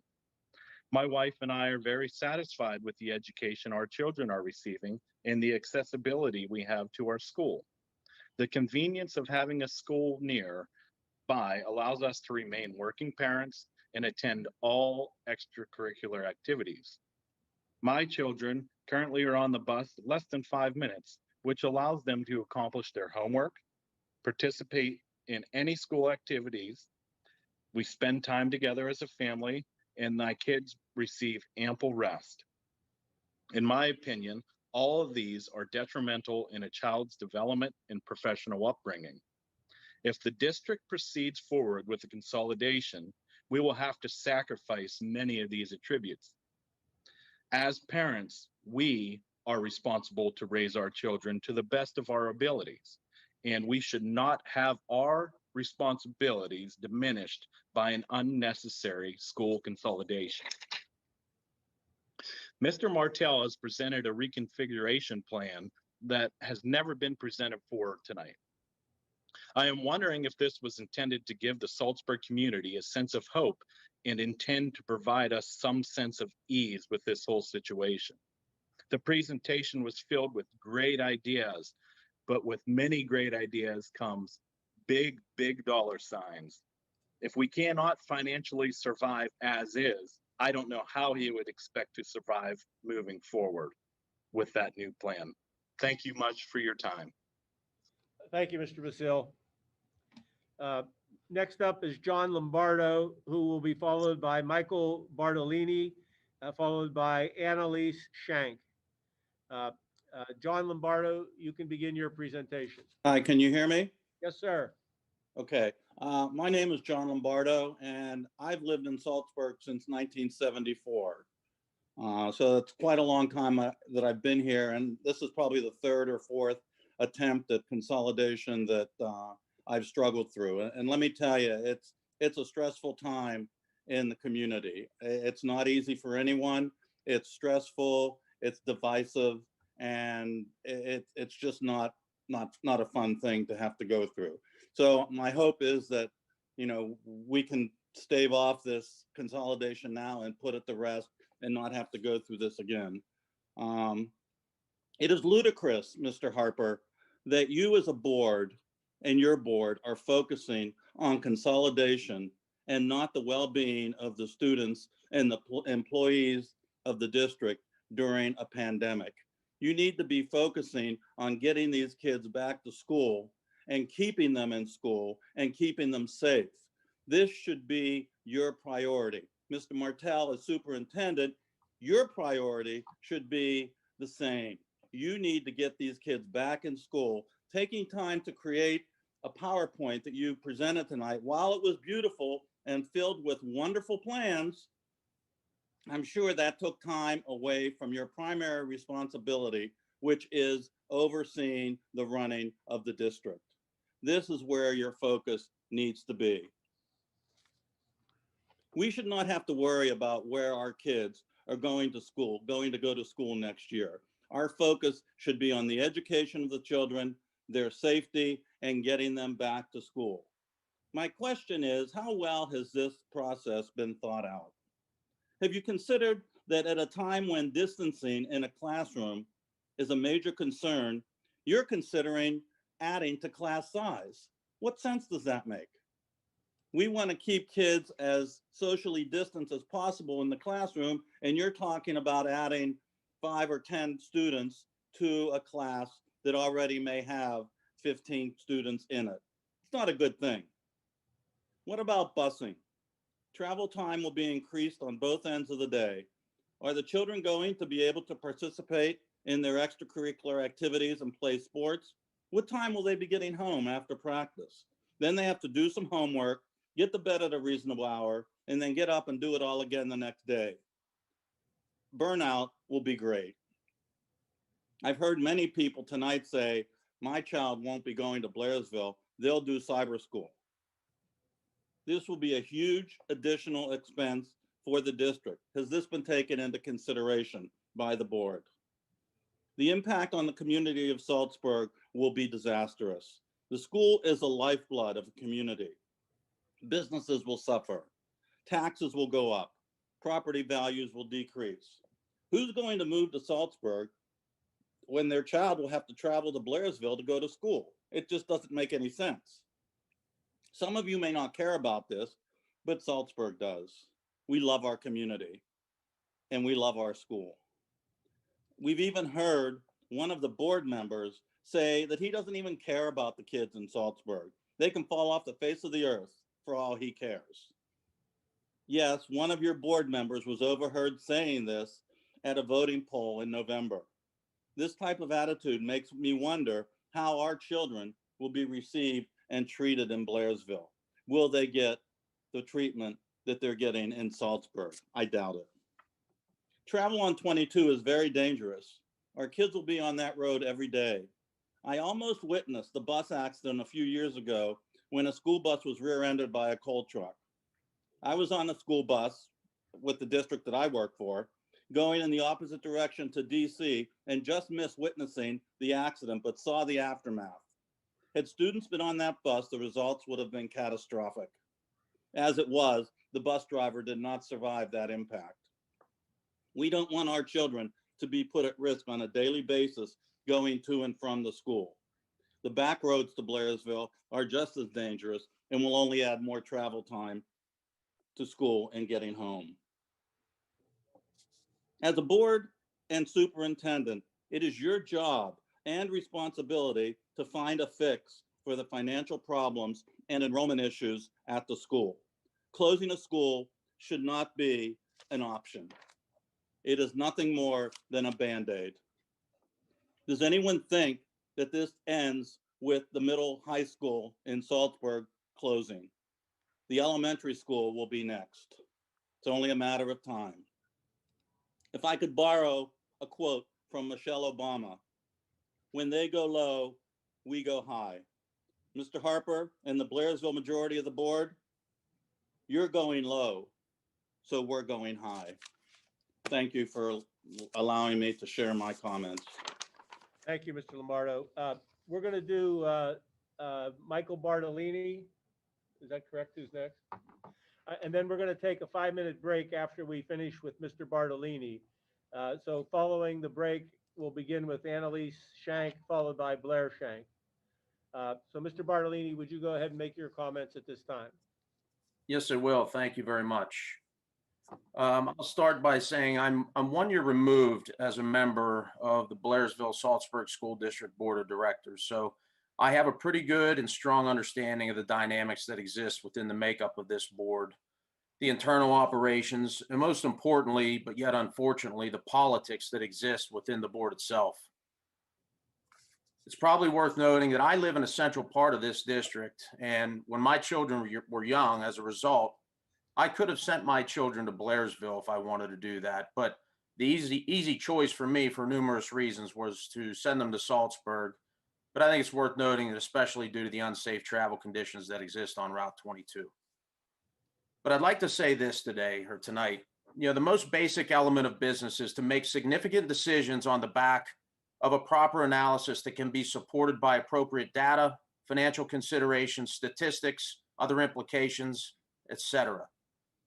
With the recent level of disarray in this school district's administration that includes a significant length of time without a superintendent and a revolving door within the role of the business manager, I ask, how can it be possible that any such analysis or proper consideration be made to come to the conclusion that is before us this evening?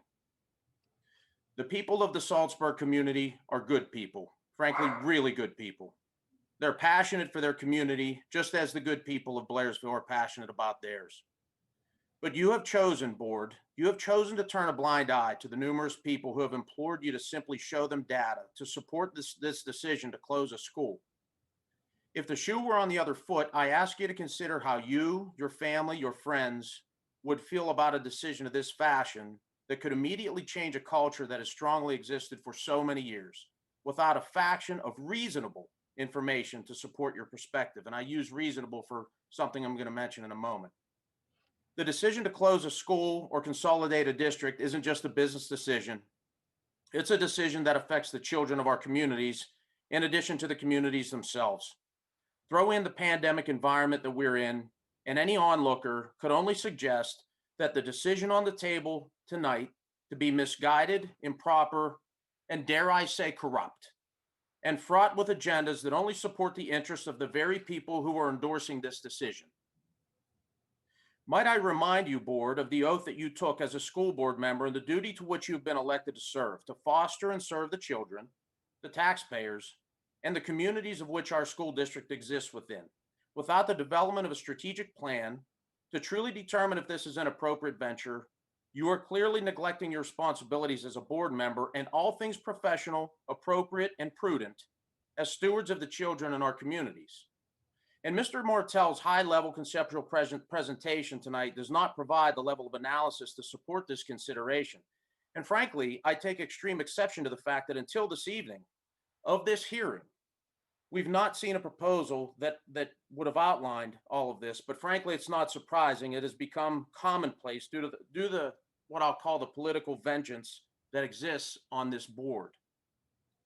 You know, a critical role as a leader is to make solid decisions based on strong resources and information to support your decisions, and to have a level of humility and empathy for those who are affected most within those decisions. Clearly, you have chosen to ignore both of these critical items, which is why you're hearing an outpouring of frustration and letdown from the very public you have been elected and chosen to serve. I have indicated before that if consolidation of any sort is appropriate for this district, you have a civic duty of outlining for those who have appointed you the rationale to which your decisions are made. If such a proposal can be shown to properly support such a decision, you may just find a supportive cast within the general public. But until you have delivered that most basic professional element to support your decision, the only consideration that can be supported here is that your effort here tonight is truly on only supporting your own misguided interests. It is often stated as I close that no one wants to be a guinea pig, but you've got hundreds of students that you're suggesting to be exactly that by putting them in the incubator of this science project you call reconfiguration. Frankly, and in closing, as a parent of 3 students at the Saltsburg campus, I'm not subscribing to the hypothesis that you're putting together unless this community is able to understand the true formula associated with your recommendations. And I don't think that's an unreasonable request. Thank you for your time. Thank you, Mr. Bartolini. All right, we're going to take a 5-minute break right now, and we'll resume at that time.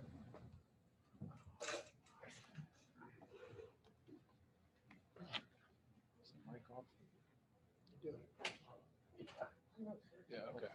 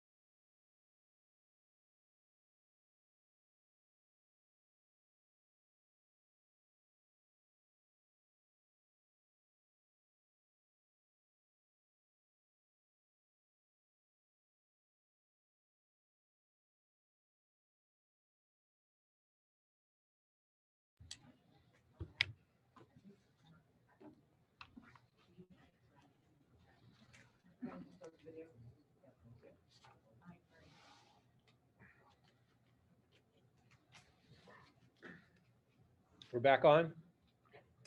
Okay, so we're resuming the hearing. And again, the first presenter will be Annalise Shank, followed by Blair Shank, followed by Shalina Rue. So Annalise Shank, if you can hear me, you can begin your remarks.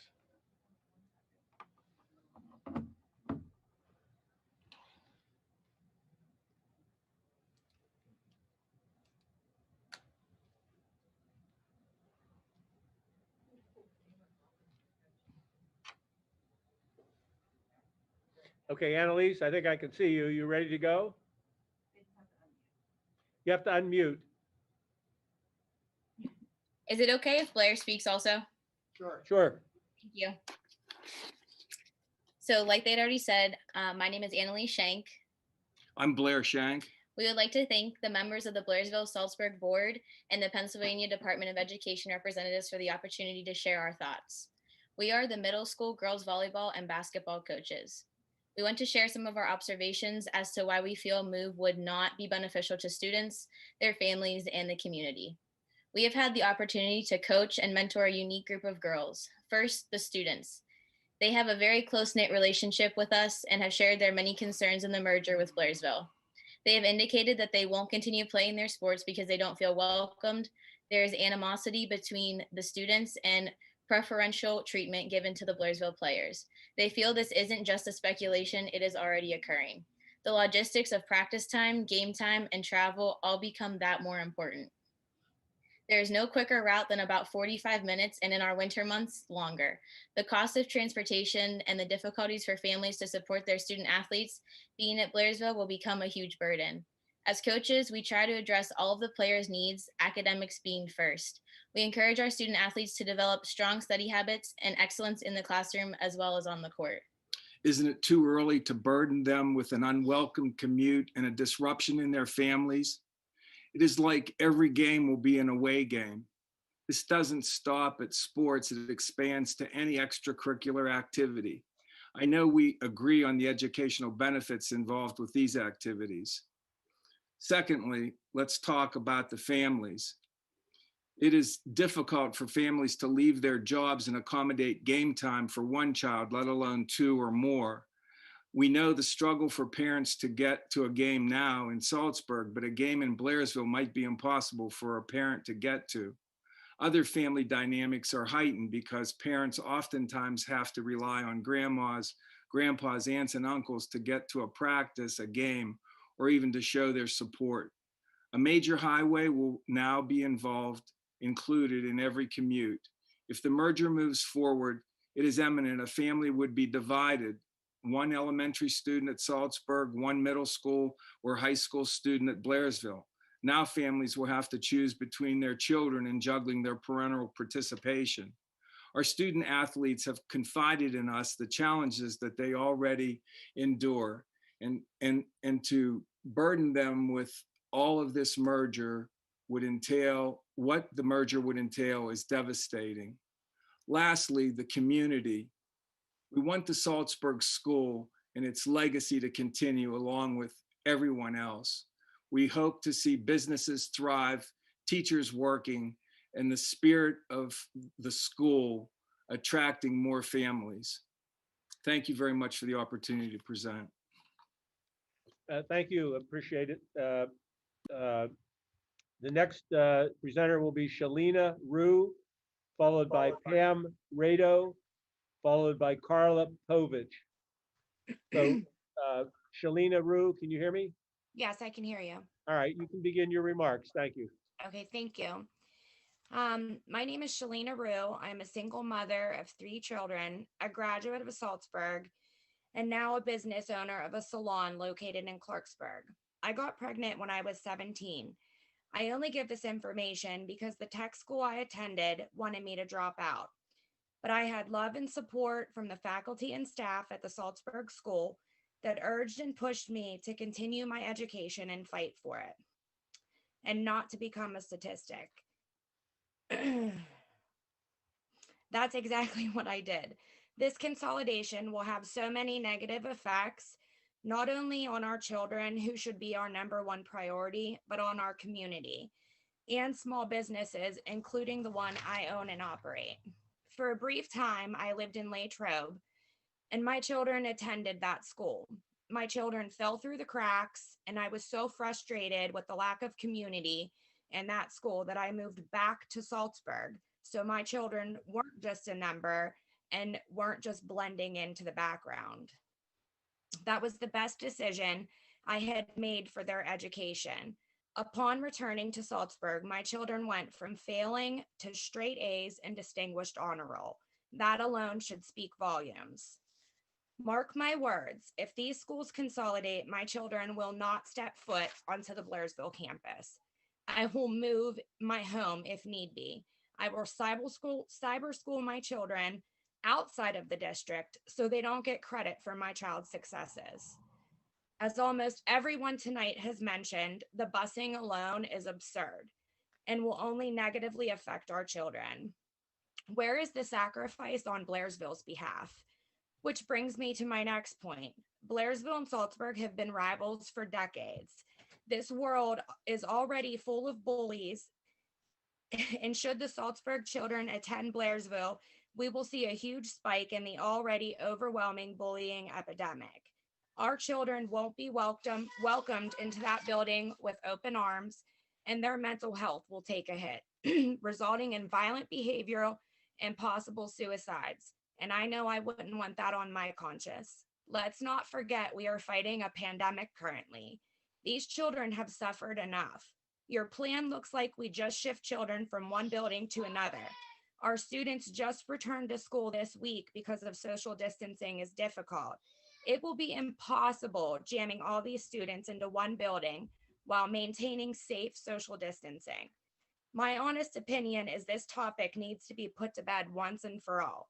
Consolidating the schools makes about as much sense as our governor. 0.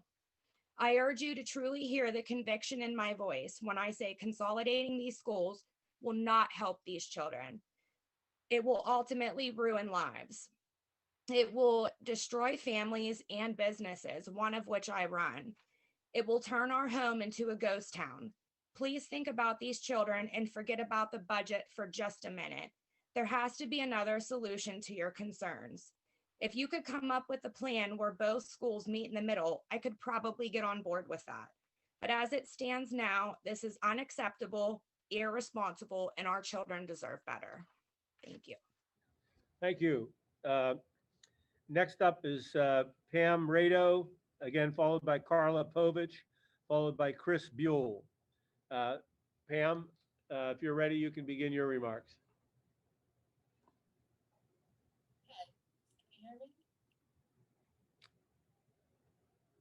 Pam, we're not hearing you. How about now? We can hear you now. Okay, great. My name is Pam Rado.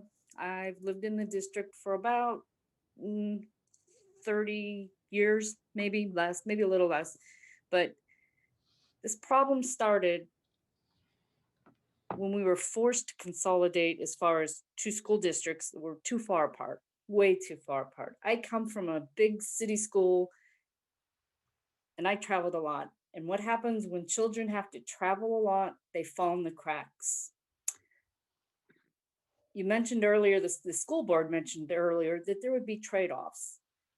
Children should never, ever be a trade-off. And that's what we're sacrificing.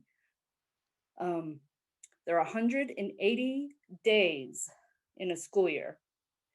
That means the Saltsburg children only will be sacrificing 360 hours extra. That's if they're not even in extracurriculum. So how do you give up that much time? 360 hours only Saltsburg kids have to sacrifice a year. That's a lot of hours. It's not fair. Our school district, and I'm sure the Blairsville end has plenty of this on their end too. We're all doing fine. We're fine the way we are. I know college professors that came from our school district, nurses, many nurses, doctors, physicians assistants, lawyers, FBI agents. We put that out and we're proud of what we put out. It doesn't make sense. And I don't even like to say this, but I do believe that the Board of Education should be aware that the very bottom line to all this, and as absurd as this seems, Blairsville has longed.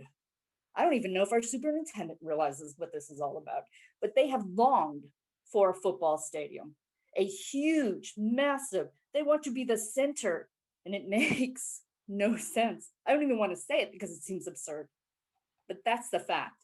I've been fighting this for a very long time, and every chance that Blairsville gets, they bring it up again. There are people in Blairsville that are sick of this fight.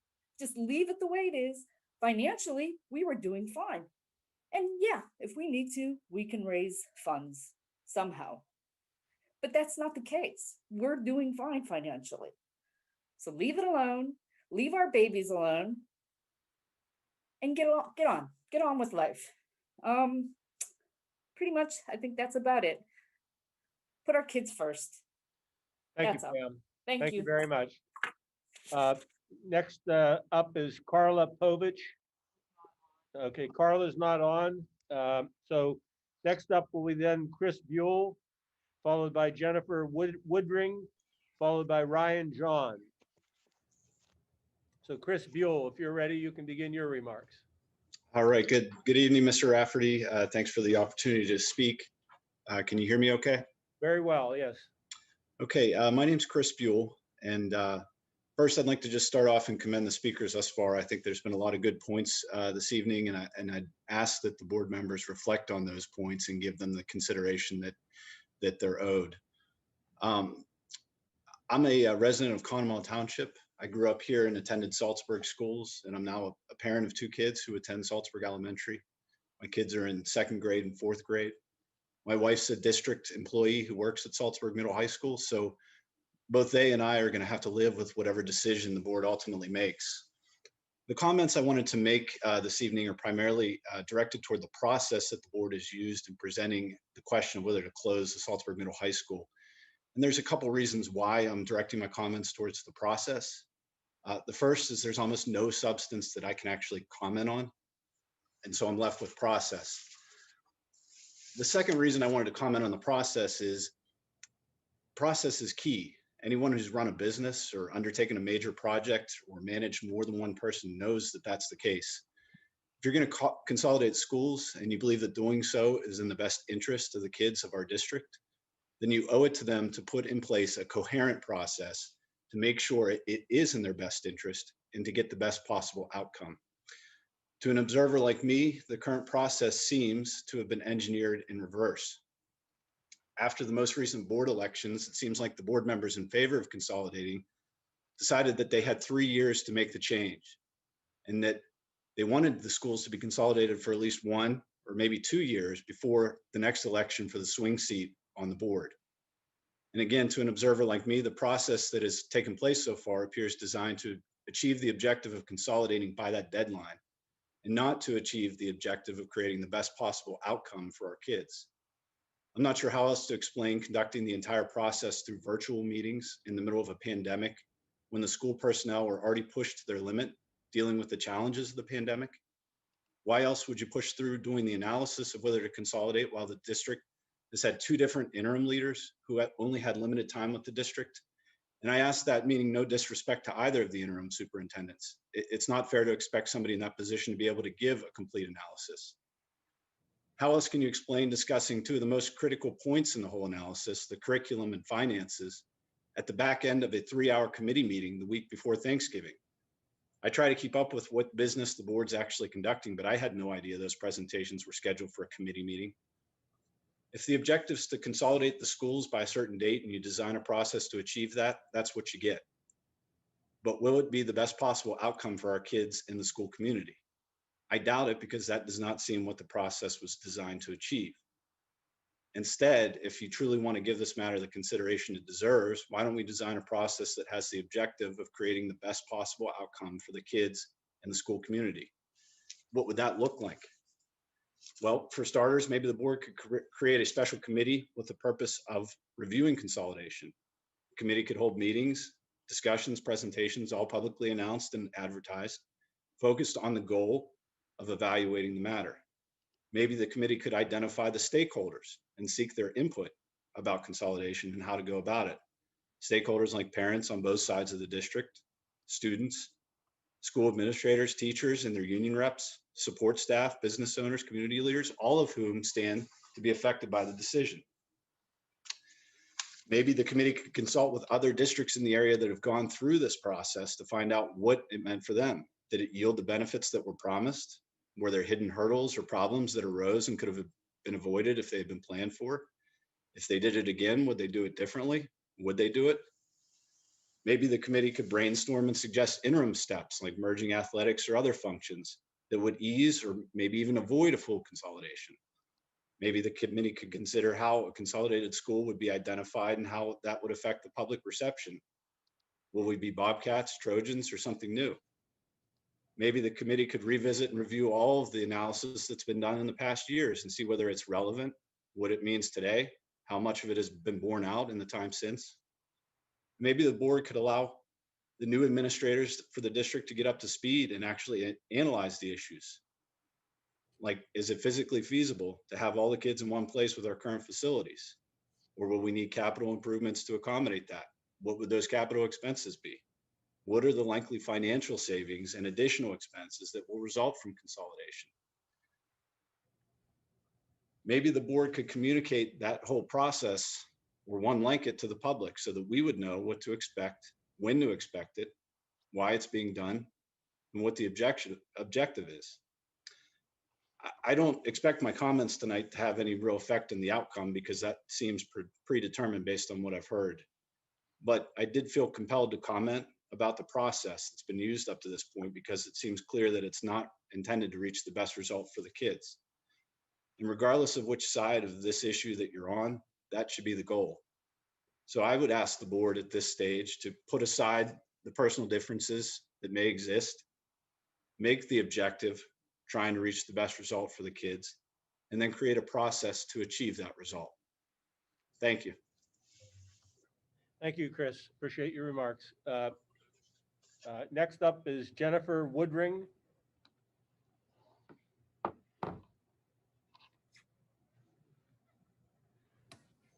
Jennifer, can you hear me?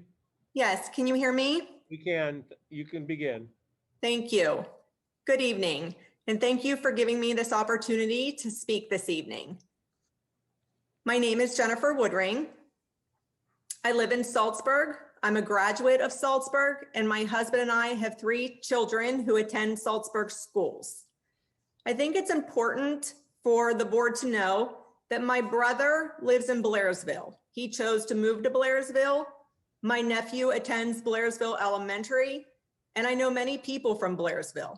I've had family who lived in Blairsville, and I have much respect for the people on that side of the district. I am a nurse. I'm a nurse by trade. I have been a nurse for the past 23 years. I've been on the front line of this pandemic this past year. And I've also been a leader for the past 15 years. I'm a leader, I'm a director, and I've also been listening for many years of the discussion on consolidation in this district. The problem with consolidation and these discussions is trust. I don't trust this board to make such big decisions for my kids or any kid, and actually this entire district. You, the board, have personal agendas, personal wants. You are not doing what is best for my children. You are doing what is best for you. You are doing what you want to be done. Over the years, I have board members present state that they don't care about the kids in Saltsburg. Most recent, I believe the statement went something to the effect that a board member made that he didn't care if the kids in Saltsburg fell off the face of the earth. Who says that? What adult, let alone a board member, says that about a child? Second, when my husband coached the junior high football team in Saltsburg just last year, The two programs were going to combine, sending the Blairsville kids to Saltsburg. And a school member, a most recent school member, shared on her Facebook page with various comments such as, do not let your kids go to Saltsburg to play, get your kids to sign up for junior high football, or they will be forced to go to Saltsburg. If consolidation is so right, if you truly believe that consolidation is the right thing to do, then why would have this been so wrong? You can't have it both ways. You can't have when it's right for Saltsburg kids to come to Blairsville, but not the other way around. You can't vote for consolidation when it is only the right for your side. You won't find a fairer coach than my husband. You made the wrong choice. Then there's the meetings, the arguing, the fighting, the name calling, the threats. I mean, you can actually listen to the meetings now. They're on YouTube. When I researched successful school mergers, such as Central Valley and the Armstrong school districts, I find words such as transition teams. When we looked at consolidation through the eyes of the students, when we brought two communities together, when we presented a welcoming and engaging community, easing the transition, giving both sides something. Ask yourselves, have you ever heard these phrases mentioned? Have you ever tried to do any of these things? The answer is never. You've never heard any of these phrases mentioned. Here's what my years of being a leader have taught me. To lead people, they must trust you. They must trust what you are saying. They must trust the data you are giving them. Leadership is about having integrity, humility, setting goals, strategic planning, and overall inspiring people to do things that they never thought they could. Just think, had this board set their personal wants aside and been true leaders, who knows where this district could be by now? But instead, you did a horrible thing that even I didn't think this board would do. You made the decision to move forward with consolidation during a global pandemic that none of you can even imagine unless you've been where I have been the last year, know what people are going through. A time when families are stressed beyond belief, when some are not working, cannot even pay bills. Instead of focusing on getting children back to schools where they belong, back to some normalcy, back to where parents can actually attend their child's sporting events or activities, instead of doing all of that, this is where we are tonight. You all need to take a look in the mirror, a good long look. Look and see what type of person does this to families during a global pandemic when millions of people have died. So to me, the citizens of Saltsburg, we say no to consolidation. Not now, not until you find people who we can trust, who we can know can work together to lead us to maybe that possible decision down the road. I thank you for your time. Thank you, Jennifer. The next presenter is John Ryan. I'm sorry, Ryan John. I guess I got that backwards. It's okay. It's been happening my whole life. It will probably never stop. And my middle name's Patrick, so that just triply complicates the whole situation. To the board first, I'd like to say thank you for this forum, even though it's mandated by the state statute. Second, thank you to Joel Sansone for his voice that he gives us. And I really think you guys should have given him some more time to talk. He represents every single resident in Saltsburg without exception. And third, thank you to Chris Buell, who hit on pretty much everything I prioritized originally, which leaves me to address other issues I didn't think I'd get to. And fourth, thank you to other parents, every single one that has spoke tonight, and every single concerned community member who have expressed these important, valid, upsetting concerns of the potential impact to our community, our local businesses, our families, our school. most importantly, our kids. My family have only been Salzburgers for 5 years. And as a new member of this community, I can tell you the school's an integral part of what makes this place special. By trade, I feel I should tell you, I'm an educator with 19 years of experience. I hold certification from the National Board for Professional Teaching Standards, 2 undergraduate degrees in education, a master's degree in school administration, and a life of service dedicated to kids and learning. I've been listening to school board meetings throughout this year. I have yet to hear anybody give a clear, focused, detailed, convincing answer as to why this consolidation is the right move. What studies, research data, or most importantly, what constituent groups, people like us who've been allowed to talk tonight, of stakeholders were allowed input, were consulted in considering what this singular option being presented was going to be. I've been paying attention and we haven't heard anything until tonight, specifically about what was going to happen. And we've also been told we can't ask questions or get answers tonight, which is fine. We've got 90 days to get those and I hope we do.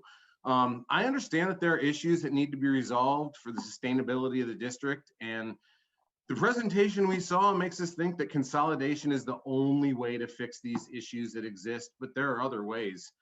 This one solution approach is a total falsehood. We can do better in coming up with a plan that's best for all the kids, not just the ones from Blairsville, not just the ones from Saltsburg, every single individual one of them. And that should be your charge as a board and your charge as an administration. My professional and personal view that this is wrong for a lot of reasons. The message from the administration tonight has made it sound like the only way to get a better opportunities for our students is to send everyone grades 6 through 12 to Blairsville. I support the goals that he outlined of improving the educational options for our kids. I think everybody else listening here tonight does too. What we don't support is this approach, this singular proposed solution that has made it so that people have to believe you have 2 schools or you have more opportunities. The 2 are not mutually exclusive. And if they're trying to get us to think it, which I feel like they are, it's wrong. I'm not going to get into the myriad of ways that these problems could be solved. I don't, that don't involve closing Saltsburg. We do not have to close the school. If you're interested in hearing them, I would be happy to have a conversation later about that. But in the interest of time and the fact that I only have like 5 minutes, I'm going to pass on that. If you want to hear my ideas, let me know. I got them. I'll share them with you. In a period when we all need unity, our whole country, not just Saltsburg, not just Blairsville, but Los Angeles, New York, and everything in between. We need unity. And what this whole conversation does is polarizes our microcosm of our country. And that's wrong. Board members, I hope you recognize, honor, and deeply consider the division that this is causing inside our communities. I urge you wholeheartedly to reassess the work that you've done already, or someone's done already, and build support for an equitable decision for all kids that truly benefits everyone. All of the kids, not just a few of them. My professional experience tells me that this is going to have serious detrimental effect on the education of our kids. PA Department of Education, I hope you're listening. Every single educator I know can attest that education extends well beyond the walls of the schoolhouse. Extracurricular activities are very important to growth, development, socialization, and academic achievement, which is what we're here to talk about. However, kids from Saltsburg will be on buses much earlier every day. People have talked about it like crazy. My own children get home as it is right now, 7 minutes from the school with stops, with just enough time to get to their extracurricular activities that only happen in Indiana, Greensburg, Murraysville, Plum, and other places that require travel. How many families, including mine, are going to have to take their kids out of hockey, soccer, art classes, music lessons, dance, volleyball, or other things that are critical to mental, physical health and development. All right, I'll wrap up. I know what you're getting at. All right, thank you. Give me 60 more seconds. Thank you. These negative impacts, they're not fair to the kids in Saltsburg. You guys are making a decision where the families of Saltsburg, or of Blairsville, get all the benefits, and the families of Saltsburg make all the sacrifice. Worse than that, you want to package it as best for everyone. It's not. It's worse still that you know it's not. The most heinous thing is that the merger of the schools in grades 6 through 12 is just step one. People have talked about it. It comes to fruition, and it's going to be the elementary school as well. All right, the end game, that's just the end game. Everyone's talked about charter schools. Everyone's talked about, you know, the PA virtual school. If people choose, and by my count, there's been a lot of people who've said their kids are leaving the district. So thank you for giving me time to talk. I hope everybody makes the decisions that's best for their family. And you know, the bottom line is we can cost the district a lot of money if we all leave it, because they're not really thinking about what's best for everyone. Thank you for your time. God bless everybody. Thank you, Ryan. America.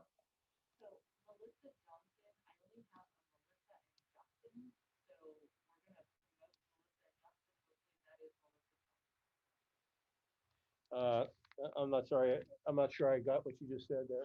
Melissa Johnson is speak next, but in the panel there is no Melissa Johnson. There is, however, a Melissa and Justin. So I promoted them. Melissa and Justin.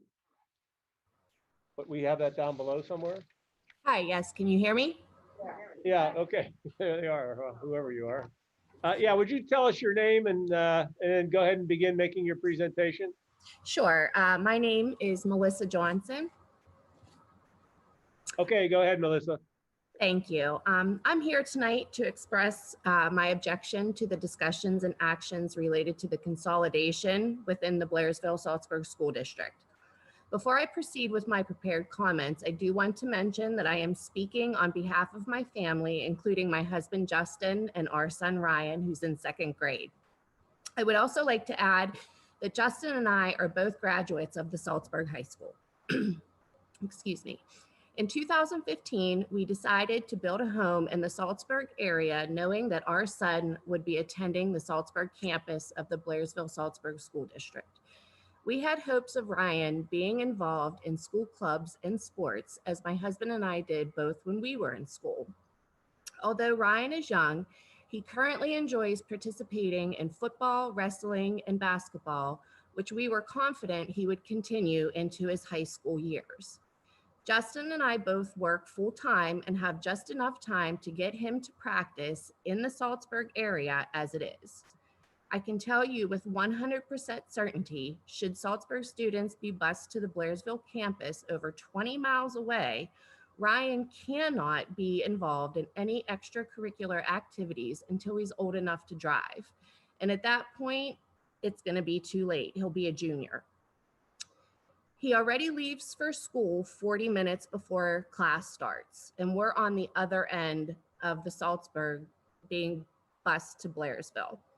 Could you imagine adding an additional 30 minutes without stops to his travels each way? Not to mention, this would also add roadways such as Route 22 or the back roads of Clarksburg and Newport to his commute. Basically, he would get up, go to school, come home, do his homework, and that's it. This is not the kind of life that we want for our child in his school years. I understand that many other individuals have spoken and are waiting to speak this evening, so I will conclude with this. Our position is that we object to any discussions and or actions related to the consolidation within the Blairsville-Saltsburg School District that would result in busing kids from one end of the district to the other.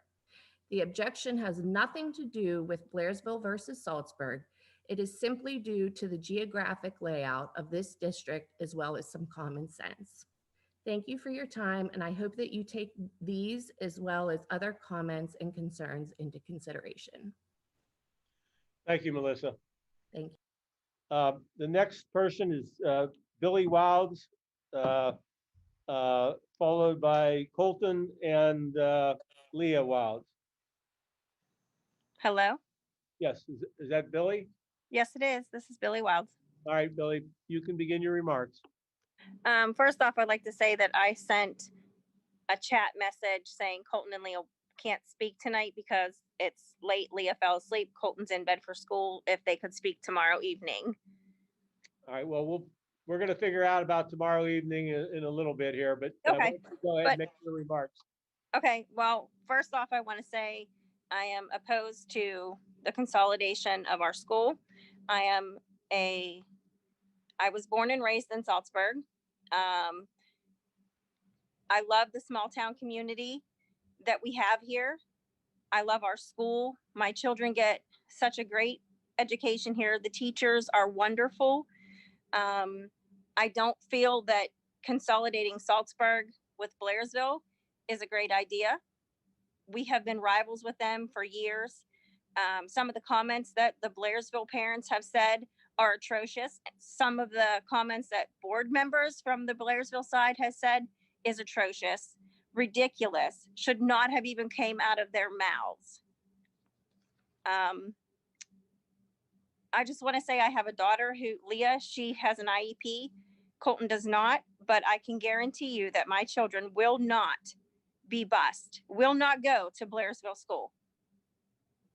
Leah will be cyber schooled and you will pay for that. And Colton, and she has an IEP, and Colton will not be going to your school. He will also be cyber schooled and not through your district.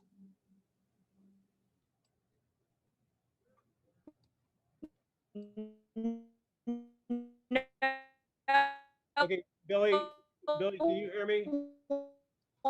Billy? Billy, can you hear me? On that, yes, I hear you. Yes. Okay, I don't know if you turned your screen off, but that seems to have helped. We can hear you. So the last thing that I think we heard was you mentioned that neither of your children would be bused to the Blairsville school. So if you can pick up your remarks from that point, you can continue. Okay. Neither one of my children will step foot on Blairsville grounds. Both Colton and Leah will be cyber schooled, and Leah has an IEP. So Blairsville will be paying for that. It just sickens me that the Blairsville side of this board is more concerned about money and building a $400,000 concession stand and whatever else. Ever since I was in school, anytime that we needed money down here at the Saltsburg side, we never got new uniforms or whatever, or we had to fight to get them. Where Blairsville always got new uniforms, new everything. It's sickening that all these years, it's always been about Blairsville. My children and all the children in the Saltsburg School District should not be bused on 22 for hours, one way and back. I am just going to end with, I think the board members of the Blairsville side are absolutely ridiculous that they bring this consolidation up all the time. And it's all about money. It's not about our children. And my children will not step foot on Blairsville ground. Thank you. Thank you, Billy. Okay, so the next person would be Rochelle Numi or Nurmi. Let me see. Might help put my glasses on. Michelle Nurmi. Can you hear me, Michelle? Do we have Michelle connected? Michelle, or excuse me, Rochelle, can you unmute? We're not hearing you.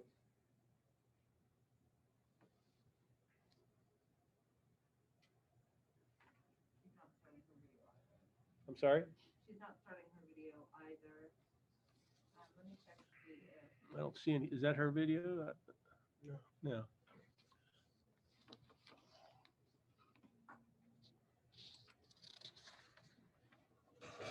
And the next one is also with her, Craig Nurmi, yes. So Rochelle and Craig, we're not seeing or hearing you. We don't know if it's something at your end.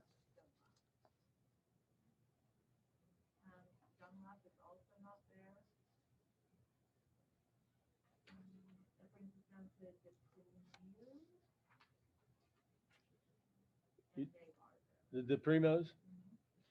Okay, so we're going to skip down the list, and Amy DePrimo and Emma DePrimo, can you hear me? Hello, yes, I can. Okay, Amy, you can begin your remarks at this time. Okay, thank you so much to everybody that's still up at this late hour on a Wednesday night. Oh wait, this is whatever night of the week this is. First, I'd like to point out, and I'm sure everybody else has picked up on this, I'm very disappointed that all of the technical difficulties we're having this evening, to me, proves that this is something that should have been held off until we could have met in public. Face to face in a situation like this is way more important than just hearing somebody's voice and not being able to make eye contact with them. That being said, since this is my time to speak my piece, I am very worried for my children. I have a child in both Blairsville and Saltsburg School District. My son has autism, so he does go to the Blairsville district for that. I would not say a single bad word about the Blairsville district. They have been fantastic. The staff is amazing. I feel that he's getting all the help that he needs there. In the same respect, though, at the end of the day, it has always been our goal to get him back to his community at Saltsburg. I've heard his teachers say that in Blairsville, saying it in Saltsburg, and obviously it's how we feel. The idea of my daughter needing to get bused the whole way out to Blairsville. In fact, she had a hard time going to sleep tonight. She is so upset thinking about her schools being closed down. When I was a child, I grew up in Blairsville, but I was in the Derry Township side. I was the first one on the bus and the last one off the bus. I had to get up way earlier than the rest of the people in my class, and I got home way later than the rest of the people in my class. Got home, did my homework, had dinner, did my chores, and I had no time for anything else. And I fear that that's going to be the same situation for our children in Saltsburg. And this has been brought up a lot tonight as well. I am shocked that during a pandemic, we are considering putting more students in a classroom together. I feel that is extraordinarily irresponsible to be doing. I'm also concerned, this has also been brought up, the issue between Blairsville versus Saltsburg, and our Saltsburg children being treated differently by their Blairsville classmates. Regardless of how anybody feels about it, I fear that there will be favoritism from the Blairsville side to the current Blairsville children, whereas our Saltsburg children will get the short end of the stick. When we moved to the Blairsville area or the Saltsburg school district, we had not had children yet. We weren't even thinking about school districts. When we had kids and realized that we were moving into such a tiny little school district, we were going to move out because we were afraid that this small district wasn't going to be enough. But we wanted to give Saltsburg a chance. So we sent our daughter there for kindergarten. And within the first 2 weeks, I couldn't have been happier. And we will fight as much as we can to prove that our school deserves to be able to stay there for our community, for our students, for the parents. It's the best choice for all around.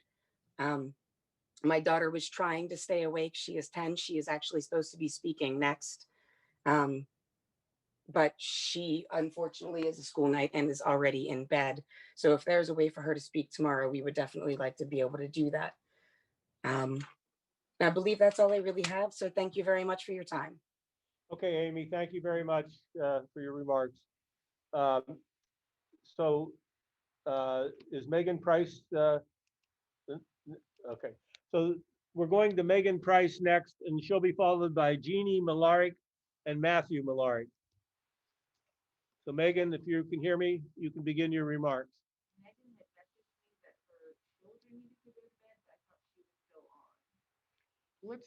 Let me say this of course. To the public.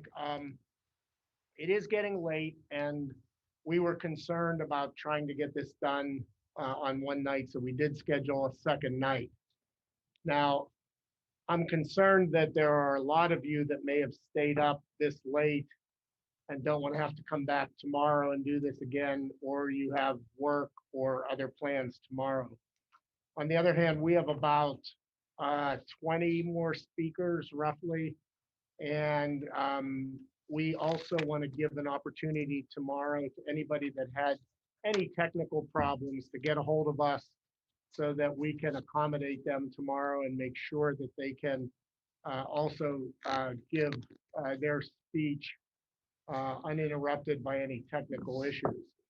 So what I'd like to do is give the people that are still on the option. If you'd like to come back tomorrow, that's fine. But if you've waited up this long, we'll stay here as long as the last person who wants to speak tonight speaks, so that we don't just arbitrarily cut the last 20 people off and tell you to come back tomorrow if you're not able to.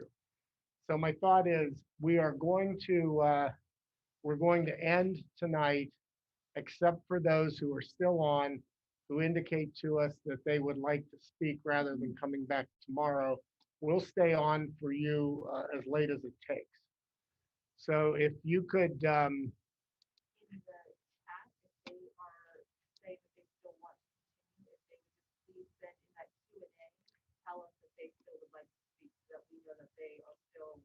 yes, what we'd like you to do in the chat, in the Q&A, if you're going to stay and speak, just tell us, and then we will bring you on off the list that we have. So in the chat, there's a Q&A. Just indicate that you want to stay and speak. Everybody else, if you'd like to sign off, we'll keep you on the list in the order that you are, and we'll bring you in tomorrow. I just didn't want to cut anybody off arbitrarily who had stayed up this late and wanted to get their speaking done tonight.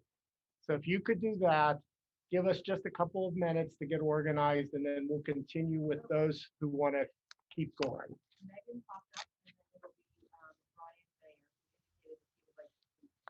Okay. So we'll go with Megan. Dennis? Yes, Megan Okay. Price. Okay. She's right there. All right, Megan, can you hear me?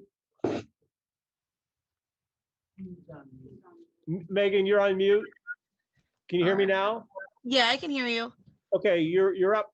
You can begin your remarks.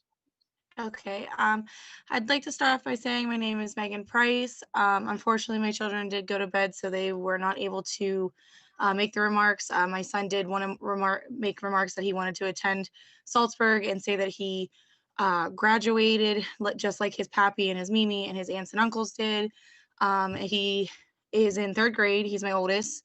He also has an IEP plan, and just discussing the possibility of consolidation with him. And even though he is young, he's able to understand what that would mean for him is very terrifying for him.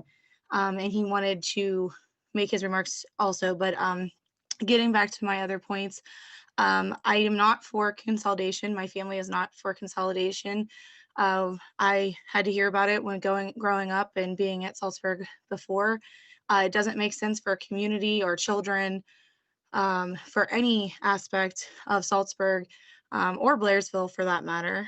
I also wanted to mention about, just like everybody else has, the fact that consolidating will drastically affect our children negatively, educationally, emotionally, mentally, socially, you name it. Everybody has hit all those key points that I wanted to talk about this evening. And not to mention though, but also with my family, I know, as I can speak for others, it's going to be a financial toll on our families, as well as we already are struggling during a pandemic to even consider a consolidation. I can't imagine what's going to happen for our family. Does that mean I have to quit work? What is that going to entail? How's that going to look for my children? I know they're not going to be able to participate in sports, as we're not going to be able to drive every night to practices. And if I do lose my job, what happens in that case? Same with if they are to bus, the safety. Again, my son does have some issues, my oldest one. I know he wouldn't be able to ride the bus that long. There's no way with the stuff that goes on with him. They do not have time to do homework as it is. I can't imagine trying to get off the bus, or if they were able to participate in sports. Family time, social time, all of those things were keyed on safety, most importantly, and the fact that their education is not being considered in this consolidation as much as you guys would like to say it is. As a parent, as of 3 children in the school district, there's no way that they're their top priority. There's no way from my point of view, and from everybody that has spoken. But again, primarily, this consolidation is not in our best interest. It's not in our communities, our children's families. It's not thought through. We need to have a better solution. There's got to be something else out there. I agree with everybody that has spoken tonight. Everybody is on the same wavelength here. We all have our children's best interest, but I can't say that you guys have the same. And I also just want to say that we need to keep our children at Saltsburg. We need to keep our children at Blairsville. If we can find another solution to better our children's education in any way on both ends, by all means, let's explore it, but consolidation is not the answer.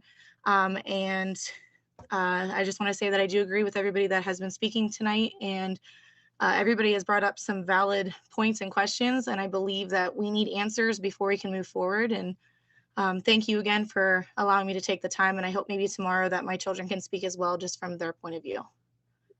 Thank you, Megan. Thank you. All right, so who do we have next?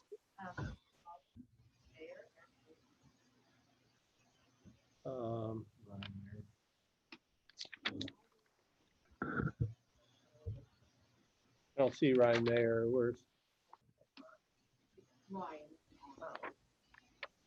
What number was he, Liz? Go ahead, Ryan. Yeah, we're off a different list of people who down want here. to stay. Okay, Ryan, can you Yes. hear me? Yes, can you hear me? Yes, sir. You can begin your remarks. All right. I didn't prepare a lot of comments for this evening's meeting. Just kind of joined in and have been taking some notes along the way. So I didn't graduate from Blairsville, didn't graduate from Saltsburg, but I am a 20-year resident of the district. I have 2 kids that are currently in the district, one that graduated just a couple of years ago.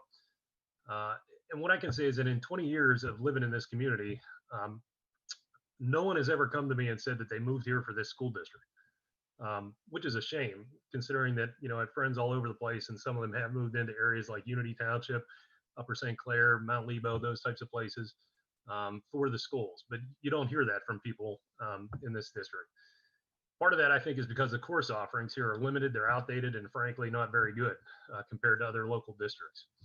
And I think that the consolidation would help to solve that problem in bringing some additional opportunities to the kids throughout the district, not just on the Blairsville side, but on the Saltsburg side as well. In response to some of the stuff that I heard tonight, everybody is talking about not wanting to have their kids on the bus coming to the Blairsville side. After hearing the superintendent's presentation, I hope that my kids will be on the bus going to the Saltsburg side, to the STEM campus that'll be over in Saltsburg. I wouldn't have a problem with that. I know that it's been said that, what would the parents on this side think if their kids had to bus to the opposite side? If my kids decide to go in the track in one of those fields, which one of the ones that my kid that just graduated would have gone to that campus for what she's endeavoring at Point Park, or going to be endeavoring at Point Park next year, as far as majoring in film and that television studio and the production and things along those lines. She would have greatly benefited from it. Would have been busing from Blairsville to go to Saltsburg, and we would have applauded that. The myth that everybody in Blairsville has an easy time with extracurricular activities. Most nights we don't eat dinner until 9 o'clock because I'm driving my kids to Latrobe because our district doesn't offer the sports that they are involved in. They don't offer gymnastics, competitive gymnastics. So we drive to Latrobe to a gym over there, spend time there until 8:30 and drive home, have dinner at 9 o'clock, just like the people in Saltsburg would have dinner at 9 o'clock for coming to football practice or something in this side of the district or whatnot. As far as the relationships they have with teachers over there, kids have good relationships with teachers everywhere. That's not going to be a problem that I can see. All this talk about doing this in the middle of a pandemic, the pandemic's not going to last forever, and we're not moving these kids and doing this consolidation tomorrow. It's going to be in the school year to come, which the pandemic will be relieved by then at the rate that we're going now. I would recommend that if you're going to do this, you talked about, and I know a lot of people glossed over and said, what about the mascot? They're concerned about the colors, and they apparently didn't listen to the presentation when that's already been discussed, that there'll be a new mascot and new color. I suggest renaming the whole district. Instead of doing Blairsville-Saltsburg, let's look at what joins those two areas together, which is the Conemaugh River, and maybe name it the Conemaugh Valley School District or something along those lines, and start fresh on everything and try to erase and bring everybody together instead of trying to keep the name of the two combined. As far as the board and everybody not being able to focus on the pandemic and do this at the same time, I think that you want to command staff and leadership that can focus on multiple things at one time. And I wouldn't want people in charge that can only do one thing at a clip. So I'm glad that they're able to do multiple things and they're doing a good job at both. I'd ask that you don't let the threat of cyber school and people not coming back and all going to cyber school, don't be held hostage by that, because I don't think that'll happen. And lastly, I'd say, well, the last 2 points I'd make. One, kids take cues from their parents. So if you have concerns, I've already talked to my kids about welcoming the Saltsburg kids if that happens, as they welcome all kids in diversity and all of that. We talk to our kids about that on a regular basis. And kids take cues from their parents. They behave the way their parents behave a lot of times. So, that would have a lot to do with how this whole transition would go on both sides. So just take that to heart. And the last thing is that 22 is not the death trap that it is portrayed to be. I work in a field that deals with that end of things, as some folks know. I can count on 2 fingers the number of crashes that involve school buses in probably the last 15 years on Route 22. Check the numbers with PennDOT before you claim that 22 is a death trap. That concludes my presentation. Thanks for the time.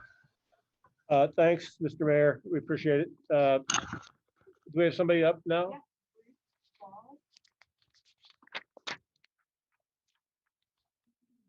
Yeah. Bruce Ball. Okay. Mr. Ball, can you hear me? I can. All right. You're up and you can begin your remarks. Can you see me? We cannot see you. We can hear you very well, though. All right. Okay. I've been on since this whole thing started at 5:30, and I there's a lot of the remarks that I would echo.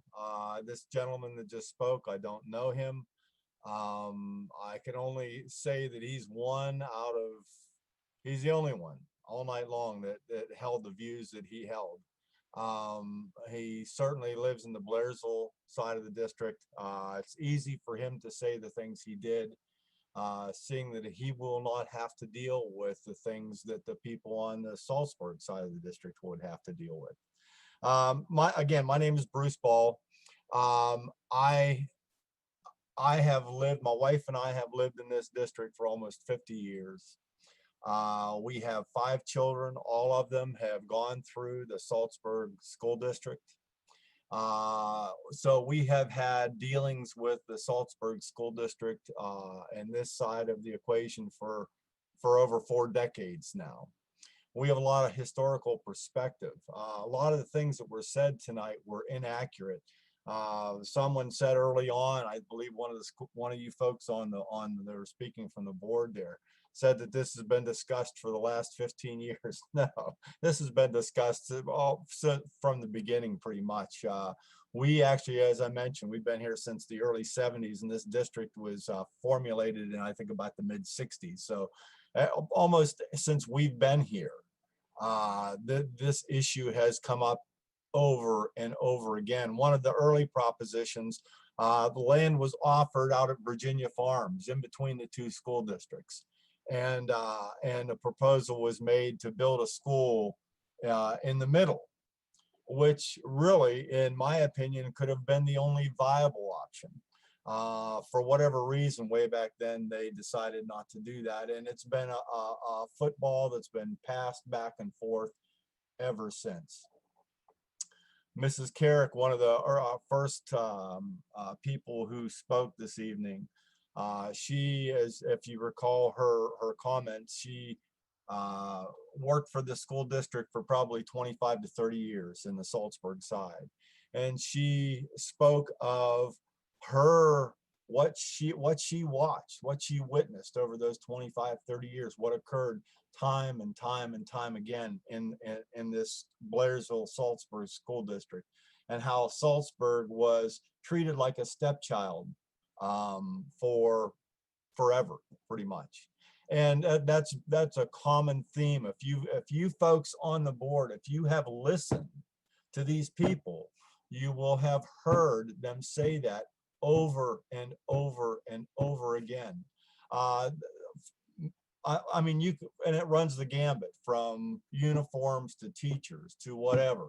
It doesn't matter. It goes up and down the spectrum. But here we are again after all these years and several times of revisiting this issue of combining the two school districts. But and Mr. The superintendent, Martell, I believe is your name. I listened to your presentation, which I agree with the other folks who commented on that earlier. This was a heck of a time to present that. You presented 1,000 pages of material, not that many, but many pages of material. And there was no way that people would have a chance to even compute even a small fraction of that, let alone to formulate thoughts of it, what they thought of it, to be able to respond to it. That was a heck of a time to do that. It was inappropriate. The timing of it was inappropriate. I think that probably there was a reason for that. Having said that, I did pick up on a number of the things you said, Mr. Martell, in your proposal. One of the big issues, as I understand it, in wanting to combine the school districts and have everybody from Saltsburg go over to Blairsville, as is the case quite often, that's not reciprocal. Nobody from Blairsville is coming over to here, but one of the big issues is just money, the cost of running the school district as is. And who doesn't understand that? Everybody understands that. Having said that, from your presentation, we currently are in sound financial condition. Things in the future, possibly not. There are a lot of school districts that are a lot worse off than we are. But some of the things that I noticed, Mr. Martell, in your presentation was that some of the things that you proposed, TV studios, Peloton gyms, new athletic stadiums and facilities, whenever both schools have very nice athletic facilities. Opening the equivalent of a VOTEC at Saltsburg. What is the point of shutting Saltsburg down and shipping people from Saltsburg to Blairsville if you're only going to ship people back from Blairsville to Saltsburg? And to have a kind of, and I have no problem with VOTEC. I think that there's a lot of VOTEC positions that out there that where kids would be good for them to funnel into those fields. Those are great fields. But my point is this, that your proposal, instead of saving our school district money, in my estimation, is going to cost our school district a lot of money. But the bottom line beyond all of that is this: the demographics and the geographics of our combined school district just simply does not allow for you to do what you are proposing to do. There is no way that the people whose families live over by Slickville should be bused to Blairsville. Their children would be getting up in the wee hours of the morning, wouldn't get home till late. Mr. Ball, you're over your 5 minutes substantially. If you could wrap it up. Early evening, and it simply is untenable. In doing this, along with that, they wouldn't be able to participate in extracurricular activities. As other people mentioned, they would be lucky to get home and have supper, do some homework, and get to bed. What kind of a life is that for kids? There is no one no one on the Blairsville side of this equation, whether a parent, whether a school board member, who would tolerate or want that for their children. How can you? Paul, I'm going to ask you to wrap it up in 30 seconds. How could you propose that for anybody? I am appealing to you folks to rethink this, to have a heart. Understand that you're not only going to affect the students, but this whole community. As it's been well spoken, and I commend all the folks who spoke before me. They did an excellent job. But it's going to affect our school, our community, our families, and there's no one on your side of the equation, Blairsville, that would put up with that. No one. Thank you, Mr. Ball. So don't ask us to do it. All right, thank you.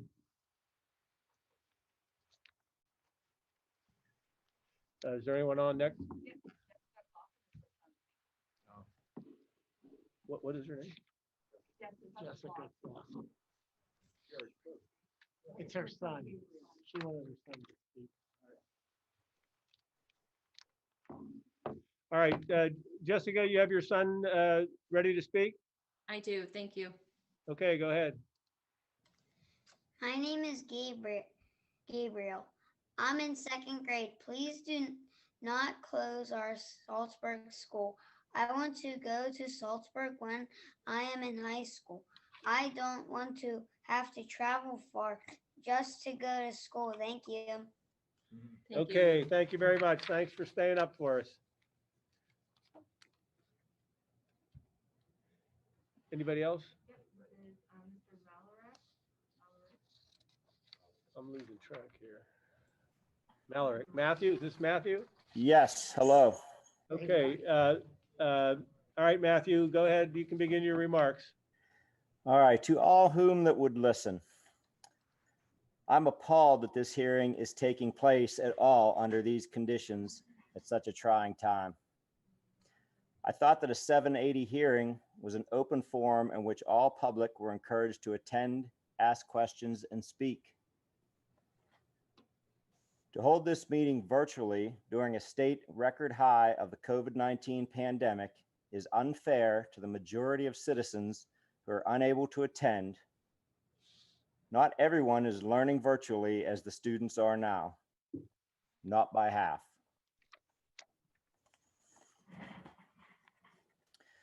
To the point, I've been in this district since 1979, and we seem to have gone through this situation numerous times and numerous times before that.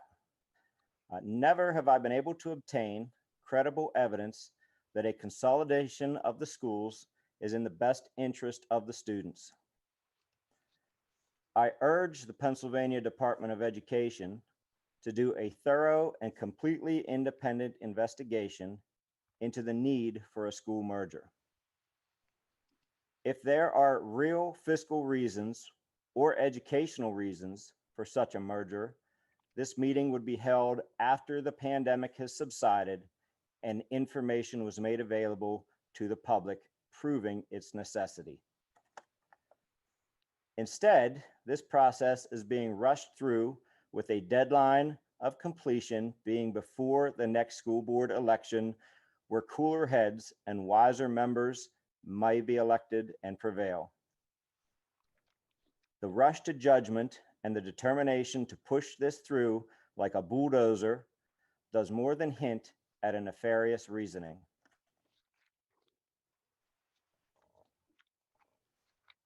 If a truly independent study did ever prove that this union was necessary, I would argue that the wrong building is the one that is being looked at for closure. The newest, nicest, most modern and high-tech building in the district, the one most recently renovated, is not the one you would want to tear down. As a coach, I have been in both Blairsville Middle and high schools as recently as last February. Those buildings are dilapidated, run down, and in most need of being reduced. It would be a huge and unneeded burden on the taxpayers of the entire district to have to adapt and update the Blairsville buildings to accommodate both the Blairsville and Saltsburg students. Lastly, I will appeal to your concerns for the safety of the hundreds of students who will be unnecessarily bussed up and down Route 22, a dangerous road in good weather conditions. Trucks constantly run red lights and travel at illegal speeds in an excess of 80 miles per hour. It was not but a few years ago that a BSSD bus driver was killed because a truck failed to notice the bus stopped to pick up a student. Had that bus been full, how many Blairsville-Saltsburg students would have died in that wreckage? Thank you for your time. Thank you, Mr. Millard.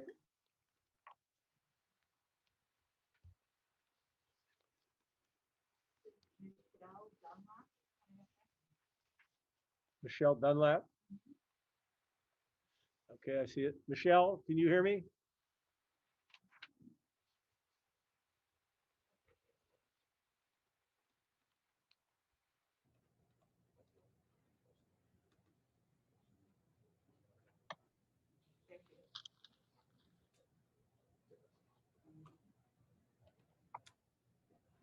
Any luck? Hello? Okay, Michelle, can you hear me? I can hear you. Okay, we can hear you and we can see you dimly, but we can see you. Okay. You can begin your remarks. Excuse me, thank you. My name is Michelle Dunlap. I am a 1978 graduate of Saltsburg High School. My father was a graduate of Saltsburg High School. My siblings, my 3 sons, have all been graduates of Saltsburg High School. I live in Louisville. Louisville is halfway between Saltsburg and Blairsville. I raised 3 sons who went to Saltsburg High School and also graduated. My sons played midget football for Blairsville before Saltsburg had a program, and then later on wrestled. They were bused from Saltsburg High School to the Blairsville High School. And I'm sorry, I just lost track here. I'm half asleep. So most nights that they weren't getting home after practice until close to 7 o'clock by the time they got bused to Saltsburg and then drove home. And you prayed that when they were driving that, you know, they were still awake and had some more energy to drive home and not getting into accidents. That was a good night. When they had meets, obviously, they got home much later than that. So you ask, why am I, somebody like me, concerned about the consolidation? My sons are raised, and I live halfway between both schools. I have grandchildren. I have 4 grandchildren, 3 of which will go to Saltsburg, 1 of which will go to Blairsville. So you ask yourself, what is my concern? Recently, I attended a small event, and at this event, there were some Blairsville people and there were some Saltsburg people. Because my sons did wrestle in Blairsville, we became acquainted with quite a few people in the Blairsville area.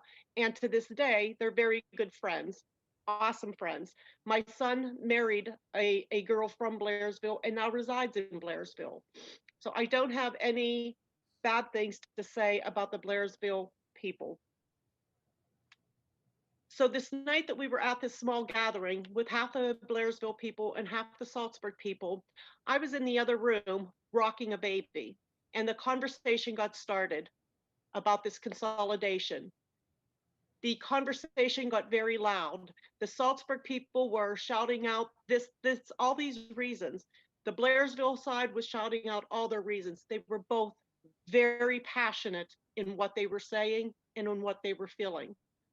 When I heard that it started to quiet down a little bit, I went into the other room, and I'd like to direct this question to the gentleman that just got done speaking, Mr. Mayor. I simply asked this crowd to remember what their remarks were and how passionate they were when they answered. But then I asked the Blairsville people to please, for 1 minute, think, okay, this is my children getting on the bus. this is my children that's going to go to a different school. How would you feel then? The room got very quiet and they just shook their heads and no one had anything to say. It's different when your own child is being asked to do this, or somebody that you love is being asked to do this. That brings me to anybody that had children attending school at any age on September 11th, 2001. Do you remember that day? Do you remember your feelings and where you were? Fortunately for me, I worked only 2 blocks away from the Saltsburg High School. You know, in those moments when you heard all of this was going on and you didn't really know what was going on, were we being attacked? Were we at war? Was somebody coming on United States ground? What was happening? My first thought as a mother was I had to get to my children. I had to get them. I had to get them under my wings and make sure that they were safe. In the little 2 blocks from where I worked to where I had to drive to the high school, that 2 blocks seemed like the longest time in my life. I got to the high school, I went to the office, and I said, I need my children, I need my nieces, I need my nephews, I need everybody in my family in my car right now. I got those children, we were in the car, I was starting to breathe a little bit of relief, but now I had to drive approximately 2 miles to the Saltsburg Elementary School to pick up my youngest child. My heart was beating. You're looking in the sky. Was another plane going to come down and crash? What was going to happen? I finally made it to my youngest son. I got him in the car and we all came home where we felt safe and secure. My point of bringing that story up is this. What if I had to drive where the Slickville people live to Blairsville? Could you imagine that drive with that kind of a state of mind going on? You're needed in an emergency, and now you've got to drive from Slickville to Blairsville, or let's reverse that. How about if the Blairsville side had to drive to Slickville? And I say that because that's a reality. We have children from Slickville coming. Can you imagine that drive in an emergency, going for your children, making that long drive, either up Route 22 or on these back roads that we live on? Those are things that we have to think of. So right now, you say to yourself, that was one period of time in our life that there was an emergency like that going on.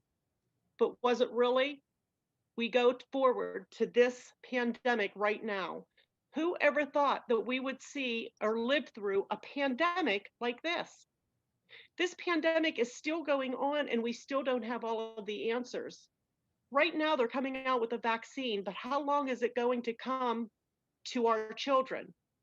Michelle, And then how long does that? Michelle, excuse me, you're over your 5 minutes, so try to wrap it up. So how long is the vaccine going to work? And now we have a second strand of the COVID going around.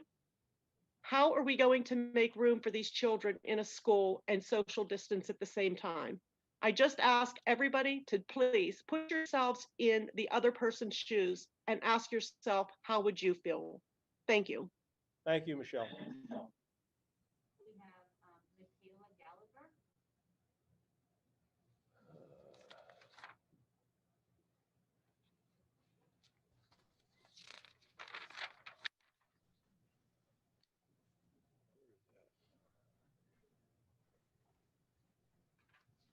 Late. Gallagher. I have it written down, yeah. Is it just a write-in? Oh, number 88. So, you know what, it was probably after I printed it out for you, because we had a couple of. All right. What's the person's name? Michaela? Gallagher? Michaela, can you hear us?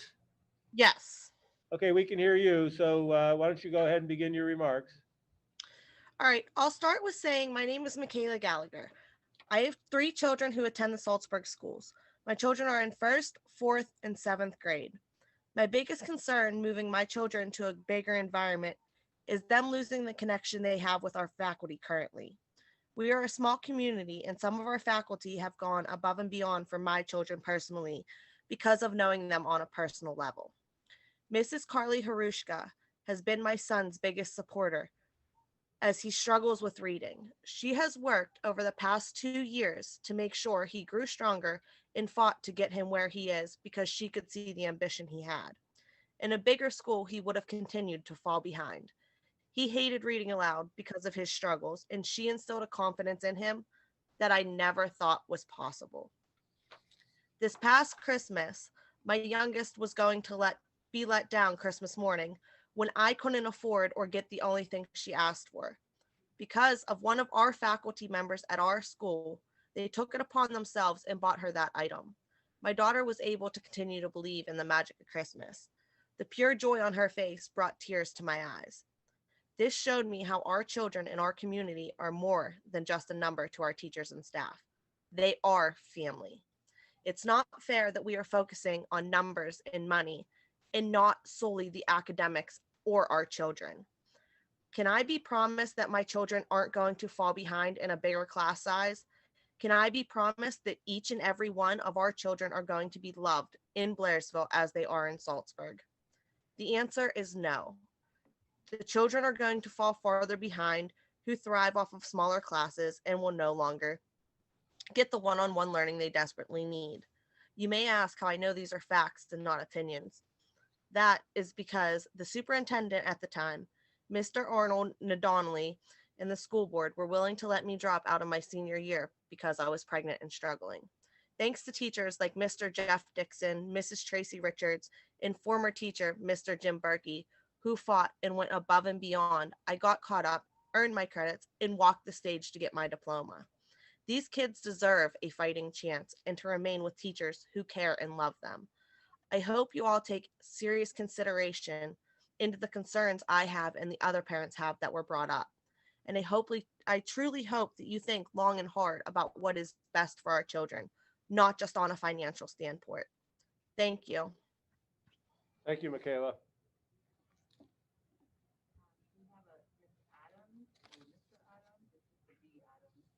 I'm sorry, not on the list?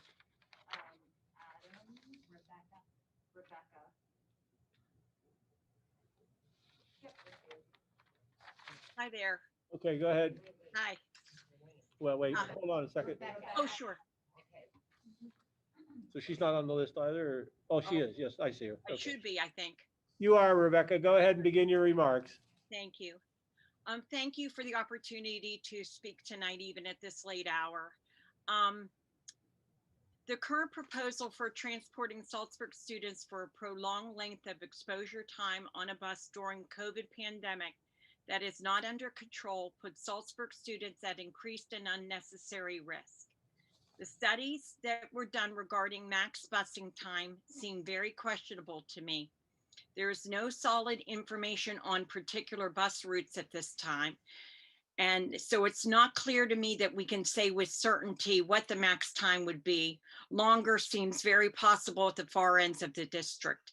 And again, to suggest increasing the time that Saltsburg students are in an enclosed space, adding additional exposure time is something that should not be considered until when and if the pandemic is under control.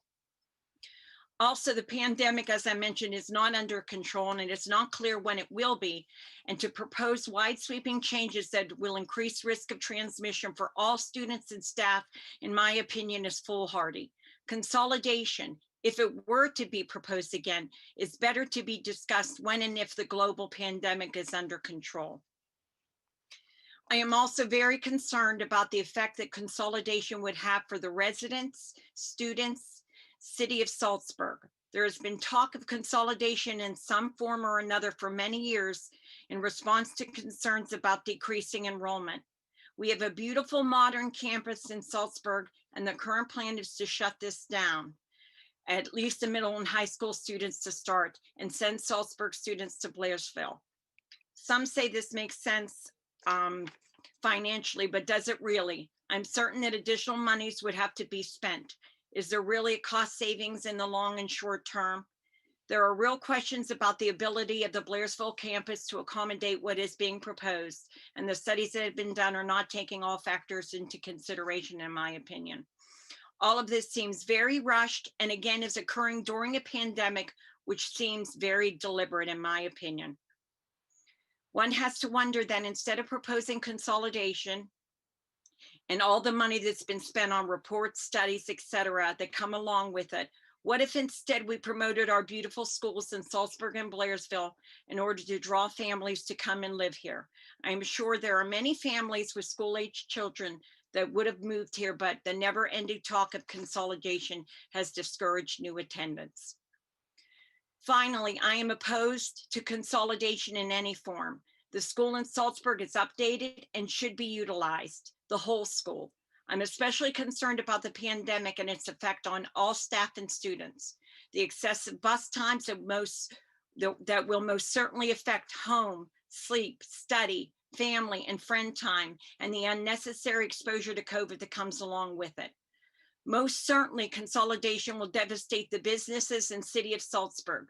The school is the lifeblood of the city, and its closure will have a widespread effect on the community for proposed cost savings that may not come to fruition, as there are many in Saltsburg that fully oppose consolidation and have no intention of busing their children for excessive amounts of time, and will most certainly sign up for virtual study instead, thereby increasing costs in some fashion.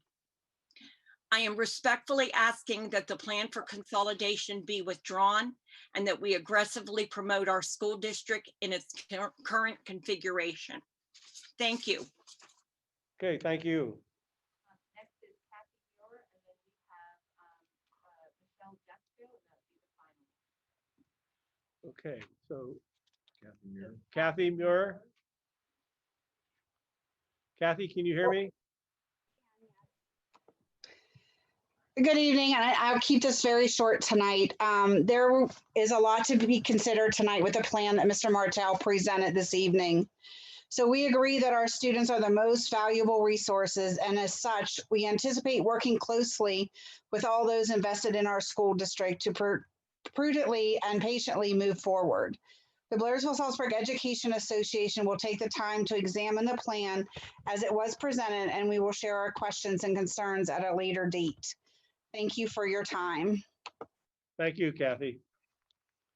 Okay, and you said the last one is what? What is it? Jesco. Michelle Jesco. There it is. Okay, we got it. Michelle, can you hear me?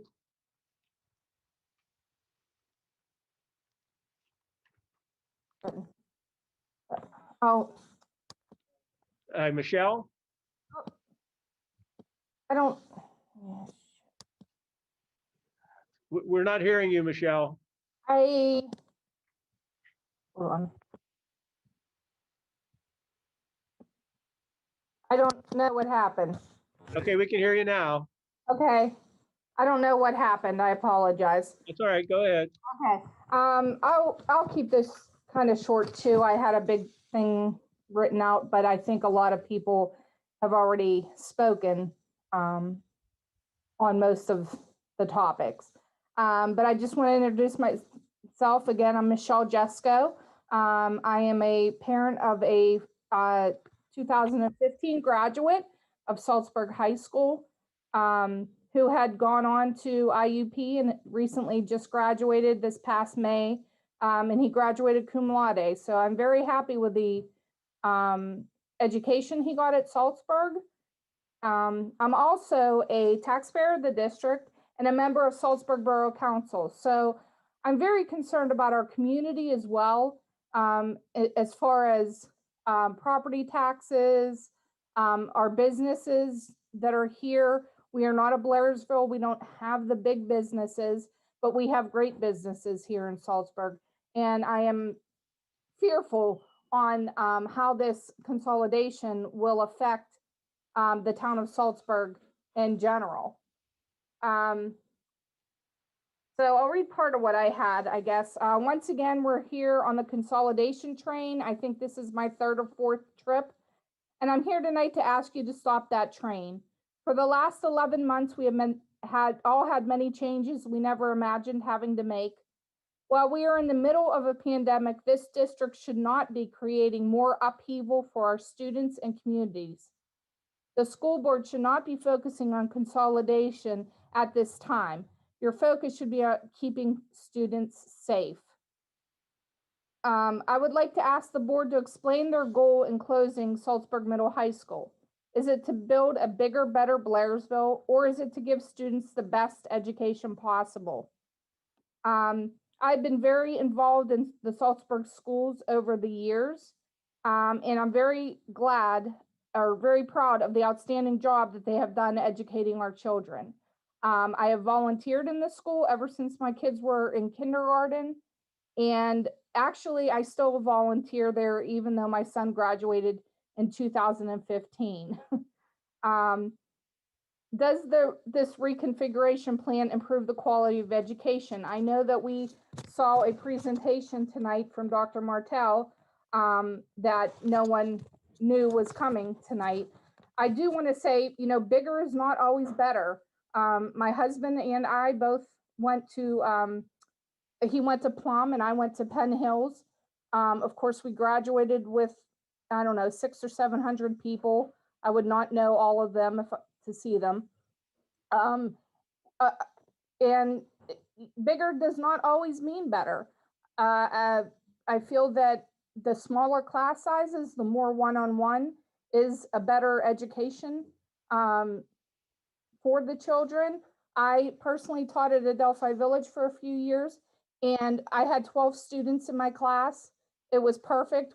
You could interact with them. You could do more one-on-one experiments with them. It was a nice environment. So bigger is not always better. And as far as the presentation we saw, I believe that Penn Hills a few years back thought the same thing. If we build this big school, people will come and they will move here. Well, that didn't quite work. And, you know, they're in financial ruin because of it. One of the advantages of a small school is being able to accommodate the needs of every student in our school. I will say that my son, when he was in 10th grade, lost his hearing. And I feel that if he had been in a big school, he would have been lost in the crowd. But because he was in a small school, knew all the teachers knew me, basically from town. I feel that, you know, he got the extra help that he needed while he was navigating those new waters of hearing aids and cochlear implants and doctor's visits and things like that. I also would like to say, you know, why are we going with consolidation? We hear about the decline of students and then it's always straight to consolidation. Why isn't the district seeing why our numbers are declining? You know, I have a feeling that, you know, when you look for a new house to move, of course, we moved here because it was a small school district. You could, at the time, the elementary was across the river, but I could walk to the elementary if I needed to, if there was an emergency. And that was a big draw for us to come somewhere small. However, you know, if you put in Blairsville-Saltsburg School District in Google, you know, all this negative stuff comes up. I agreed with Michelle, you're over your 5 minutes, so I'd ask you to just try and conclude. Would ask the board to, you know, consider looking at reasons why there is declining enrollment. Again, I don't, you know, bigger is not always better. A lot of people are looking for the smaller school districts. And not to mention the board meetings very quickly. You know, anybody can go on YouTube and listen to what has been going on with this board. It's an embarrassment, quite frankly. And I would hope PD would listen to some of those board meetings and hear the way that the board members talk to each other. It's embarrassing. If we did that on Salzburg Borough Council, I don't think, that people would tolerate it for very long. But anyway, I ask you to stop this consolidation train, look at the reasons why our enrollment is declining, and develop a plan to increase enrollment. Thank We you, need to Michelle. learn from our mistakes. Thank you. All right, thank you. We have one final, Scott Poe. Okay, Scott.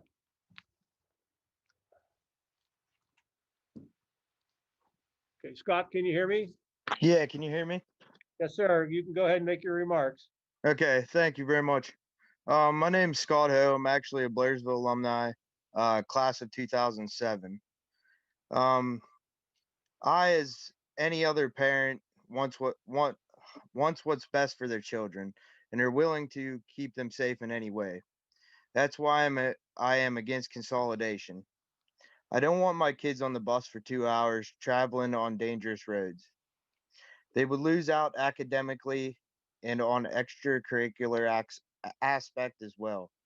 Our kids' day would start by waking up at 4:30 to catch a bus at 5:30 and not returning home until around 6. Not to mention if they choose to participate in the extracurriculars, this lifestyle is very unhealthy. And not to mention, it is not in the best interest of our children, which we should be worried about most. Most students will result in more lunch periods which will have kids eating lunch earlier at 9 or 10, with these kids being on extra long bus rides and some not getting home till 6 or even after they would be going 9 hours without eating, which is uncalled for. Blairsville students will be sitting down having dinner with their family while our kids are still on the bus. We will need to choose between eating dinner, doing homework, or even getting a decent amount of sleep at night. Where would we find time for the extracurriculars? What if my child would get sick during school? I would need to leave work and travel over an hour to pick them up, which means I would have to use PTO and even maybe jeopardize my job rather than traveling 10 minutes down the road to pick them up. Not to mention all the sacrifices the grandparents make to help out and how it will affect them. Blairsville wants to consolidate to benefit their own town and community, not the students. They are hoping people from Saltsburg area move to Blairsville and their town would reap the benefits. The, the board doesn't care what the Saltsburg community has to say or how they feel about this. Some of the Blairsville board members have been heard saying things like, "We don't care about Saltsburg, and we will make it a ghost town." I don't know about you, but I don't think that this is how the educational professional should be talking about the welfare of our children. During one of the last board meetings, they voted to look at all aspects and possibilities as for Blairsville students coming to Saltsburg. However, nothing was said about that since. Seems like it was just shoved under the rug, which goes to show that in fact, it isn't about the well-being of the student. And now out of all the time, they pushed this consolidation during a pandemic going on. It's hard enough on the kids. Plus, it is very unprofessional to have a 780 hearing during this time when people that are less fortunate cannot attend because lack of internet or ability to understand how to use the technology. Students have more opportunity to participate in all aspects of the schools in smaller schools. More one-on-one student-teacher interaction. When communities are broken up and students are disrupted, these qualities are lost. We need to consider the consequences of the student and staff. The children are the ones who will lose out on this. I can only speak for myself, and if this consolidation happens, I will cyber school my children. Thank you for the time to speak. I appreciate it. Thank you. Is that it for tonight?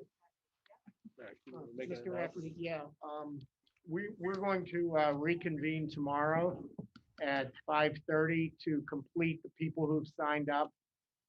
If there were anybody tonight that had internet issues, we'd be glad to have you come back tomorrow as well.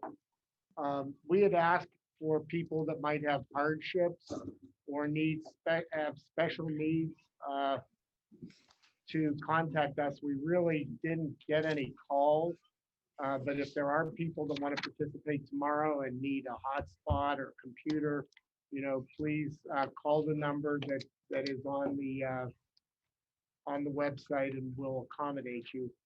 The last thing, I just have a little bit of housekeeping, but it wouldn't be for anybody here, just to admit our exhibits on the exhibit list. Move for the admission of exhibits 1 through 14. Okay, and they'll be made part of the record. And again, for those out there listening, as we've mentioned, if you have an exhibit, if you have some written statement that you want to send to the district or present to the district, we'll accept them till midnight tomorrow for the purpose of making it part of the Section 780 hearing. But if you have something that you can't get to us by tomorrow and you want the board to consider it, you can still get that to the district as well. Because over the 90-day period until there's an actual vote on this at the end of that period, anything you want to submit that you want the board to consider will be accepted. Even if it's not part of the 780 record, it still can be brought to the attention of the board members. Yeah. So with that, we'll Mr. Nichols, Yes, it's Beverly Carnice. Could I say something? sure. Okay. Just to end the night, I just wanted to say that I have spent a lot of time talking to the citizens of Saltsburg, and they fiercely oppose consolidation. It is our intention to present to this board with comprehensive written objections in the 90 days, in the 90-day time frame allotted by the solicitor. I just wanted to make that clear what's going to happen moving forward. Yeah, just and to follow up on that, ma'am, the 90 days is the statutory period that the board has to wait before they act. So if obviously I'm not setting a 90-day limit, people are welcome to continue to provide information, emails, to give your point of view up until the time that the board actually acts on it. So I didn't want to make it sound like I'm setting some arbitrary limit. That's actually statutory. But what we're planning on doing is we're going to make a record of the Act 780 hearing so that everybody who spoke will be on the transcript. We'll give that record to every board member to review. And then after the record has been made for the 780 hearing, we'll also collect anything that you send to the school board, any written statements, emails, exhibits, information, the objections that you spoke about, and those will also be submitted to each member of the board. So, feel free to provide information. That's perfectly appropriate. Well, that's good to hear because we certainly haven't received anything that has been going on lately. So, but thank you very much, Mr. Nichols. Yes, ma'am. Thank you. Mm. Then we are adjourned.